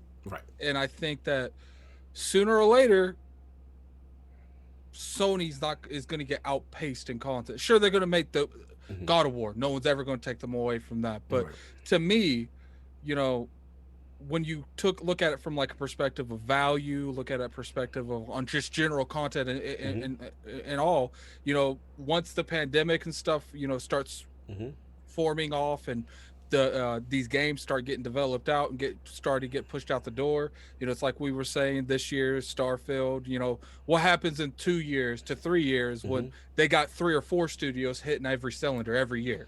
And Sony got 1 to 2 to 3. So you're talking from a volume perspective. I'm talking from a volume now. You know, obviously we don't know what some of these studios are making for Microsoft, but if they're decent on quality, and a lot of them have high quality, I do feel like sooner or later people's going to start look, God of War, amazing. I'm going to buy a PlayStation for that. But over here's Game Pass, and they're dropping 3 good games a year and like 2 to 3 okay to average games a year. And I think the content's eventually going to outweigh what PlayStation's doing. And especially, like, you know, we talk about up until now, when people brought up Microsoft buying Sega, Microsoft buying whatever other, you know, rumors they have, it was always that standpoint a lot of people had, well, Bethesda's games are going to be multi-platform, so it doesn't matter if they buy Sega. But now we know that they have no problem locking some of this content behind. So what happens if they buy Sega and then Sony loses a Persona franchise? You know, the good thing that Sony has going for them now is they have such good relationships with people. They could just double down on second party studios, you know, with the Final Fantasies, the Personas, and that's definitely going to help even it out. But if Microsoft buys like something like Sega, which I'm not saying they're going to, I'm just saying there is, you know, some things out there that make that seem a little bit plausible, then I do feel like sooner or later Sony's going to have to answer that. And it's not even a perspective of volume, it's a perspective of, if we don't buy that studio, Microsoft might buy it. So like protecting your assets, or so to speak. No, I hear you making some interesting points. You know, a lot of people do feel that way. Let's get Lord ACG in, man. Sony's response, if any, do they need to do something? Where you at? No, I mean they'll continue to do what they do, and the market will adjust, and they'll see like in the future. They what I'm saying is they don't need to go out and buy somebody tomorrow. Right. That's ridiculous. That's what a that's why I console said a couple fanboy years. who's exactly. Right. That's like somebody on a playground, thinks that's you punch me, I punch you. It's like no, dude, you punch me, like I poison you 3 days later, and you don't even know, right? That's so. I think Sony has great games. They'll do their stuff. They'll look at things. They'll decide things. They'll have other companies come in and offer them. Sony does a great job at cultivating really good games. Yes. Unlike, let's say, Days Gone, which I would, even if you love Days Gone, I would say Days Gone is almost Sony's first big miss, or a miss, at least a bump in the road for that the way they try to deliver their titles, which is that third-person action game. So I think Sony's and Nintendo are fine. People forget Nintendo, but. Not really. I think they'll just continue and adjust their business slightly. They were already trying to buy exclusivity. So it's not like you can buy exclusivity. Right. They were already doing that prior to this purchase. Yes. If that makes sense. So those deals, they were already doing that. And I think they might step it up a little bit. But man, they got some good games. Also, people are forgetting Microsoft has a couple big gets that haven't been announced yet. That will be on Game Pass that are not first party. Which that's the one thing that I will say, I don't know how other company fights that. So what I mean by that is Sony has done it in the past as well. Microsoft bought the rights for the 2 GTA 4 expansions as well. Remember, they paid for those to be developed. So this has happened before. Game Pass and getting a big third-party exclusive, even on Game Pass, that's one place where I do think Sony has to figure something out, and I'm not 100% sure what they will do. Right, we've seen the rumors with this Anomaly game, right? Supposedly being a new game that the signal allowed, right? And everyone's pointing to like the story of Outriders and a potential new MP, and that's something we haven't seen. I want to say the Achilles heel of Game Pass, but we haven't seen that AAA new game. As opposed to like 4 months down the road or whatever kind of debut. It's usually been their first party. Exactly. Yep. So that's something that is interesting. If they adopt that ACG, how does Sony compete with that, so to speak? Exactly. Yeah. That's I don't know. That's the good thing going on right now is like Outriders, if it is, I don't know. But let's say Outriders does come out. One of the things that's really gonna help them in Game Pass is it's crossplay. Yes. So it's going to give a lot of multi-console owners. Should I buy it on PlayStation or play it on console? And then not to mention the word of mouth's going to go on. It's like, it's all, this game's awesome. And then, you got the Xbox people in the cross-play lobbies. I didn't pay for it, so I'm awesome. I'm loving it. Like, no doubt. Lord Rand, Sony response. Do they need to do something? Do they need to get back at it? No, I mean, I agree with ACG. It's one of those, like, Sony's going to do what they've continued to do, which is grow organically, right? You're at this point now where Sony has these stable of studios, but they're in the process of making them multi-team. So you have Guerrilla Games, right? They're doing Horizon and then a rumored shooter, which may or may not be SOCOM, right? They're doing the same thing with Sony Santa Monica. They got God of War coming, and then rumored sci-fi Cory Balrog game. Right. So their strategy is, okay, we don't necessarily need to buy more studios. We're just going to increase the production level of the current studios we own by hiring more people. And that's what I think Sony's going to focus on. Right. They might buy some. Yeah, they might buy some like other like Blue Point Games. Right. Rumors surrounding them. Right. Maybe House Marquee, depending on how Returnal actually. But like publishers. I know people want to be like, well, what would happen if they buy Capcom or Konami? It's like, they don't got the money. I mean, Capcom doesn't want to be bought out at this point. They do. But like, it is a fanboy thing to be like, well, you got Bethesda, so we'll go get this. Now, however, I don't think they're ever going to go out and buy a publisher. Like, well, you never say never, because they were in the running for Leiyu or the parent company who owns Digital Extremes and Warframe. They just got beat up by Tencent, so they were looking at that. They were in the running. I will say though, if Microsoft continues the aggressive approach, which we think they will, right. And if they buy another large publisher, say Sega, Warner Brothers, WB Games or something, then I could see Jim Ryan being like, Help. Okay, something like we might Wow. I'm drowning. Do the drowning signal. He just the thumbs up. The thumbs up. That's all. I'm done with y'all. But no, they're going to keep on the path, and they're just going to invest and grow their great studios they already have. No, question, Rand. Let's say that something does happen and Microsoft does buy another publisher, like Sega. They will buy Warner another Brothers. publisher. So I'm no, 100% convinced they will buy another publisher at some point in time. Okay, that is fine. That has nothing to do with the question I'm going to ask. That's the question. You don't have to buff your chest out. They will. Time. Answer the damn question. All I was asking you is like that is the point where I do feel like Sony would have to start, not necessarily by publishers, but it's like, if they buy Sega, if they buy Warner Brothers, like sooner or later, if their first party is like almost quadruple the amount that Sony has, I do feel like that's sooner or later gonna be an issue. Like, well, there's only so many publishers out there. Some of them are extremely expensive. And one person has the money. I do agree with you though. When it comes to how they're going to fix the content, they're just going to double their studios because who's the best people to make the games? Like, sure, you could go out there and get the blue points and get the Square Enix, etc. But the best people to make the games is the people that's been putting you on the map already. So it's better to double those studios to have them work on two. Same results. And the reason I say Microsoft will buy publishers because. Oh, he's backing up now. I'm not backing up. I'm saying the reason they're going to do it is because, Satya Nadella and Phil both said they're looking, right? And they are almost at the limit of what Matt Booty can essentially run with 15 studios of Xbox Game Studios teams, right? Like he's at his limit. So what do? You just slot in a publisher that can run itself. Like all you got to do is just integrate it. You slot them in. That's much like how Bethesda's doing. Yeah. You can do that with another publisher and they run itself. So although I love King's enthusiasm, right? I love his overzealousness with this. I've been They're done. They're done.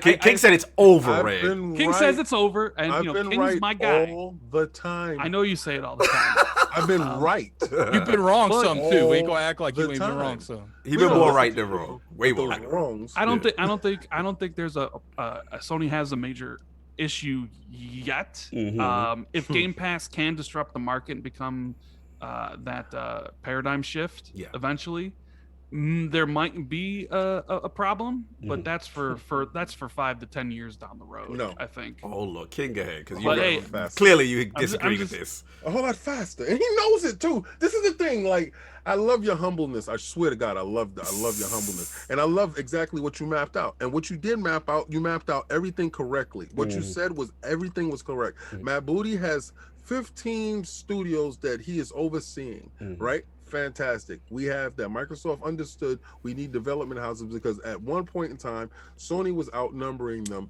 with their prime development. Great. Now that is not the case. Matt Booty is controlling that situation. When they purchased Bethesda because they purchased a developer, a producer, and a distributor. Someone that can run their own shop but be under your banner, right? So in doing so, you know that, okay, all they need is to have a little bit of oversight here. We can check this stuff out here. They've done quality work. We've worked with these guys. We will integrate with them and see other things, how we can help each other. That is a fully functional warehouse. I feel you.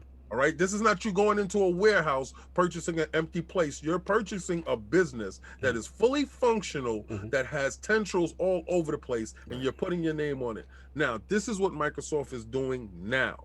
They're not going out buying exclusives deal. Let me get a, hey, excuse me, can I get a game for a week? Why you gotta have that voice for top exclusives? They're not going and rearranging the shelf inside the store and trying to tell you it's a different product. No, they're not doing that. What they're doing is purchasing distribution arm.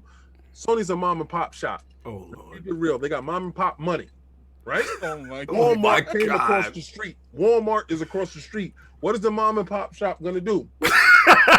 They go outside and they put banners up and they're saying, we got stuff on the low. And how about that? And they're selling you the same exact things that they've been selling you. Right. I'm saying God of War, right? Okay, all right, so God of War came out and Horizon came out and they did this. It's going to sell to 1% of their demographic. Oh my God. All right, so 1% of your demographic gets to see your game, and you're still in the same rut that you are. They're one miss away from being gone. Oh my God, King! No, we said that before with them. So this is dire straits. Are we applying if they don't have another successful IP? They're in dire straits. I'm losing everybody's point. Yes. Right? Okay, so now we got that distribution. We got this whole big machine moving over here. Now, what happened before? We always said, what happens if Microsoft actually backs Xbox? They're backing them now. They're actually making a vested investment in them. We was all worried about Google until the Bethesda deal. Bye. All right. So now that one pawn is off the board, those are the White Walkers, right? Dracarys. Dracarys. Oh my God. The Game of Thrones references. Gone. Right. So those White Walkers are gone. Right. You know the White Walkers killed them for dragons. Yeah, they did. They did. What happened though? They're gone. Finito. Gone. They slipped the knife inside. You saw that? Yes. Get up out of here. Out of here. Okay. Now you got these one dudes. They're still there. If they don't make the pivot, this is Sony's move. This is Sony's move, Jim. Pull your ear close. Jim Ryan, please. King get that PlayStation. To give you now. some great advice. Get that PlayStation now, right? Do exactly what Microsoft is doing. You guys are y'all the copycat kings. Oh Lord. You are the copycat. Y'all the accident champions that shouldn't be here. You are the copycat kings. So what you need to do is every game, first party game, put it in PlayStation Now, date and date. You're not gonna lose any money. Trust me, Jim. You're gonna make a ton of money. You're gonna get a ton of bread, a ton of bread. And make sure that you get that PlayStation Now inside the Epic Store. Make sure the Epic Store has it. Make sure that your PlayStation games is on PC and also on the PlayStation platform, day and date. Make sure that happens. Why? I will subscribe. And your subscription is key to their success. You know why? Because I don't give you any money. So you want me to be into your ecosystem. Check this out. Once you do that, once you start growing that level of subscription service, people starting to see the value of the PlayStation Now, because there's no reason why PlayStation Now was out first and you're still at 2 million subscribers. Come on, man. Come on, man. Other than it sucks. You see? Don't encourage him. No, I'm sorry. It's Sony completely separate, but their online everything is a disaster. Like they need to fix. Remember that what's his name? Jack Tritton had to state that Sony did not want him to apologize about the hacking. And he talked about this on IGN with Ryan McCaffrey, where he stated he went out and decided against them, stating, I'm going to apologize to people. They are backwards, just like Nintendo on online. Nintendo thinks online is 2 styrofoam cups with some.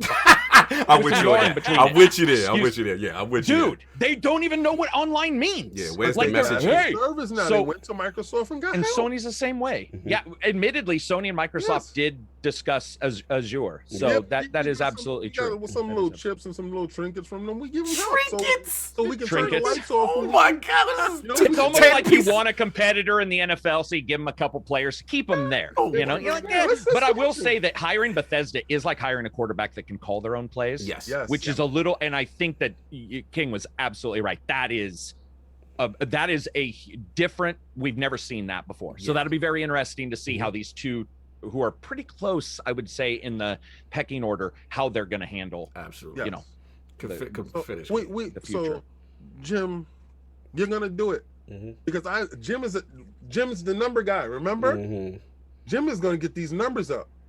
Jim is gonna shift this money around.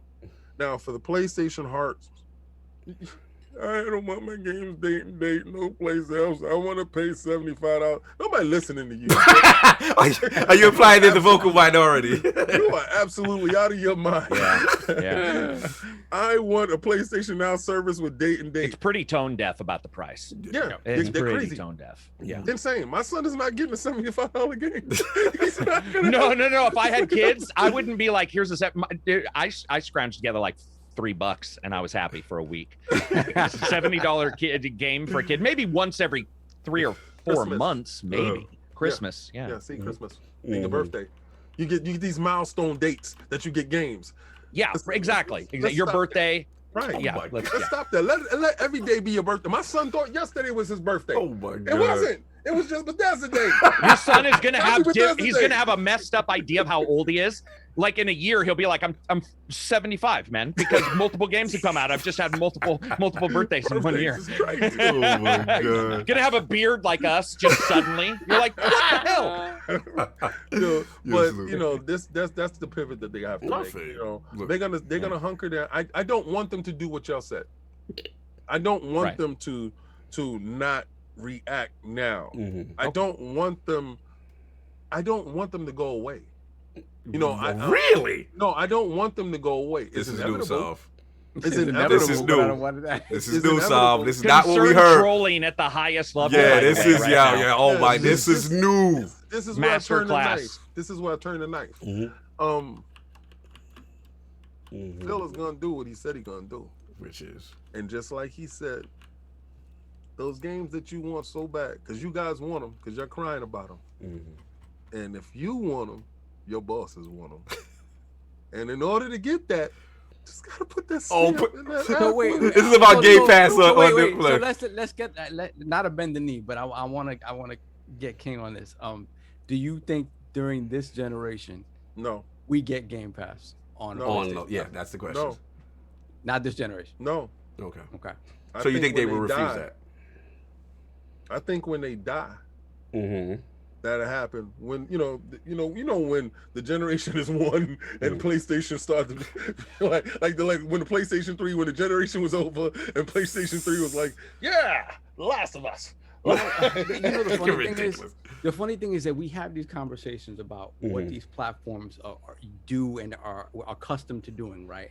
But if you look at the conversations that happened already, right? If you look at the impact of Fortnite and how it forced crossplay, and now crossplay is this ubiquitous thing now that you can't be without, right? Rocket League as well.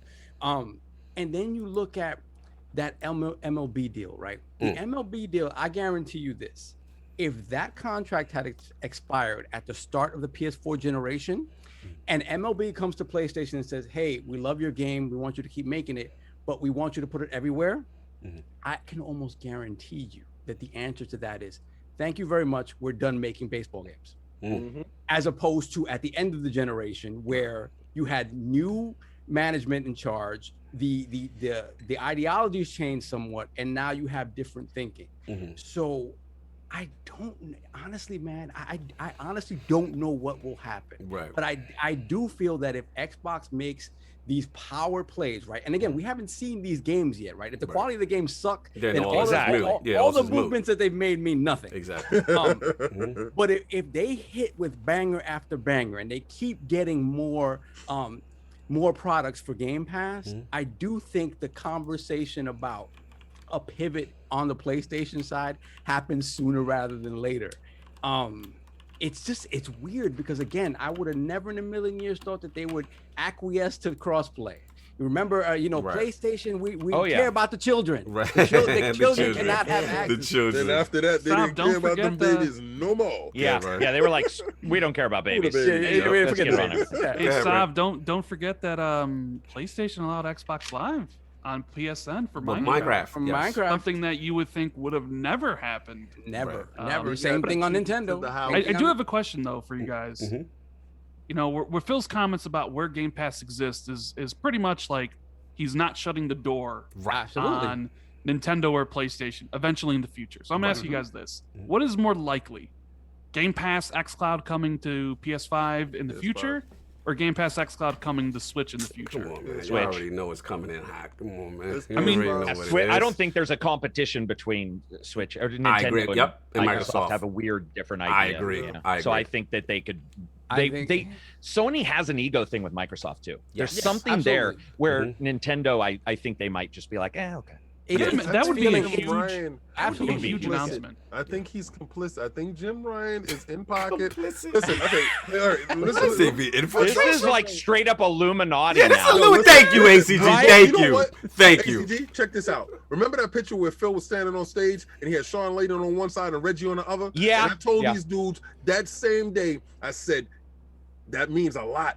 Phil, It does. When Phil stand in the middle, Yeah. he stood there, he looked to the left, and he looked to the right. The first one was gone, and the next one was gone too. Oh my God. I'm telling you, people that are complicit in their spots. You know, Bowser is complicit. You know, Jim Dance Smooth Ryan is complicit. Jesus. These guys are complicit to the program. The program is to make sure that Game Pass is going to be on your box. Nintendo, a little bit later, the hierarchy over there is like, we don't know. But once Jim Dance Smooth Ryan just starts to show the gap in between, and we can have this type of revenue, if we can just do this one thing, it'll happen. But do I think it happens in this generation? They will have to get beat down immensely. Terrible will have to happen. Blood in the snow all the time. But yo. You too much. But Sony first, Nintendo second. Oh my God! Look, let me jump in. This is hilarious. To Grant's question, you know, I do agree. I think Switch would be more likely.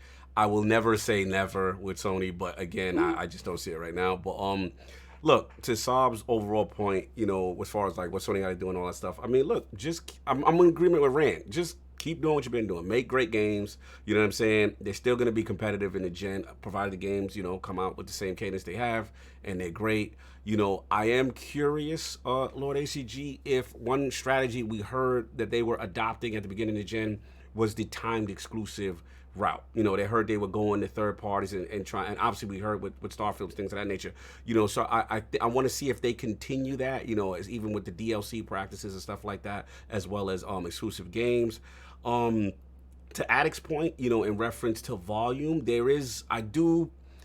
obviously ACG, you made a good point about COVID really affecting development from studios, right? So, you know, provided that situation gets better and as we move on, I am concerned with Sony how they would deal with the cadence of once all 23 studios start rolling, right? You know, and then they get into this thing where maybe per quarter you could have one or two, you know, solid Xbox titles or whatever. You know, that stuff starts to add up. Again, we know these guys, Sony are artists. They make these amazing experiences, and no one's gonna take away the quality. But I am concerned of a sheer volume quality versus waiting for these amazing things that may be spaced out a bit longer, right? So I'm curious to see how that plays out. And look, I just think at the end of the day, it's gonna be a great gen. This is gonna be a good gen. And what I've always preached at the beginning of this gen, people would tell me, yo, there's no way Microsoft are complete. Look at what happened to Xbox One, this, that, and the third. Most of us here on this panel are old enough to see regimes and empires fall, change. We've seen it. We've seen the Segas. We've seen, you know, if you would have told me, and Rand, I've told you this ad nauseum, right? Like if you'd have told me during the Nintendo Wii generation, the Switch would be the Nintendo's next console would be the most dominant, but I would have laughed you out of the room, right? So at the end of the day, it's a clean slate at the start of a generation. And like from Rand's point, you know, with the whole how many, like 5 million, 6 million, maybe current right now, you know, on PlayStation, and Microsoft adopting this a strategy of exclusives, right? Saying like we don't necessarily need to put those games over there. This is gonna be a fun ride, man. It's gonna be competitive. All three have these unique strategies, right? It's like Nintendo's got this niche thing, the handheld, the hybrid, Sony, the exclusive, the bangers, you know what I'm saying? Now Microsoft with the studios, the publisher. It's gonna be fun, y'all. Just buckle up. It's gonna be a competitive gen. That's what I got. If anyone else wants to jump in before we get out. Did PlayStation drop any games yet? Oh my God. No. Go upstairs to play some games. Y'all out of control. Anybody got anything else before we get the super chats and then get up out of here for the 6-hour podcast we've been doing? It's kind of crazy. Yeah, it's kind of crazy. Thank you, ACG. Yeah, It was fantastic. He's on fire. Yeah, no, it's a blast. We got to do this again. Absolutely. Oh, you know you're Hilarious. coming back in the room. You already know. Solve, let's get the super chats and then let's get on out of here. We have Chiefment with the $5 super chat. I came for Jason Ronald and stayed for Randall Thor. New fan here, keep it up. I don't know if they meant they came last week as for Jason Ronald or if they think ACG is Jason Ronald. I'm not sure. Salute. The creator of the Jason Series Ronald X. would be so lucky.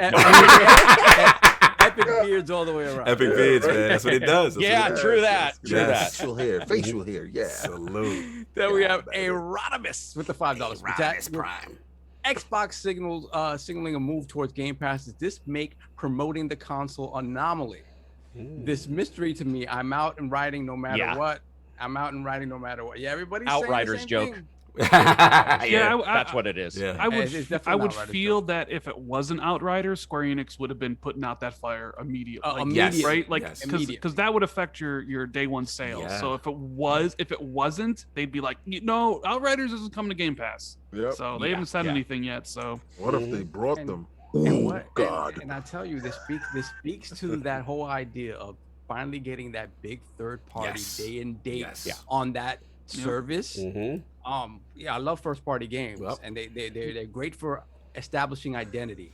But a third party banger across all of those bro. And ACG, me and you've talked, in the DMs in reference to, live service games and like we're seeing what's happening with Avengers right now, right? With 500 in there, like so 500 people playing that. Wow, that's on the PC. I'm talking about the PC. It should have been on Game Pass. Exactly. Should have been on Game. No, that's what we talked about. That's what we talked about. And I look at a situation. I know I'm a hardcore Destiny fan, but I tell people all the time. I look at a situation. Destiny 2, Beyond Light, new expansion, bam, right in Game Pass. And Bungie's all about engagement and numbers and seeing that player base. And I'm telling you, I see it. When I look at most games played and you look at that list on Xbox, like I remember when Destiny was in like the 20s, it wasn't, now it's consistently in the top 5, top 8. It's insane. It's insane what that does to a game like that. So Outriders would fit the bill. Continue. Yeah, for free. Play it. Yeah, I just want to make mention that, this Outriders thing is... It's like Square Enix apologizing to Xbox and being like, "Hey, sorry, you're not getting Final Fantasy VII Remake. But here, have Outriders Day 1 in Game Pass. There you go." It kind of feels that way because they said nothing about Final Fantasy VII Remake. Zero.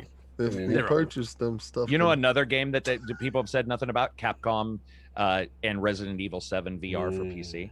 There's very particular exclusives that you can tell are being rebought for their exclusivity whenever, because usually it's a year contract. But you can definitely tell some are just like keep paying for each year. Absolutely. What else we got, Solve? Then we got Pillsbury27 with the $10 super chat. That's awesome. ACG is the GOAT of gaming reviews, but the podcast is off the chain. Randolph Thor 19 is best for Xbox news. Sony should not be complacent. Remember the PS3 and Sony caught up with the Xbox 360. Salute. Had to throw the goat up. They caught up when we stopped trying. Oh my God. What type of race is that? I already went home. You got to the finish line. Admittedly, that's a legitimate. We looked at numbers on that. That's actually a somewhat legitimate discussion. Really? We should do that someday. Yeah, we should do that. That is a legitimate discussion on timing and who left. Timing, and to the power of the PlayStation name, regardless of. Oh, true that. Yeah, The Last of Us did that. Yeah, for sure. Good game, man. They finished strong. They finished strong always. Yeah. Continue. And we got Lord Roughness, $5 super chat. Roughness. People say sooner or later with Sony, they need to do things sooner because another Bethesda level purchase, there'll be no later for Sony. Oh my God. Fatalists over here. Savage. Then we have our brother Fonzarelli. Fonzarelli. Super chat. King is one of the funniest dudes in the community. Much love to the ILP and your continued success. Thank you. Did anybody watch Fonz's last video? Oh my God, it was hilarious. I was dying. Yo, subscribe. He's a channel, Fonzarelli Gaming. That is the homie. Love his takes. Want to get away? Take Southwest Airlines. $9.99 one-way trip. He is a beast, man. He does these more videos. I love a Fonzarelli video. Yeah, I'm glad that Fonz is back. I know he took some time off. Good to see him, brother. What's up? We have Soma King, etc. with the £2 super chat. Console war is dead. Subscription war has started. That makes sense. So it could be some points there. Then we have Flame with the $2 super chat. This is the podcast I was waiting for all week. Now I can hear you. Nice. Salute, Flame. We can hear you, Attic. What's up? Thank you. You good? Okay. Addict's back in the bushes. I don't know what's going on, Attic. Okay. But anyway, moving on. We all caught up now? Yeah. All right, cool, man. Let's get this poll and get out of here, man. Let's get out of here. So, you got one more super chat that just came in. Oh, JD. Two more. Yeah, JD. Wow. Jesus. Salute, man. Xbox be the Xbox and Game Pass will be the thing that outlasts, and the next Bethesda level purchase may just be Square Enix. When what? Then what? Please discuss. We can't really discuss right now. That's what I said. But hey, man. Stay tuned. You never know. Stay tuned. Fill pockets. Mr. Orange. Mr. Orange with the $5 super chat. I got 5 on everything. I got 5 on it. Salute. All right. Last joint. Let's get up out of here. That new LordsOfGaming.net poll up right now. So check it out. Regarding Phil Spencer clarifying Bethesda games exclusive to platforms where Xbox Game Pass exists, which games do you feel are multi-platform contractual obligations or exceptions to this rule? The choices are A, Starfield, B, new Indiana Jones game, or C, I don't care about Bethesda games no more because they not on my platform of choice. There you go. Shout out to all the Lords of the Realm. It's up right now. LordsOfGaming.net. Make your vote heard. We really appreciate the feedback. We like to do these fun polls. But again, we got to salute the legendary Lord ACG for rocking with us. Tremendous gaming history, brother. Tell the people where they can find you, what you got going on, man. I don't even know my URL. That's how well I sell myself. I don't even think it has Angry Centaur Gaming. But anyway, ACG on YouTube. You can look it up. I do video game reviews. We do podcasts on iTunes and Spotify.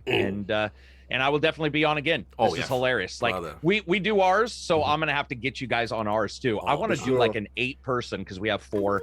They're around the world. Australia, there's Austria, Finland, and get everybody in here and just go off. It would be an honor. It'd be a blast. 7-hour podcast. Yo, the Lords love that. Yeah, just bring your porta potty with you, and suddenly you'll see the blank look on my face, and I'll just be like, "Hold on 1 second, I'll answer you in just 1 second." But yeah, thanks for having me, man. This has been an absolute pleasure. This is amazing. An honor. Love what you do. Love what you represent. And again, just the integrity in reviewing the style, the humor, having fun with it, man, brother. We, like I said, you throw up the bat signal, we'll be there, and you know you will be back in the realm, man. Salute. This is hilarious and fun. Loved it. And of course, pulling up, doing his victory lap of predictions, as he always does. The man broke the PC, the PlayStation stuff to PC earlier, and then now it's going on. That was an ILP exclusive. That was an ILP exclusive. He got stoned in the streets. Remember, the people stoned him. They were like, this is no way possible, Randall. Horizon Zero Dawn's never coming to PC. Sony knows the value of exclusives. Yes. You got killed, and then Rand has been he's been telling me to hold the line, Cog, when I was frustrated with marketing speak, and you were like, nope, it's gonna be exclusive. Salute to the man with the million, my friend and new Destiny clan member, I might say, Lord Randall Thor, man. Where can the people find you? What you got going on, sir? Hey, thanks for having me on again, Cog. King, Lord Sovereign, Lord Addict, Mr. ACG. So, first time meeting you. Love your content. Thanks. Yeah, it's been a blast. And you can check me out on YouTube. YouTube.com/RandallThor19, where we mostly cover Xbox related stuff, and I'll probably have another video out tonight. Talking about some little small Xbox little news things. So appreciate you guys having me on. Appreciate you, brother. Always, I guess, appreciate the support. I appreciate your balanced perspective. I always feel, as a primarily Xbox podcast and platform, you always say sometimes even the difficult things that even some fanboys don't want to hear, and you definitely do your thing, brother. So again, appreciate. Shout out for the shout out that you gave on the video. I want to also thank you for that. When we had Jason on, that was a big moment for us, and you showed a lot of love. And again, most bigger entities sometimes don't always show love to smaller entities. So I respect you, you know what I'm saying? And again, just love gaming with you. The homie, Lord Randall Thor, man. Salute, brother. You always been supportive for day one. I got to shout you out for that. Lord Addict, are you still there, sir? Or are you at work? I'm here. Sorry, I was doing the that tournament thing at the same time. Okay. First off, I want to definitely thank you for coming on, ACG. Thank you. It's a nice thing to go from watching someone so regularly for years to having them on and actually having a conversation with them, if that makes sense. Yes. Yeah. Always been a huge fan. Shout out to the ILP community. We had 1,000 plus people. That's the first time we've ever had that many people. And shout out to everybody saying, "Yo, I never heard of ACG. I'm subscribed to this." Like, tell out to them people, man. That's dope. Yeah, it's awesome. But also shout out to everybody who does know all of us. That's still the best part. I love it when people are like the overlap. There's something cool about when somebody's like, "Oh my god, I didn't know you guys were coming on." Yeah, it was like a mash up. Like people like, "Yo, they coming together. Oh, this is crazy." Yeah, it was awesome. dope. It's like we did a little collabo album. I respect it. Continue, Lord Sov. What's going on, sir? Where can I find people find you? What's going on? Yeah, man. First off, I mean, Rand, you know you family, man. We're happy to provide the platform for you to do victory laps. It's always welcome here to do victory laps. It's fantastic. And ACG, I tell you, man, I'm that dude who usually I'm not, in these Twitter and YouTube streets like these guys are. So I oftentimes come to people's content when they come on the podcast. With you is a little bit different because the first time I got to experience you was on Defining Duke, and I was like, this guy is awesome. Oh, hold up. And then I gravitated to all the rest of your stuff.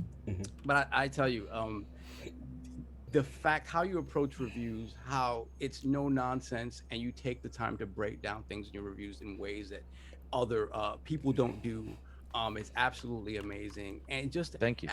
It's one of those things like after podcasting with you for 4 hours now, like besides being a fan, like you're a kindred spirit of ours. Yes. Like you've gone through a lot of stuff we've gone through. It's always fun to have somebody on this from the era that we come from that understands our jokes. Yes. Our 80s jokes and stuff like that. Right. Old man jokes. Old man jokes, man. So it's fantastic having you on.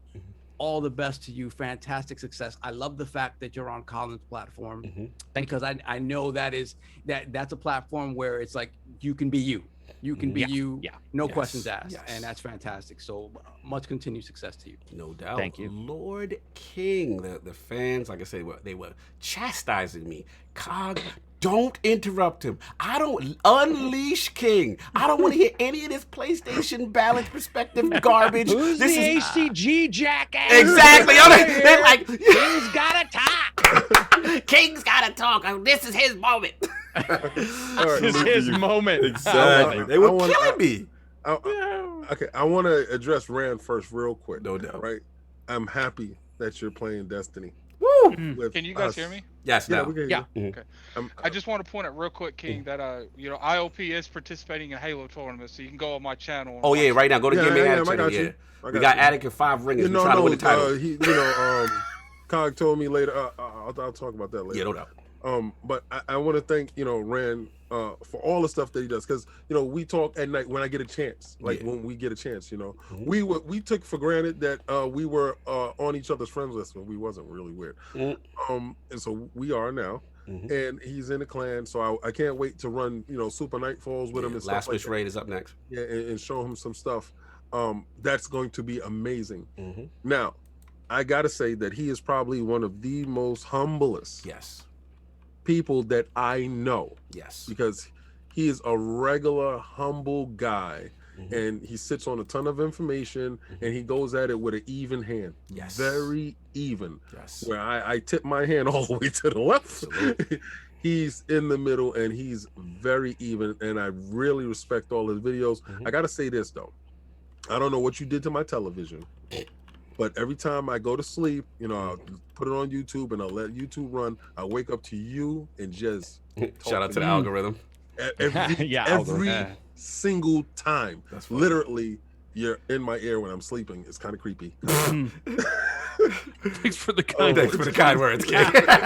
Thanks for Red whispering into your ear. You guys are still getting plenty of super chats. Yeah, we gonna get them. All right, I just want to say, I'm a fraud. Oh, I'm a self-fraud. Self-fraud alert. Clip this. Clipping. Fraud for not knowing who ACG was. For not knowing. You've gained nothing. No, but actually meeting you and interacting with you today, I've gained a lot. I'm going to subscribe. I'm going to watch, because these dudes is telling stories and I'm sitting there with FOMO, like the ultimate FOMO. And I wasn't going to go through my phone while we're watching to catch up on stuff. But I love your take on things. I love how you analyze stuff. And I love the pillars in your life. You mentioned your wife. You mentioned Kung Fu, your dojo, your disciplines. And you mentioned video games. And then you mentioned other aspects of your life. How you approach doing reviews and different things. And I was entrenched and endeared to all the stuff that you went through and all the stuff that you're going through and the fantastic stuff that you're doing. So I can't wait to be a part of your world, to see more into your world, because you are a fantastic, interesting dude. And I understand now why everybody was like, ACG. I'm like, crazy. Man, I appreciate it. We're just gonna have to get everybody together. Yes. We're gonna have to do it. We gotta do it. Yeah. We gotta I do it. definitely appreciate it. Absolutely, man. Yeah, King killing it. So you guys can catch me on Dolph Castle X Fridays at 9 p.m. Best damn statue podcast show. Statues are inside the red room, and these rest of these statues are gonna go. These are Maji cases. Wait, you getting rid of the Voltron fan? No. Oh, he's going inside the purple room. Oh, okay. With the other Transformer. Hawk is going inside the red room. So these right here, these are Maji cases. They're gonna go on top, and they're gonna be different cells inside, and they light up and all that stuff. So the display is gonna change. So I'm doing everything by myself. I was doing it sick. Cogno went to the hospital this morning. Yes, he did. As soon as I finished work, ran straight to the hospital. Checked myself out, making sure everything's okay. And I know you're like, well, you look good for going to the hospital. Salute. So yeah, went, make sure everything is good. And I just want you guys to know I appreciate every last one of you watching and rocking with us all this time, listening to my tomfoolery. Putting up with it. Listen, I say a lot of this stuff tongue in cheek, but a lot of this stuff I say because I believe. I truly believe certain things, and I know it may be hurtful for some of you guys, but just go buy a Lockhart. Just go buy a Series S and join us. Join us. Together. Join us. Join us. What are we, the board? We gotta assimilate to you. You have to bend the knee to us. You have to bend the knee. Oh my god. Anyway, yo, salute the gang, man. Go, so let's get some Radish right. We got a couple some chats, and then I gotta knock it in there. We got Slow-Mo Backslap with the $5 super chat. Just getting here. Gonna have to watch the replay. Salute, Lords, and remember, friends don't let friends play Destiny. My man Slow-Mo. Listen, we ain't gonna do that slander slow. You know I like you. Stop it. Continue. Then we got Big Cloud Gaming with the $20 super chat. Last one for today. Congrats on 200 episodes, my dude. Salute. Love you guys. Fantastic. Likewise, my brother. All the best of health to you and your mother. We're rooting for you. Absolutely. You skipped over the newest member of the Iron Lords podcast, clan member. Yes. The one who left his clan to join ILP. Yes, because Forte. Gaming Forte with the $2 super chat. Shout out to the 4-hour podcast. Love you guys. Forte, you know what it is with the Lords, man. Salute, man. We all caught up. We got everything, right? Yeah, we're good. Man. Look, man, tremendous. Again, much appreciated. Lord ACG, Lord Rand pulling up. Fantastic show. Again, episode 200. We couldn't do this without you guys. Again, the support has been phenomenal. Looking forward to more fun things in the realm. Can't wait to share more exciting stuff, exclusives. And again, Addict, salute to him for blessing the realm and giving back as well. That's all I got. Everybody, look, enjoy your Sunday. Everybody out of here. Peace. Out.